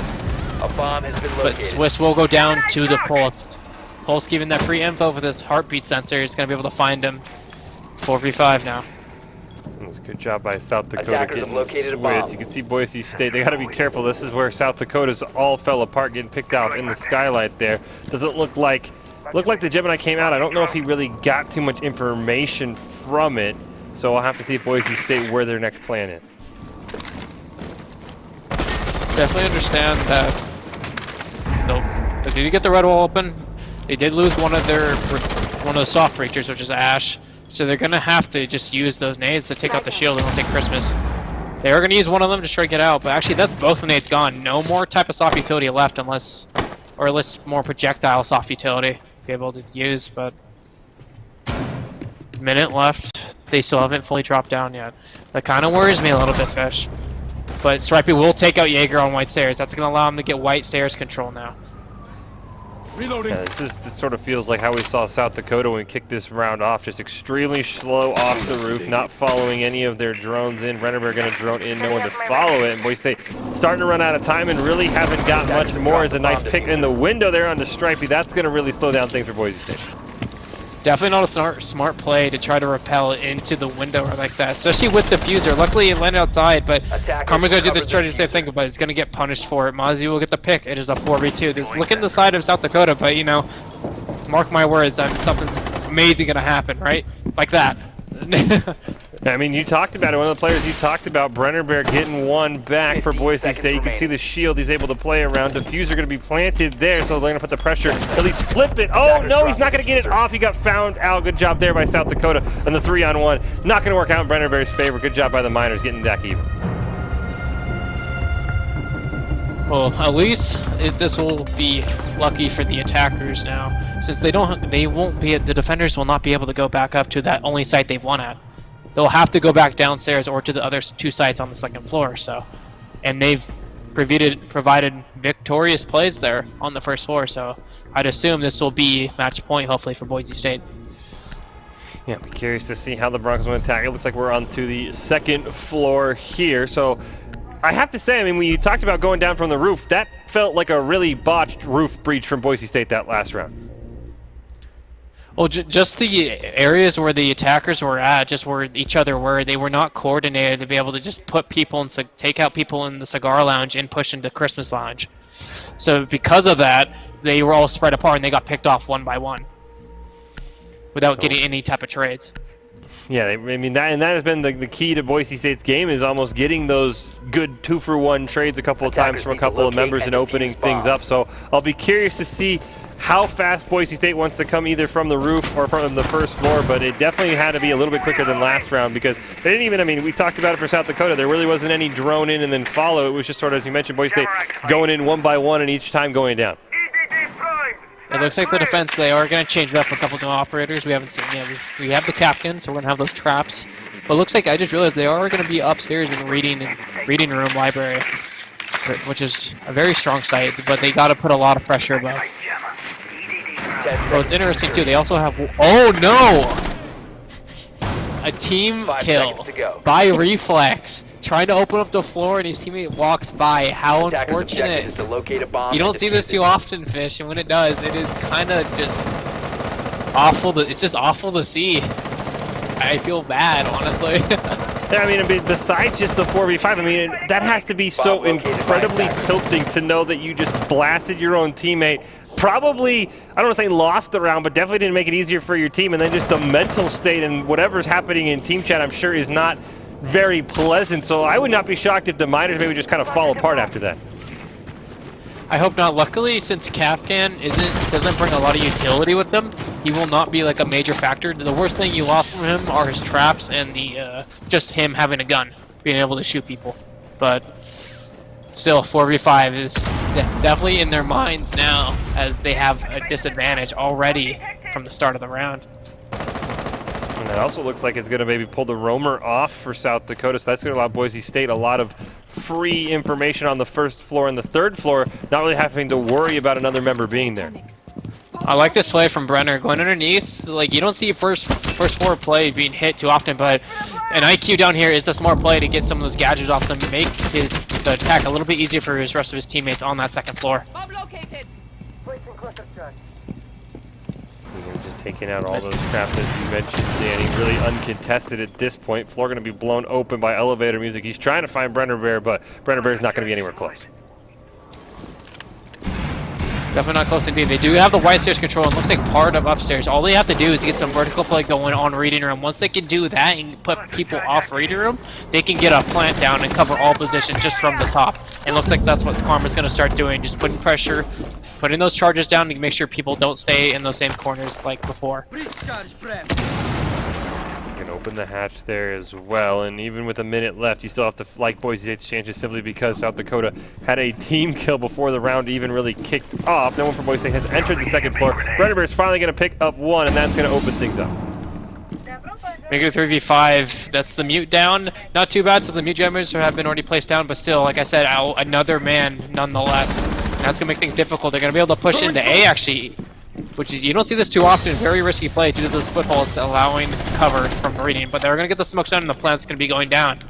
They have full control here. This does not look good for South Dakota. Attackers are activating the diffuser. Bear did take a little bit of damage, was able to get out, and now with the diffuser planted, you can see South Dakota starting to panic. Fuel Knight's going to get one back. Brenner Bear's going to walk right into one, and he's going to win that trade. Giving him a double kill this round, putting Boise State still up 2. 2v4 now, this is done. But Brenner gets another, and Infinita gets the last one, putting Boise State on match point for the first map. Good work for them. In the grand scheme of things, do you think that team kill affected South Dakota, or do you think the biggest difference, as you mentioned, was just they didn't have one more man with a gun? I think it affected them a little bit, just because it was in their heads now that they just lost an enemy, or their teammate for free. So that's definitely not something you want to see. And also another gun, you always need another gun as much as possible. It looks like they will. Well, go ahead. I was going to say, with them back on reading room and fireplace, I have to guess in chat somebody's going to say, don't stand in front of me when I'm trying to clear out the walls, because that was kind of the doom from the start for them. That's what I would at least say. Like, hey, man, I'm shooting out the walls. You just got to move. I hope they do. Like, that does happen every once in a while. Like, maybe not a full team elimination, but sometimes, like, I'll accidentally hit my teammates or something trying to make rotates, but they definitely have to be a little bit more coordinated now, especially now. This is match point for Boise State. They need to not mess up anything if they want to take this to overtime and bring it back. Uh-oh. That doesn't look like a good screen to me. It takes some time sometimes, sadly. All right. Well, thank you, Ubisoft. Come on, Ubisoft, you can do it. Uh-oh, even chat. That looks like it might be a remake. Locate and defuse as many bombs as they can. It does look like it will be a rehost. Unless, I mean, the round kind of... So the rules of this game is, for rehost, is that if the round starts and someone like Brenner just left or something like that and they call it rehost, I don't think it will... I don't think that's, like, allowed. It has to happen, like, prior to the round starting, so they might have to play this out. So maybe they just they said, hey, we felt bad for you that you shot your own teammate, so we're going to disconnect Brenner and we're going to make it fair. The bomb diffuser. 10 seconds to insertion. 5 seconds left. Knife only? Insertion. It looks like they're going to go knife only here. I'm so confused what's going on. Are they going to leave? Are they going to play this out? They haven't all left. This is really... I've never seen this before. There's one knife. Defender is exposed. Oh, it's a fun round. Okay.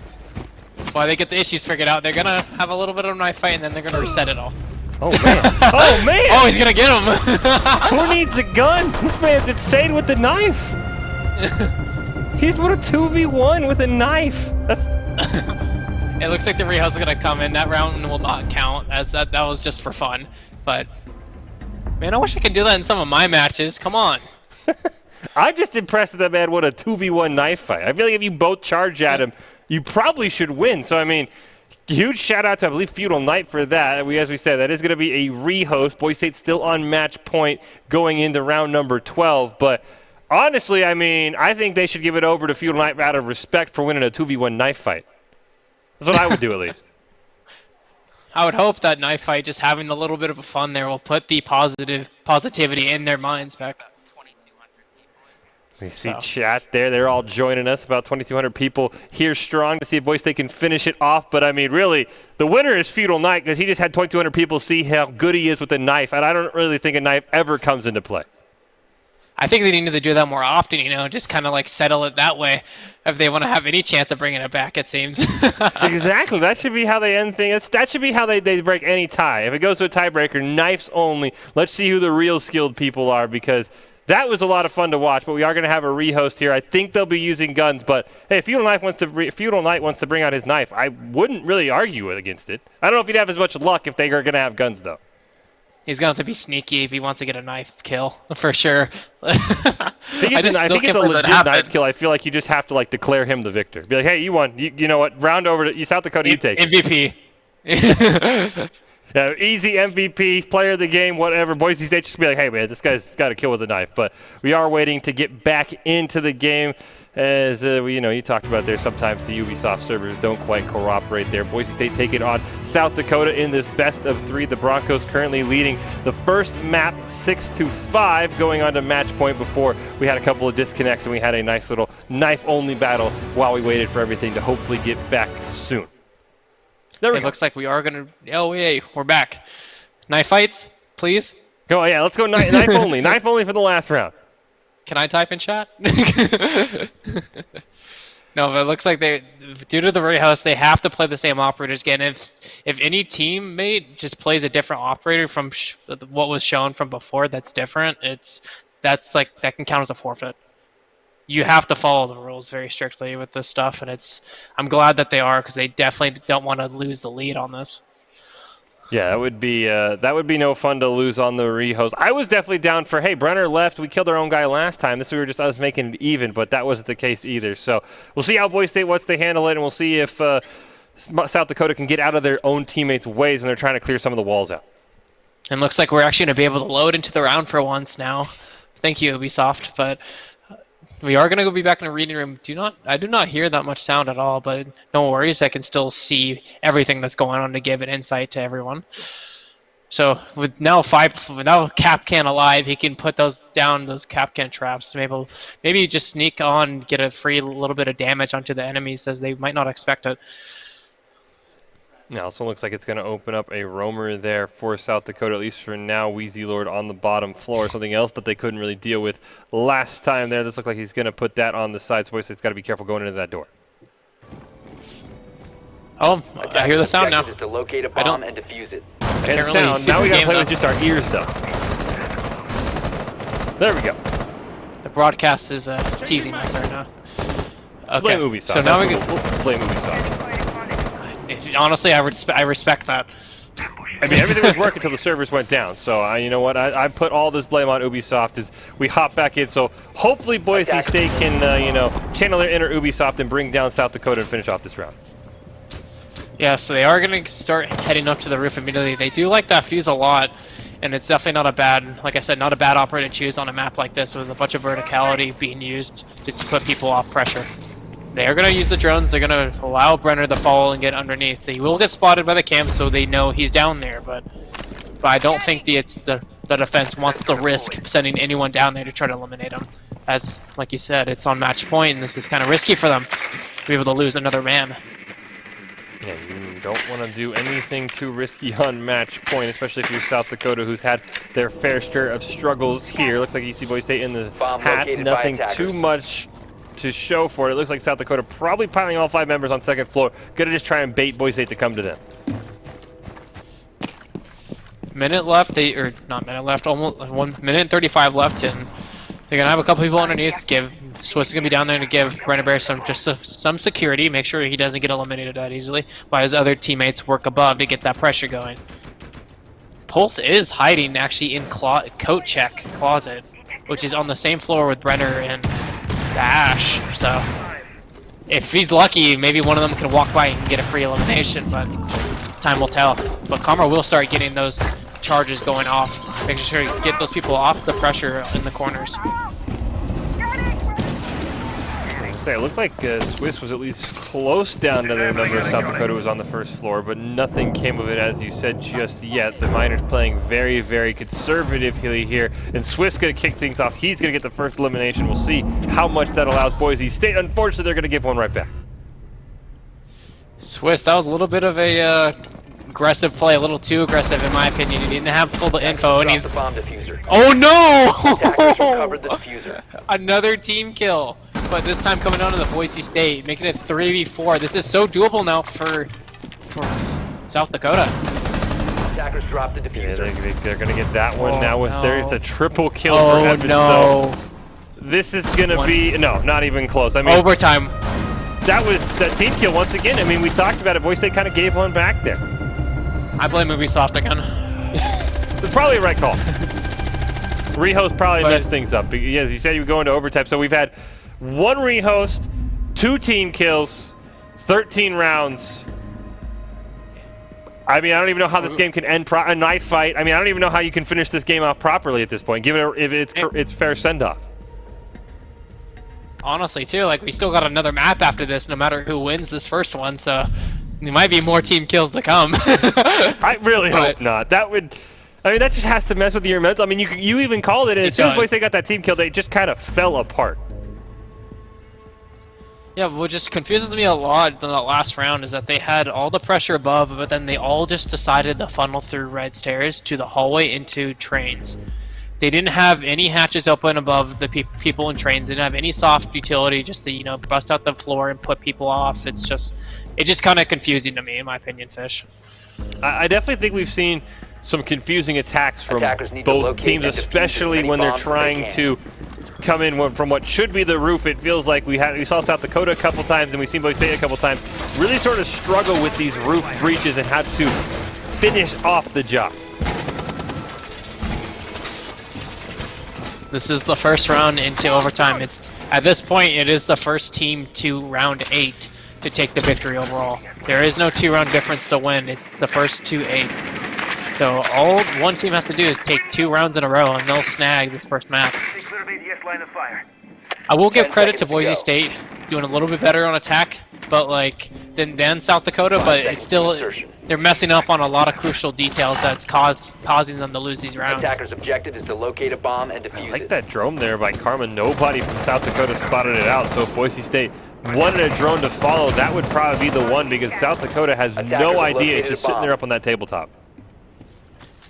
Yeah, getting the info is the best way to win this type of game, but then luckily getting it close to sight is going to speed things up a little bit, for sure.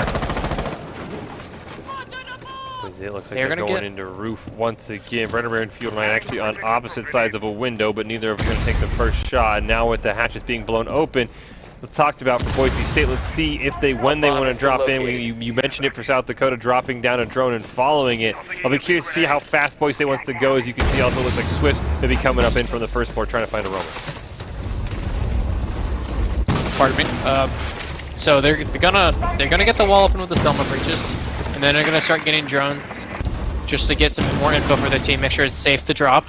And then once from there, if I was Boise State, I would drop, or I guess Boise State B team, I would drop down with the drones and start falling into Christmas, because just to start getting that control. But they're bringing the pulse, and they should be aware of this from the last couple rounds they brought them, and they haven't done anything about it, and it's kind of hindered them a little bit. Striping has dropped in. Going to be joined there by Karma as well. Looks like right now for Boise State, sort of slow playing this one. They see the shield. Last time this did not go well for the Broncos.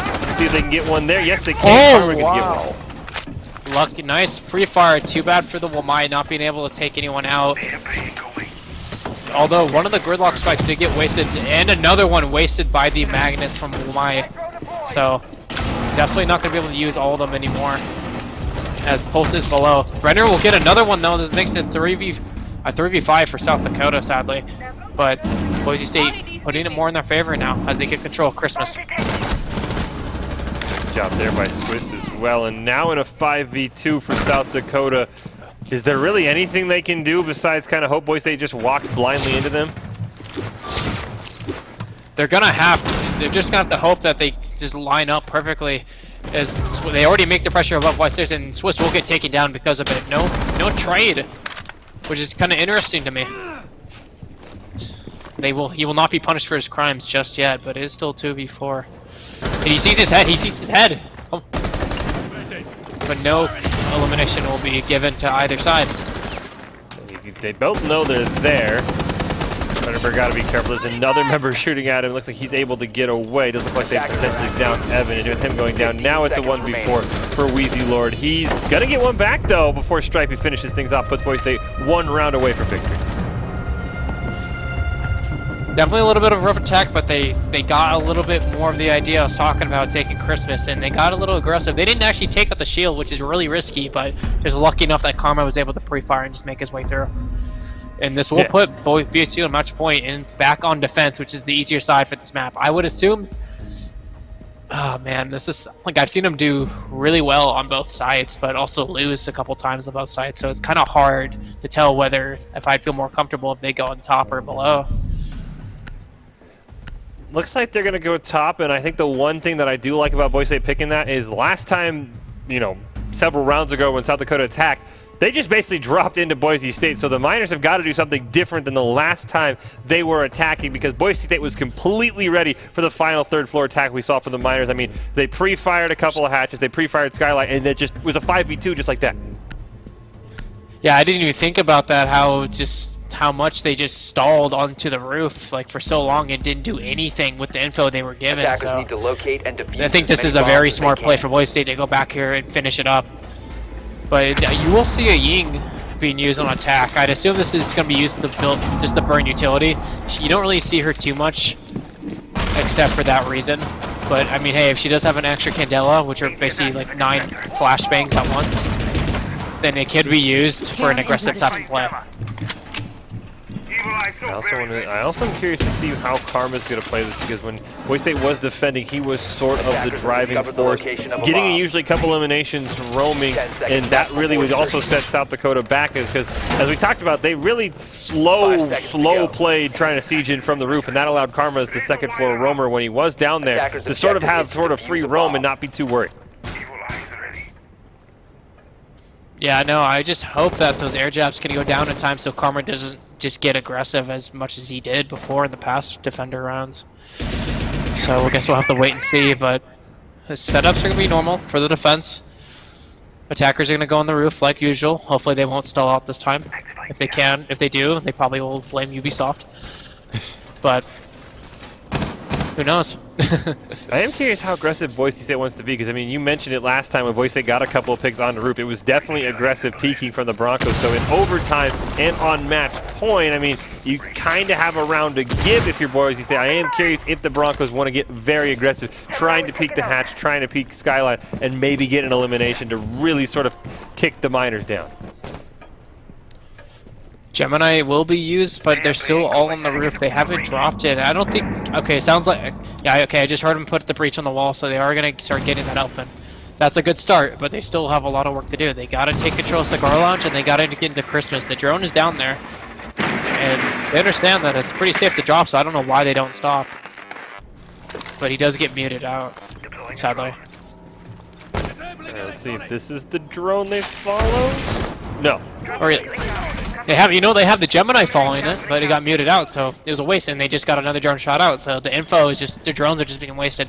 You want to use your drone, you want to treat your drones as a second life in this game. You have to do that, or else it's just going to be a waste of info and a waste of time.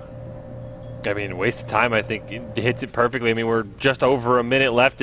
I don't think the single Miner has left the roof. They're all just sort of staring down into a hatch, be like, you go first. No, you go first. That reminds me of ranked sometimes. But yeah, they will finally drop down, they get those air jabs down, and they will start making their way into Christmas. They do not have any pressure. They do have Legion nearby, but not in Christmas, so that will be a free take. But he does have a neat little hole through the wall. Oh, hi! Playing a little peekaboo with the drone through the hole, but again, another drone wasted. Why did he peek that hole with the drone? That was just kind of, I don't know, kind of a waste.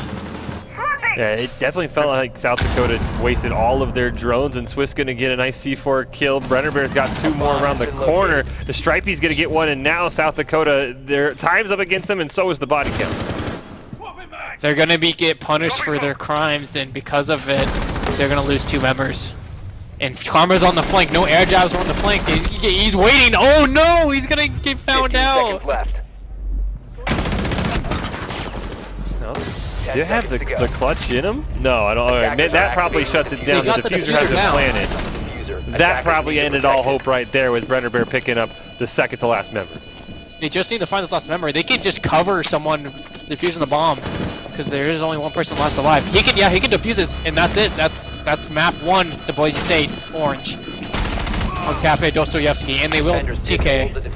Hey, we got one more in. At that point, the team kill's somewhat acceptable, as long as they don't kill the guy defusing. Oh, yeah, definitely for sure. And I just saw a bullet tracer go right by the person defusing, and yeah, definitely a hard-fought victory for the first map. Yeah, it was that first map, so now Boise State on match point, and yeah, I mean, I think you said it perfectly, especially for how South Dakota handled it. I mean, drones are that second life, and it really just felt like South Dakota was just like, we'll just throw a drone in there and it'll die. I mean, as you mentioned, they peeked a bullet hole for no reason. I really was curious what their plan was besides just like doing some cool wheelies with some drones. I think that you hit it right on the head earlier where you're saying like, oh, no, you go first. They're kind of deciding who to push, but there should always be a certain operator that's going to be the entry of any site, any building, any room. So I think they just didn't really have that coordination with them.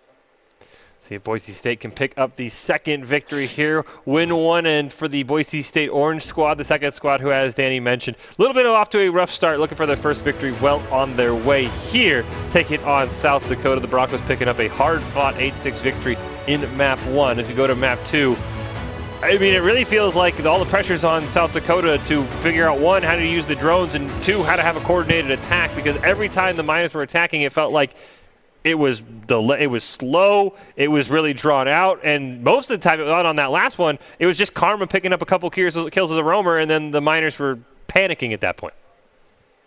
Yeah, they definitely got into their head, and I don't think the team kills earlier did help either from both sides, but it was just very uncoordinated with the drones. With the info they had, they just didn't do anything with it. They did nothing with it. They didn't have someone push. They didn't maybe take out some utility. So we are going to be heading to Coastline here for the second one. So any sort of advice you'd give Boise State Orange team here, Danny, going on to Coastline? Well, you probably don't know this, but Coastline is actually one of the only maps that's actually attacker-sided. So this is going to be way more interesting. This is a map where you don't really need a hard breach at all to win it. So there's going to be a lot more aggressive plays. BSU is just going to have to just control those hallways, make sure no defenders can rotate through, or else the defenders are just going to have a field day out. Even if it was being attacker-sided, I still have I want to see how South Dakota handles it when they are favored, how fast they're going to go, as we do see the bands coming out here from both sides. What are your thoughts on that? That's an interesting ban, the Sophia ban. You do not. That's very unorthodox. Maybe that's a target ban possibly, but I didn't really see him run it last game, so I think that's, I don't know. I mean, it's good to burn utility, and she's also a good fragger, but very interesting to see. Thatcher ban's kind of not standard, but Pulse ban, very smart. He gave him an issue last game on Cafe, and especially he's very strong on this map being on the first floor. And like I said earlier, this map is so attacker-sided, and since you don't need a hard breach, so many operators on this site, on this map, are just so flexible to use. So you can see anything now and actually have it work well. And that would sort of be interesting because, I mean, you brought that up, but you also talked about how last map it felt like Boise State was kind of going back to what they liked and weren't switching it up. So I would be curious to see, with all as many operators as you mentioned, having a little bit more chance to be played without the need for hard breach, if Boise State's going to change it up. I will say that poolside bar, by the way, is very spectacular. Baratel and I checked it out for a good 30 seconds. Great selection if you're ever down there. Oh yeah, very nice. I like to chill out there waiting for my enemies to peek me, just so, have our nice relaxing time. But we are going to start off in Hookah Lounge Billiards Room on the second floor. A very common site, the most popular site, but it is not a bad idea to bring a hard breach on the site, though. Just like they're going to bring Ace. He's such more flexible and he's quicker to get his breaches out that and he doesn't risk his life in the meantime. So it's definitely going to help him get that billiards wall and put pressure on. I am a little disappointed. I wanted to see South Dakota attack first, especially just if I'm a Boise State fan, because it feels like that has been where everything's sort of fallen apart for them. And to put them right on attack after they failed to force a last 8th, or I should say a 15th round last map, that would have been something that I would have liked to see. But them on defense, I think, is going to allow them to hopefully build their confidence back up and maybe see how Boise State does it, because the Miners' attack has left some things to be desired from time to time. Yeah, the sites will be setting up, normal setup like usual, have a rotate in the hookah and get that billiards wall that Smoke is reinforcing. That's what I hope the ace could target, because if he takes that wall down, that's basically gonna be free real estate for the attackers. It's gonna be able to push that person off to the bar and get a plant down onto A. 5 seconds remaining. And I know the roof on this map is a little bit open, so you think we'll still see somebody come from the roof, or do you think we're going to see Boise State come down from the first floor? It is kind of hard to come from the roof on this site. Like, there's only one like kind of flexible area where you can drop from the roof, which is onto that little, I don't even know what to call that. There's like this little like landing in the middle, but like in the outside there in the courtyard. But it looks like they are going to just do an all-together first floor take into office in a blue bar. They want to get that pressure down. They did bring the IQ to take out any charges, and they did bring the buck. That's going to help a lot, take out any pressure from Aqua sides. They can take Aqua, but they need to put people above, I feel, onto the Aqua back to start pushing that. I will watch over us. You look like Boise State. They cleared a couple holes in the wall, in the ceiling, or in the roof, or the floor, I should say. But Wheezy Lord just able to dodge it. And as you mentioned, Boise State looks like now potentially Brenner Bear is going to maybe go up top. No, he's just sort of running around. There, it looks like he's going to rappel up onto the roof. Not a bad play at all. The roof on this map is pretty strong, just because you can see all the hallways, like both rotation hallways, to just cut off for any type of rotation. So if he's up there, he can definitely get a free pick or two, maybe. Or just even if they know that he's up there, just the presence there, let alone, will make them have to rethink their rotation plan. But Infinity's going to get a little aggressive on Cool Vibe stairs. I don't think they know he's there, and might get a little sneaky pick if lucky. But no, he will get picked off, sadly, by Wamai. Now looks like we're going to see another member of Boise State up on the roof. You see Karma on that second floor balcony, and it looks like for Boise State, this is sort of what we've seen with the Miners, where it feels very slow. You don't see many drones coming out. You don't see a lot of information being given to the Boise State side. And they will get that wall open, and Swiss will get aggressive and take out the guy Kubas. There's 1-1-2, you're right, and he does get him. They were both unaware of each other's presence, but Swiss will take him out. He is in the site now, and that definitely puts more pressure on the defenders. Have to worry about that. So if I were the other team, I would rotate the hookah while you have the chance, but he will get taken down. But they do have to go back to site and take it back before the attackers get in for free. 40 seconds left. Boise State just barely down 2v3. You can see Wheezy Lord just above a quarter HP, and Brenner Bear and Stripey both sitting there. There's the drone going to come out from Boise State. Try and pick up to see where somebody is.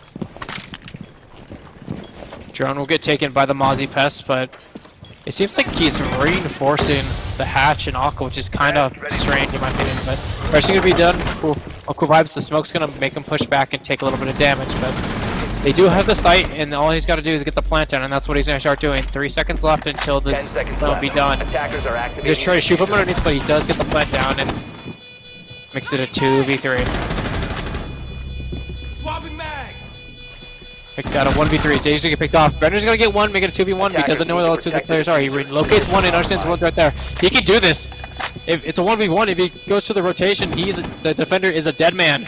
But Brenner is very lit, so this is going to be very close. 20 seconds left. Castle's got to make a push here any minute now, any second now, if he wants to take this back. 14 seconds. He has to get the pick now, or it is do or die. But Brenner will clutch it out. 3v1 by the man himself. Very well done.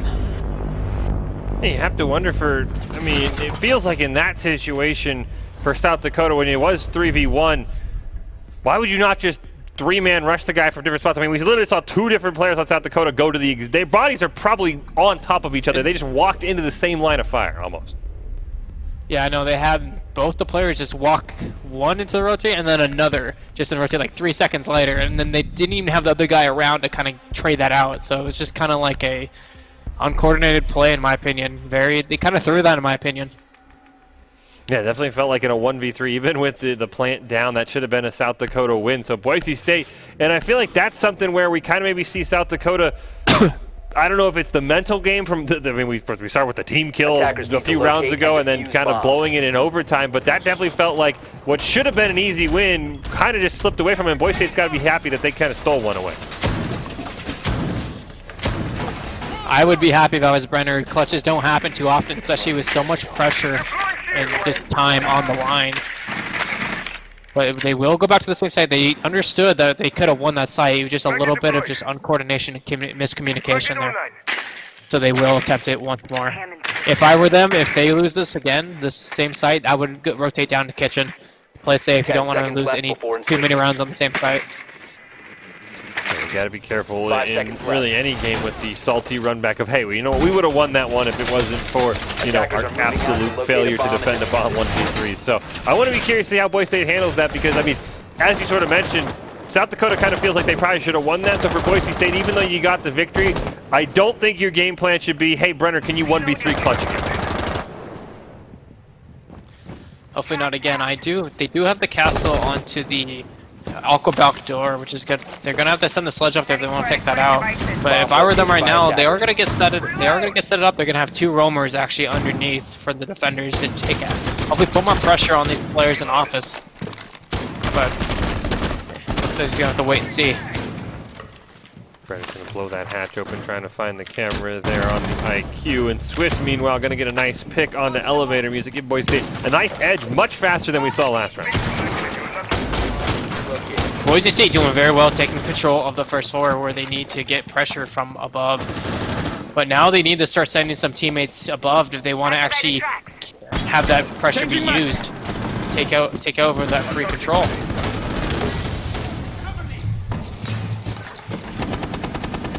Yeah, it definitely feels like Boise State, this is kind of where they kind of fell apart last time and they stalled out on the balcony. It does look like they've lost a member sort of sitting, waiting down, see if anyone can get to him. But for Boise State, this is where I think they've got to make sure they start making plays. Smoke canister will finish him out, and that is kind of interesting to see the smoke on the FMG9. I guess this does make sense. It is kind of a more long-range type of map, or just you're going to get in a lot more gunfights, I feel, but as a smoke, you would definitely want to run that shotgun to make rotations. Whoa, we'll get the door will get open, and they're gonna try to make a play into Hookah and get control of it quick. And that's exactly what this is do. So he's gonna get in and get control of Hookah, but he will get picked off by the guy behind the site. They do now have control, but they are kind of pinched in a corner. They're gonna have to wait for that smoke to be able to take out the diffuser going down. Attackers activating diffuser. 3v3 now. You see Karma in the exact same spot Brenner Bear is, so I'll be curious to see if South Dakota's ready for it this time. He does pick up the smoke, that'll put him back in 3v3, but smoke is still very lit. 3v2 now as Karma gets another one, but 2v2 as that is actually traded out. Man, people are just going out one by one right now, and it's all left to Brenner again. Can he do it twice in a row? He does have a better chance this time, but he is outside. Looks like the diffuse starting to go off. No time. That is a round for Boise State. Not enough time now, so all I can hope for get is another pick, and Brenner will do it again. Clutch for the team. Very well done. It just feels like South Dakota is being put in these situations where it feels like they should have the advantage. They have the man advantage. And I don't know if they're just not comfortable. I don't know if there's just not communication, but it feels like a 2v1 should be almost as much of a win as a 3v1 should have been. And both times Brenner Bear gets those clutches, as you mentioned, Danny. That doesn't happen very often. I highly doubt it's supposed to happen twice in a row. Yeah, definitely unlikely. I mean, he shouldn't be able to give those freebies, and it looks like for a while they didn't even really locate the diffuser, so that kind of like made him waste a lot of time. But we are gonna, like I said, they're gonna go back down into kitchen and service entrance. The site's a little bit more keen on verticality from above now. They're gonna have to take penthouse and theater control if they want to be able to get a plant off in service. Kitchen wouldn't be a bad one either, but kitchen's a little bit more risky. They can get shot out from courtyard, they can get a shot out from the entrance. So I think a server's take would be much more appropriate for this type of site. Attackers need to locate and defuse Every time as that many screen bombs as flashes, they I just can. think that we're going to have Ubisoft bring the whole game down. It's like my heart nearly skips a beat every time we see that screen for more than like a half second. Attackers have located a bomb. I know, every time the new update comes out for Siege, they run it through the test servers, they say they fix all the stuff, and then you get in the game and it's just like, why? No, you didn't do anything, what do you mean?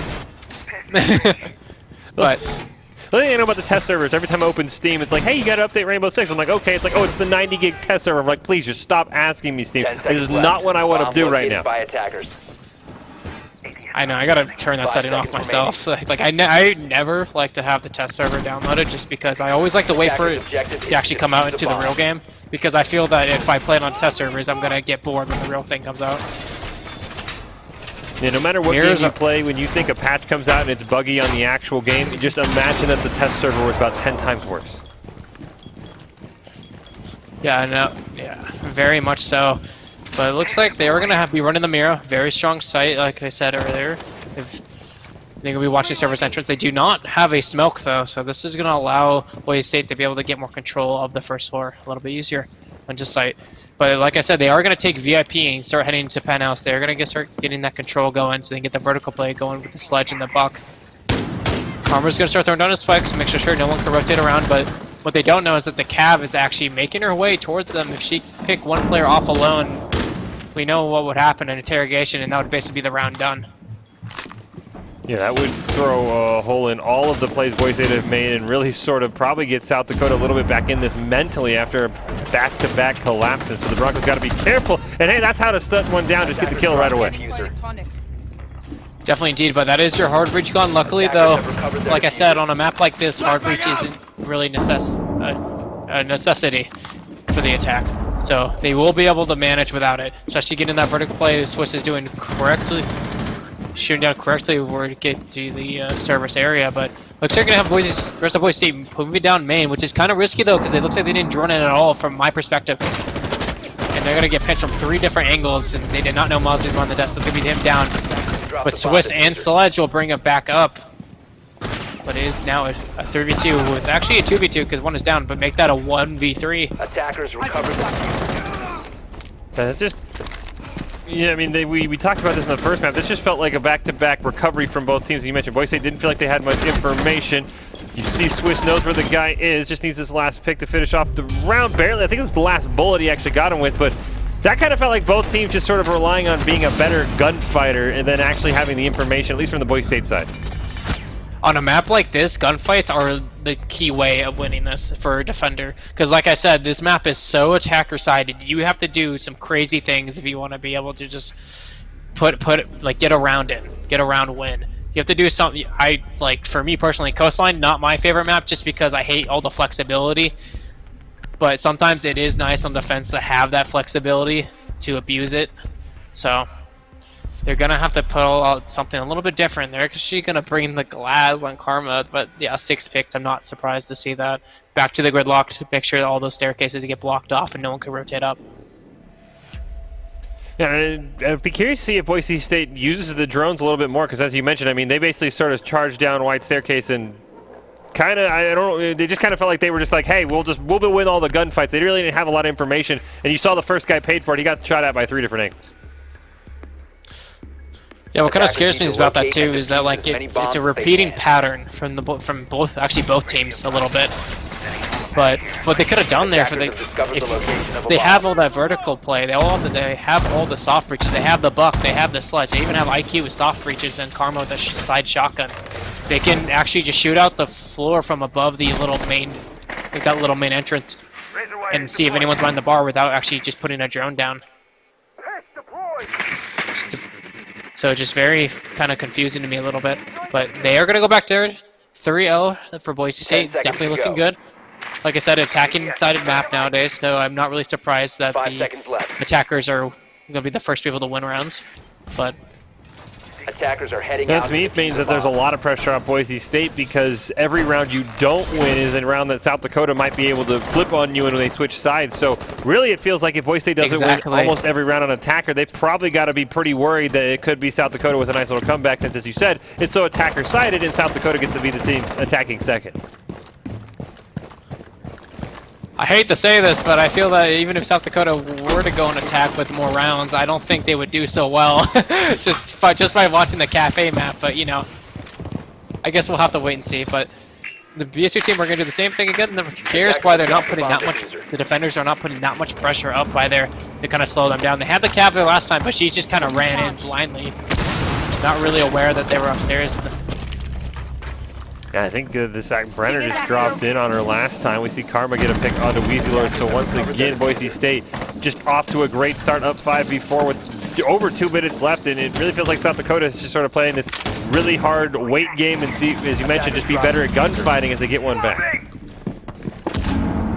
Definitely good to get a 4v4. That is the buck down. They still have the sledge and they have his grenade, so that is still not going to be too much of a problem. At that point, just another gun, but again, and they're actually going to do what I said. They're actually going to get that vertical control, make sure no one's in the bar, and they look like there's no one there, so that's going to be free coverage from downstairs once they get down wide stairs.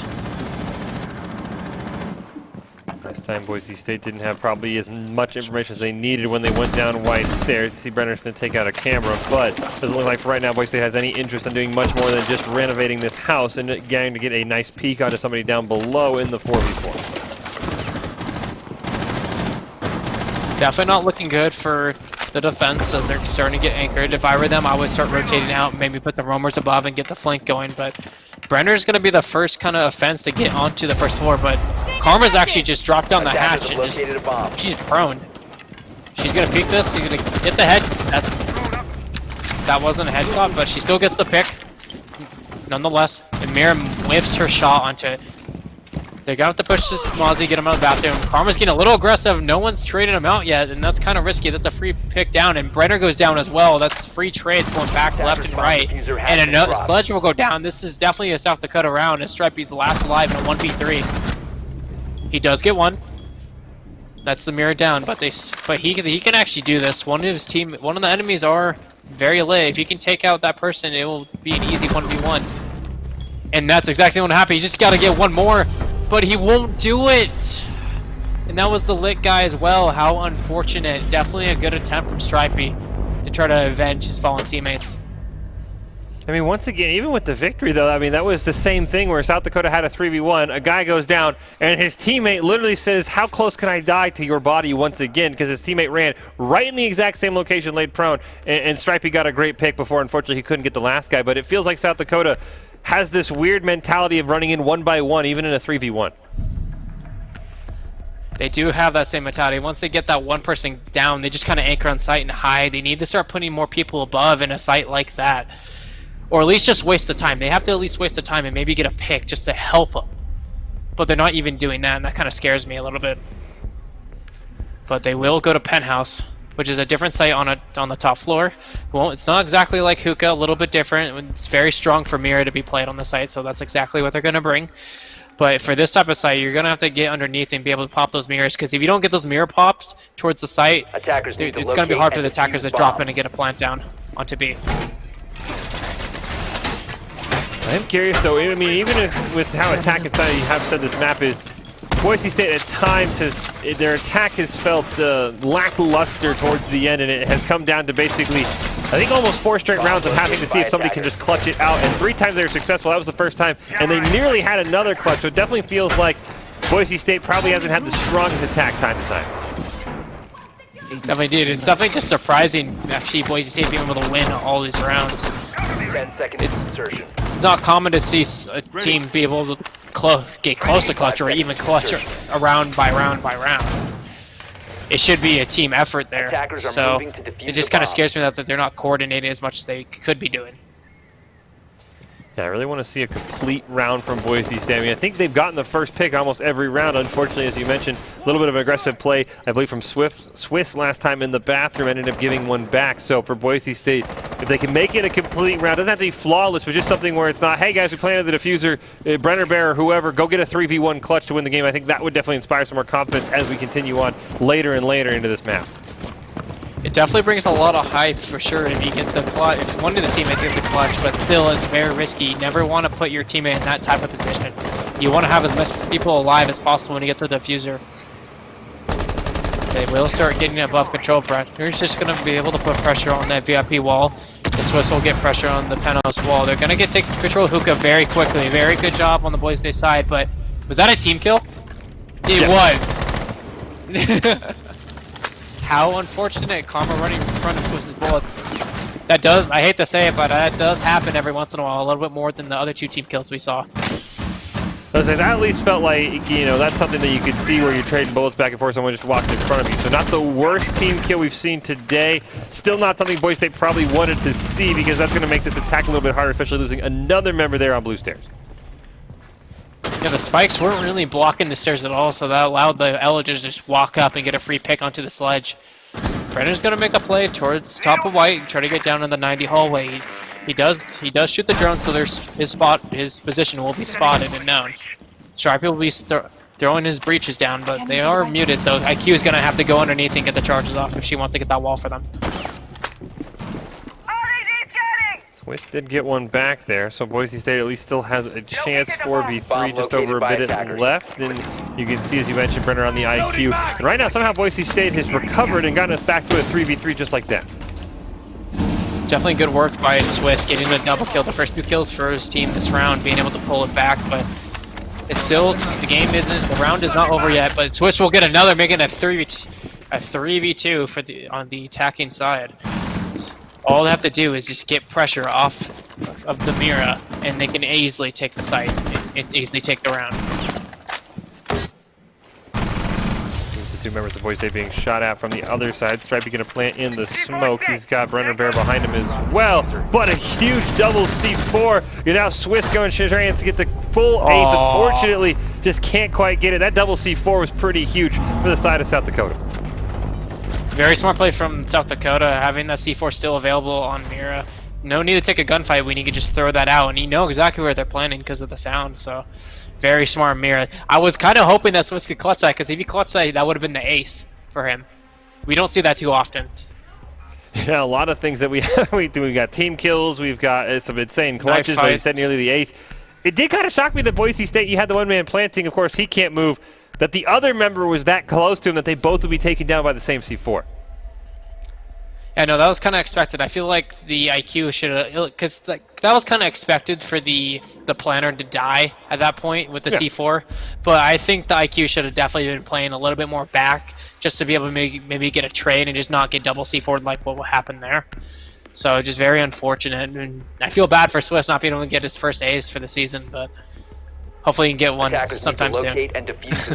This would be a great round to get one. Boise State trying to get it back, and I mean, it really feels like, even though it's 3-2 Boise State, this could almost easily be 4-1 South Dakota with how Boise State has played. So even as attacker favorite, as you've said this is, Danny, Boise State, as I've said it before, the attacks haven't inspired much confidence. Now, I don't know if I have much confidence in South Dakota based off what we saw last map, but this might be turning, these teams have turned this into a defender-favored map almost. Yeah, if Boise State can just get one more round on attack, this will be a little bit more comfortable for them on defense. And same with South Dakota, if they can just put, like, even just having 2 rounds on defense is nice to have. Just because of how like I said, how attacker-sided it could be. But if they get one more, that's even better. Attacker's objective is to locate a bomb and defuse it. So they're gonna go back to Hookah. This is the site they lost twice to a clutch, so I hope this time they can finally bring it back. They brought the Maestro. They'll hopefully help deny any type of plant for sure. But they will start heading off to the roof and start getting their entries to the right positions. They're actually gonna put some people underneath like usual. Very smart play, but they need someone on that aqua balk to be able to take that pressure immediately. The way I see South Dakota playing this is, if Boise State just shot through the floor just to put people all pressure, and then just took aqua immediately, they could easily get a plant down. like within the first minute, I believe. Now it's like Boise State more content to slow play and have Brenner Bear on the IQ, trying to clear out as many gadgets as he can. Does have a member above him as well. Unfortunately, can't see that. Going to break the ceiling fan and then able to take that one out. But yeah, it definitely feels like Boise State is still more content to just kind of slow play this one. Definitely not a bad thing to do. Like, they're playing a little bit smart. They don't want to get too aggressive. Like you said, this is going to be one more round and then they switch sides. But Infinity will get a nice grenade kill onto the Jaeger. No, that's more than likely your roamer gone. But nonetheless, just a gun down. I feel like about the 4th or 5th time Boise State still has gotten the first elimination, but that hasn't always gone in their favor. This is when they've sort of gotten maybe a little bit too over-aggressive and then almost given one back to South Dakota to let things get tied up at Forest Side. So for Boise State, this one going to be clutch right there. They're going to give one right back. Make it a 4v4. Minute 20 left. They still got plenty of time to get the snipe, but it doesn't look like they don't have that much control over Hookah. As Brenner just stays on the roof and tries to see if anyone can rotate off and get a free pick. But right now they're just trying to burn the ADSs and the Wamitis just to get the shield off so they can get into Hookah, because that's the biggest problem that's causing the attackers. But Stripey will bounce it back with one as well, but there's still one playing behind the shield. And another one actually taken out by Stripey. Nice double kill. Make it a 4v2. Oh, nice shooting through the wall there by South Dakota. This looks like the plant's going to go down, so now it's a 3v1, so it's time to see if the South Dakota can get the 3v1 clutch. Not going to be able to do it this time, though.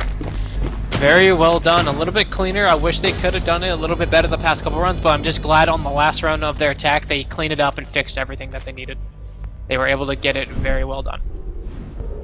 Now, this is the one I was curious for because, I mean, South Dakota, they didn't have the greatest time attacking last time on Cafe. I want to see how they put this together, as you said, on an attacker-favored map, that they were still able to steal 2 away from Boise State when they were defending.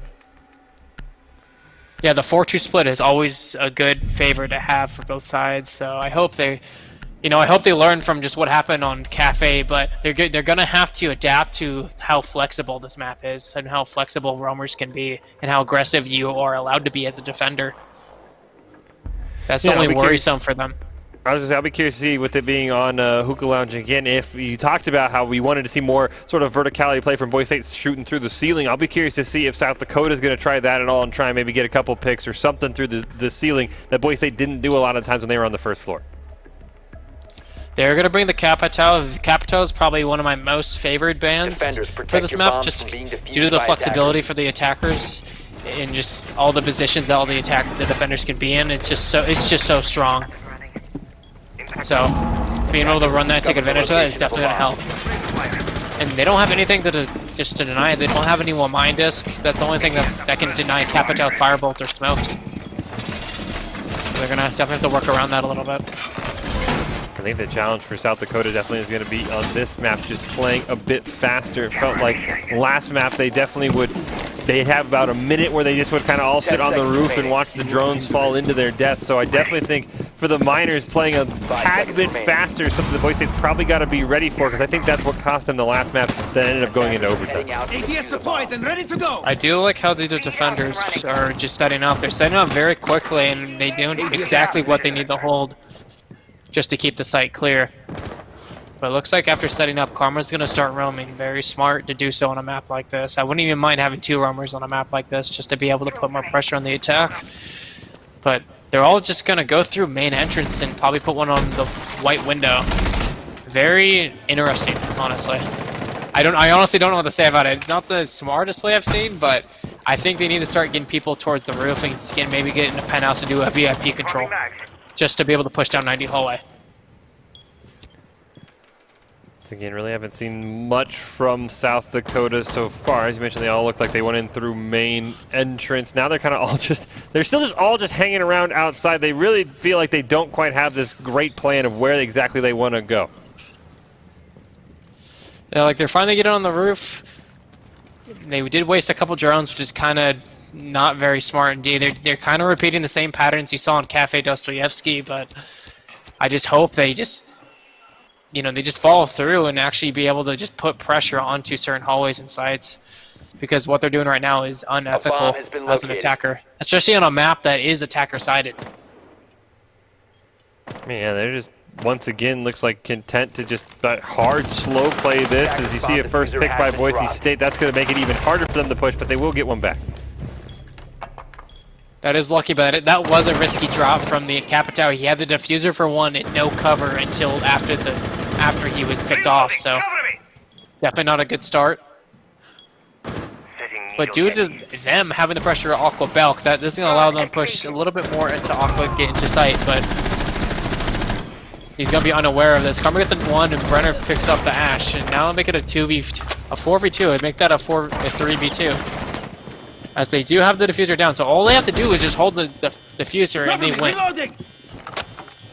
That's exactly what they're going to do.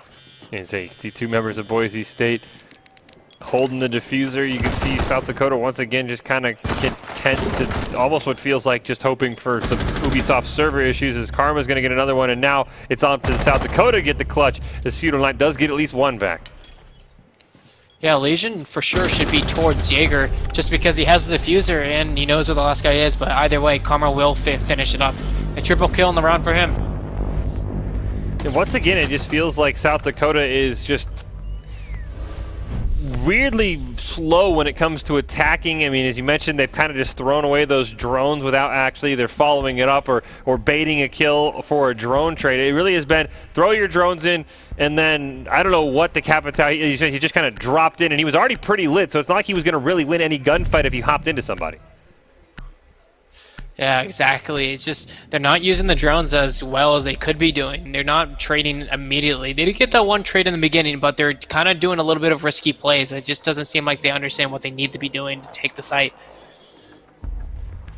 So we do see Boise State 5-2 lead going on to the first floor, so I'll be curious to see. It really does feel like South Dakota, attacking just does not feel like their strong suit. It's a lot of drawn out, several minutes of them just sort of waiting around the site, and then that last 30-second wild push when they're already usually down at least one member. Like for any player, especially just any new player as well, just coming into the game, playing attack is something to get used to. It's always nice to play in defense because, you know, they have to come to you. But it just seems to me that they're still like scared of it. Personally, I love attack. It's more fun, makes things more interesting, because I feel like on defense I just kind of sit around and wait till something happens, but 10 seconds left. I just hope they can learn and be able to put their drones into better positions and actually use them a little bit more wisely. Yeah, man, I think you said that perfectly. It does feel like on defense, South Dakota was more than content saying, hey, you just walk right into us, and they ended up doing usually a good job. But on attack, it feels like they're always scared of, well, what if someone's around that corner? It almost looks like they're outthinking themselves, and they think Boise State has like 15 members on the map, and they don't want to get caught out, and then they end up getting caught out and putting themselves in an even worse position. Yeah, indeed, and they're not even using the utility they have on their operators to, you know, just be able to use precisely as well as they could. I say that as Capitao actually starts to put some pressure down on the kitchen window. It looks like they want to go for a kitchen window rush. I have seen this before in the past. It is not a bad thing to do, but they just need to understand where the other players are before they can do it. But they will get the smoke down, and will they start jumping in? No, it looks like they're just waiting again. That's a waste of utility. And it doesn't even matter because the Evil Eye can see everything through the smoke with his Evil Eye camera. You can see Stripey has information on what looks like at least 3 members of South Dakota, so Boise State very, very aware of where the miners want to go. And as you mentioned, it feels like the smoke came out, you thought it would be a rush, and then as soon as the smoke faded, South Dakota was like, nah, we don't want to be there. Yeah, that smoke dissipated, and it's kind of a waste of utility. At this point, I just don't think they know what they're doing a little bit. Like, I hate to say that, but I want to give them some hope, but I just feel like they're repeating the same bad patterns over and over again. Nice Capitao build. That's going to put him off of pressure. That's a good way to use the utility. That's going to put him more towards service. That gives them a little more open area towards service, but they need pressure main entrance. They got to put pressure main entrance due to the footholes of bathroom that can see them walk through service entrance. I say that as the plant actually starts to go down. Attackers are activated. They did finally get in on the plant. The smoke has come out. You can see Brenner Bear spraying through, not able to find anyone. You can see that he's going to take out the drone, and there's a member right on the other side of that wall. We'll see if we can find him. Swift's going to get another one here. This is probably the fastest we've seen South Dakota play. Unfortunately for the Miners, looks like Boise State's going to have not only the defuse, but a couple of members getting up. Unfortunately, Brenner Bear going to get found out. Yeah, all the teammates towards main to try to revive his teammate, but I don't think it was smart for Brenner to start defusing. But I say that it's 15 seconds left and it's 32. This definitely looks on the side of South Dakota now as they still have to find 3 players and defuse the bomb. He will get 1, but there is no time. This South Dakota will win this round. It looks like elevator music will pick up the 2 regardless. And I mean, you have to say you have to compliment South Dakota, as we talked about. They finally did at least use some of the utility with the fireball from Capital, but it feels like if they had gone in on the smoke, they could have done that probably about 30-40 seconds sooner and maybe had it a little bit cleaner as well. Yeah, they had all the utility for it. I'm not sure if they scouted it out prior, but there was only 1 person like towards site, and even then it was on the other bomb. So if they could have got that plan off for free, it would have been a lot safer. Sticking on the Capital. Yeah, I think you had it right with the waste of utility. So I'll be curious to see if we see smoke come out and if they actually go into it, or if they're going to try and maybe juke with the smoke, which doesn't feel like Boise State really fell for it. But I guess in the end, the Miners did pick up the victory, so usually you got to have that going for them. But it still feels like they could have been a little bit cleaner and a little bit quicker. Oops, pardon me. Yeah, no, I just hope they can, they got that round, so they do have some hope now. But they still got to get another couple rounds just to get a tie, just to bring back. And then after that, they have to get 2 more just to take the victory. In BSU, all you have to do is take 2 rounds, and they got the map and the series. And this will be their first win ever so far this start of the season. You definitely can maybe feel a little bit of pressure mounting for the BSU Orange Squad, as Danny just mentioned, trying to pick up their first victory. But South Dakota hasn't made it easy on themselves so far, so neither team, the mental state is something you got to be curious about, the pressure on both sides. And yeah, I mean, as far as attacker favorite as this map, as you said, it really hasn't felt like either attacking team has had much confidence or much, faith in their own ability to execute. 5 seconds. Yeah, definitely just a lot of uncoordinated plays on attack. On a map with just like an attacker, like I said, attacker-sided. If a lot of players don't know what to do on attack, then the defenders have the free reign here. For sure. UC, IQ taking out the default. I want to see how fast South Dakota plays this and if they use their utility this time to actually siege in on the site. As you can see, Boise State right now really hasn't seen too much, but South Dakota really hasn't had much of a push. But they are going to get the first elimination of the round onto Karma. Honestly, I'm going to say a very dumb play by Karma. He went to the main entrance door and just opened it right in front of them, and that's a run out you tend to not really want to do. So now that puts Boise State 4v5.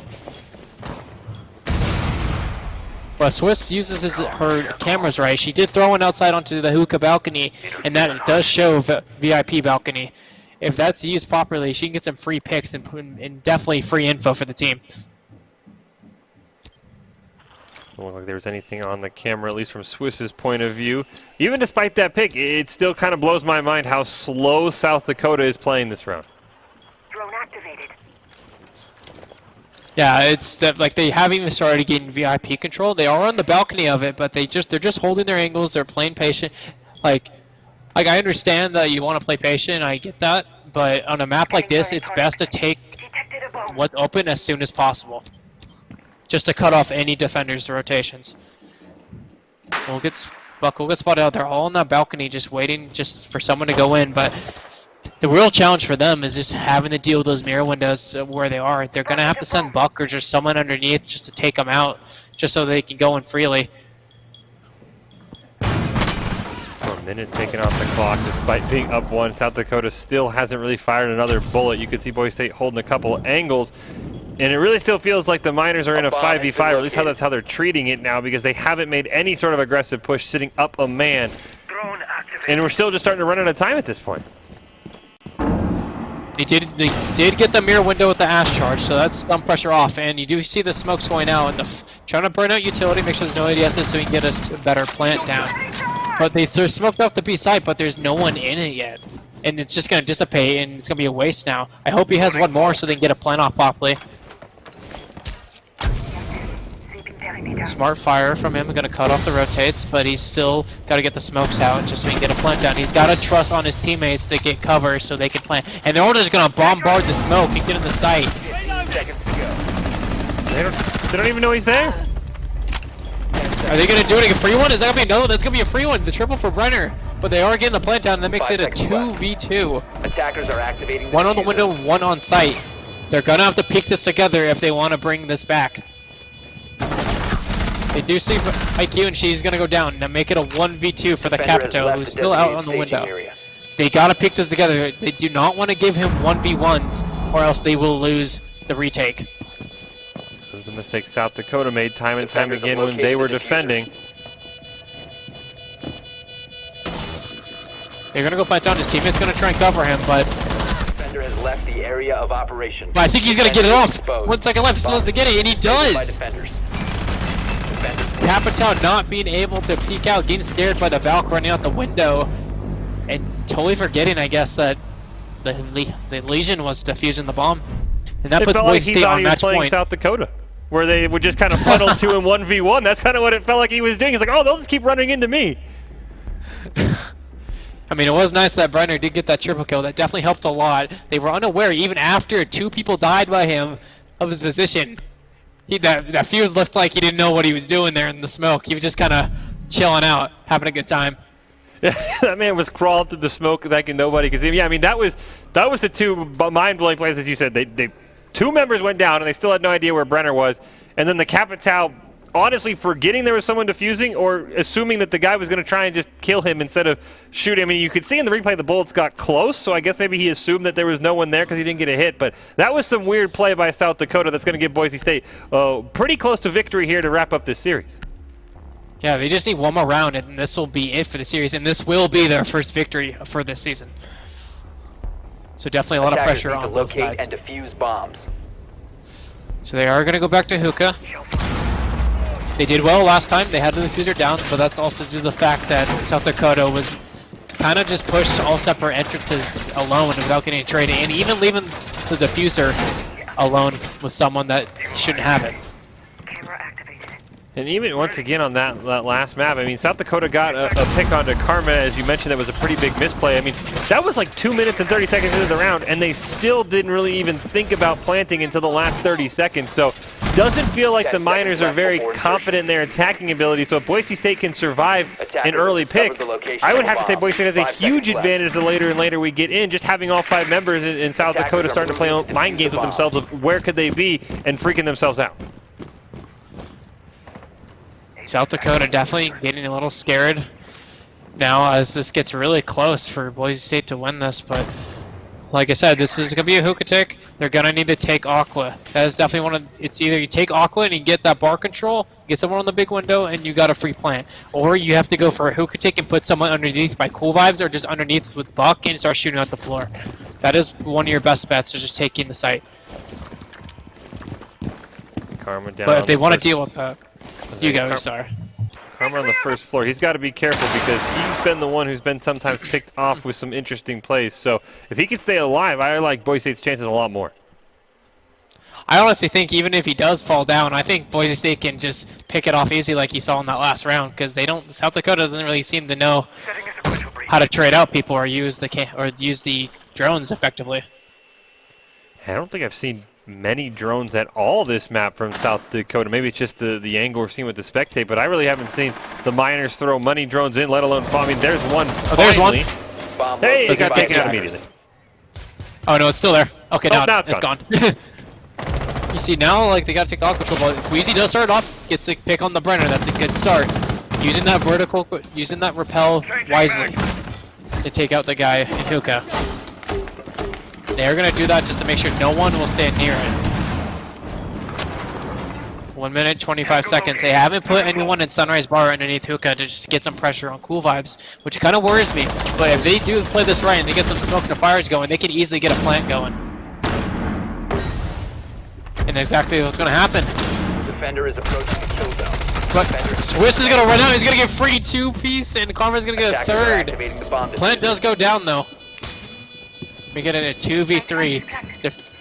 Boise State's gonna have to definitely retake this. Where the bomb is located out, they're gonna have to rely on 2 of the teammates to take the gunfights while one of them defuses. Position compromised.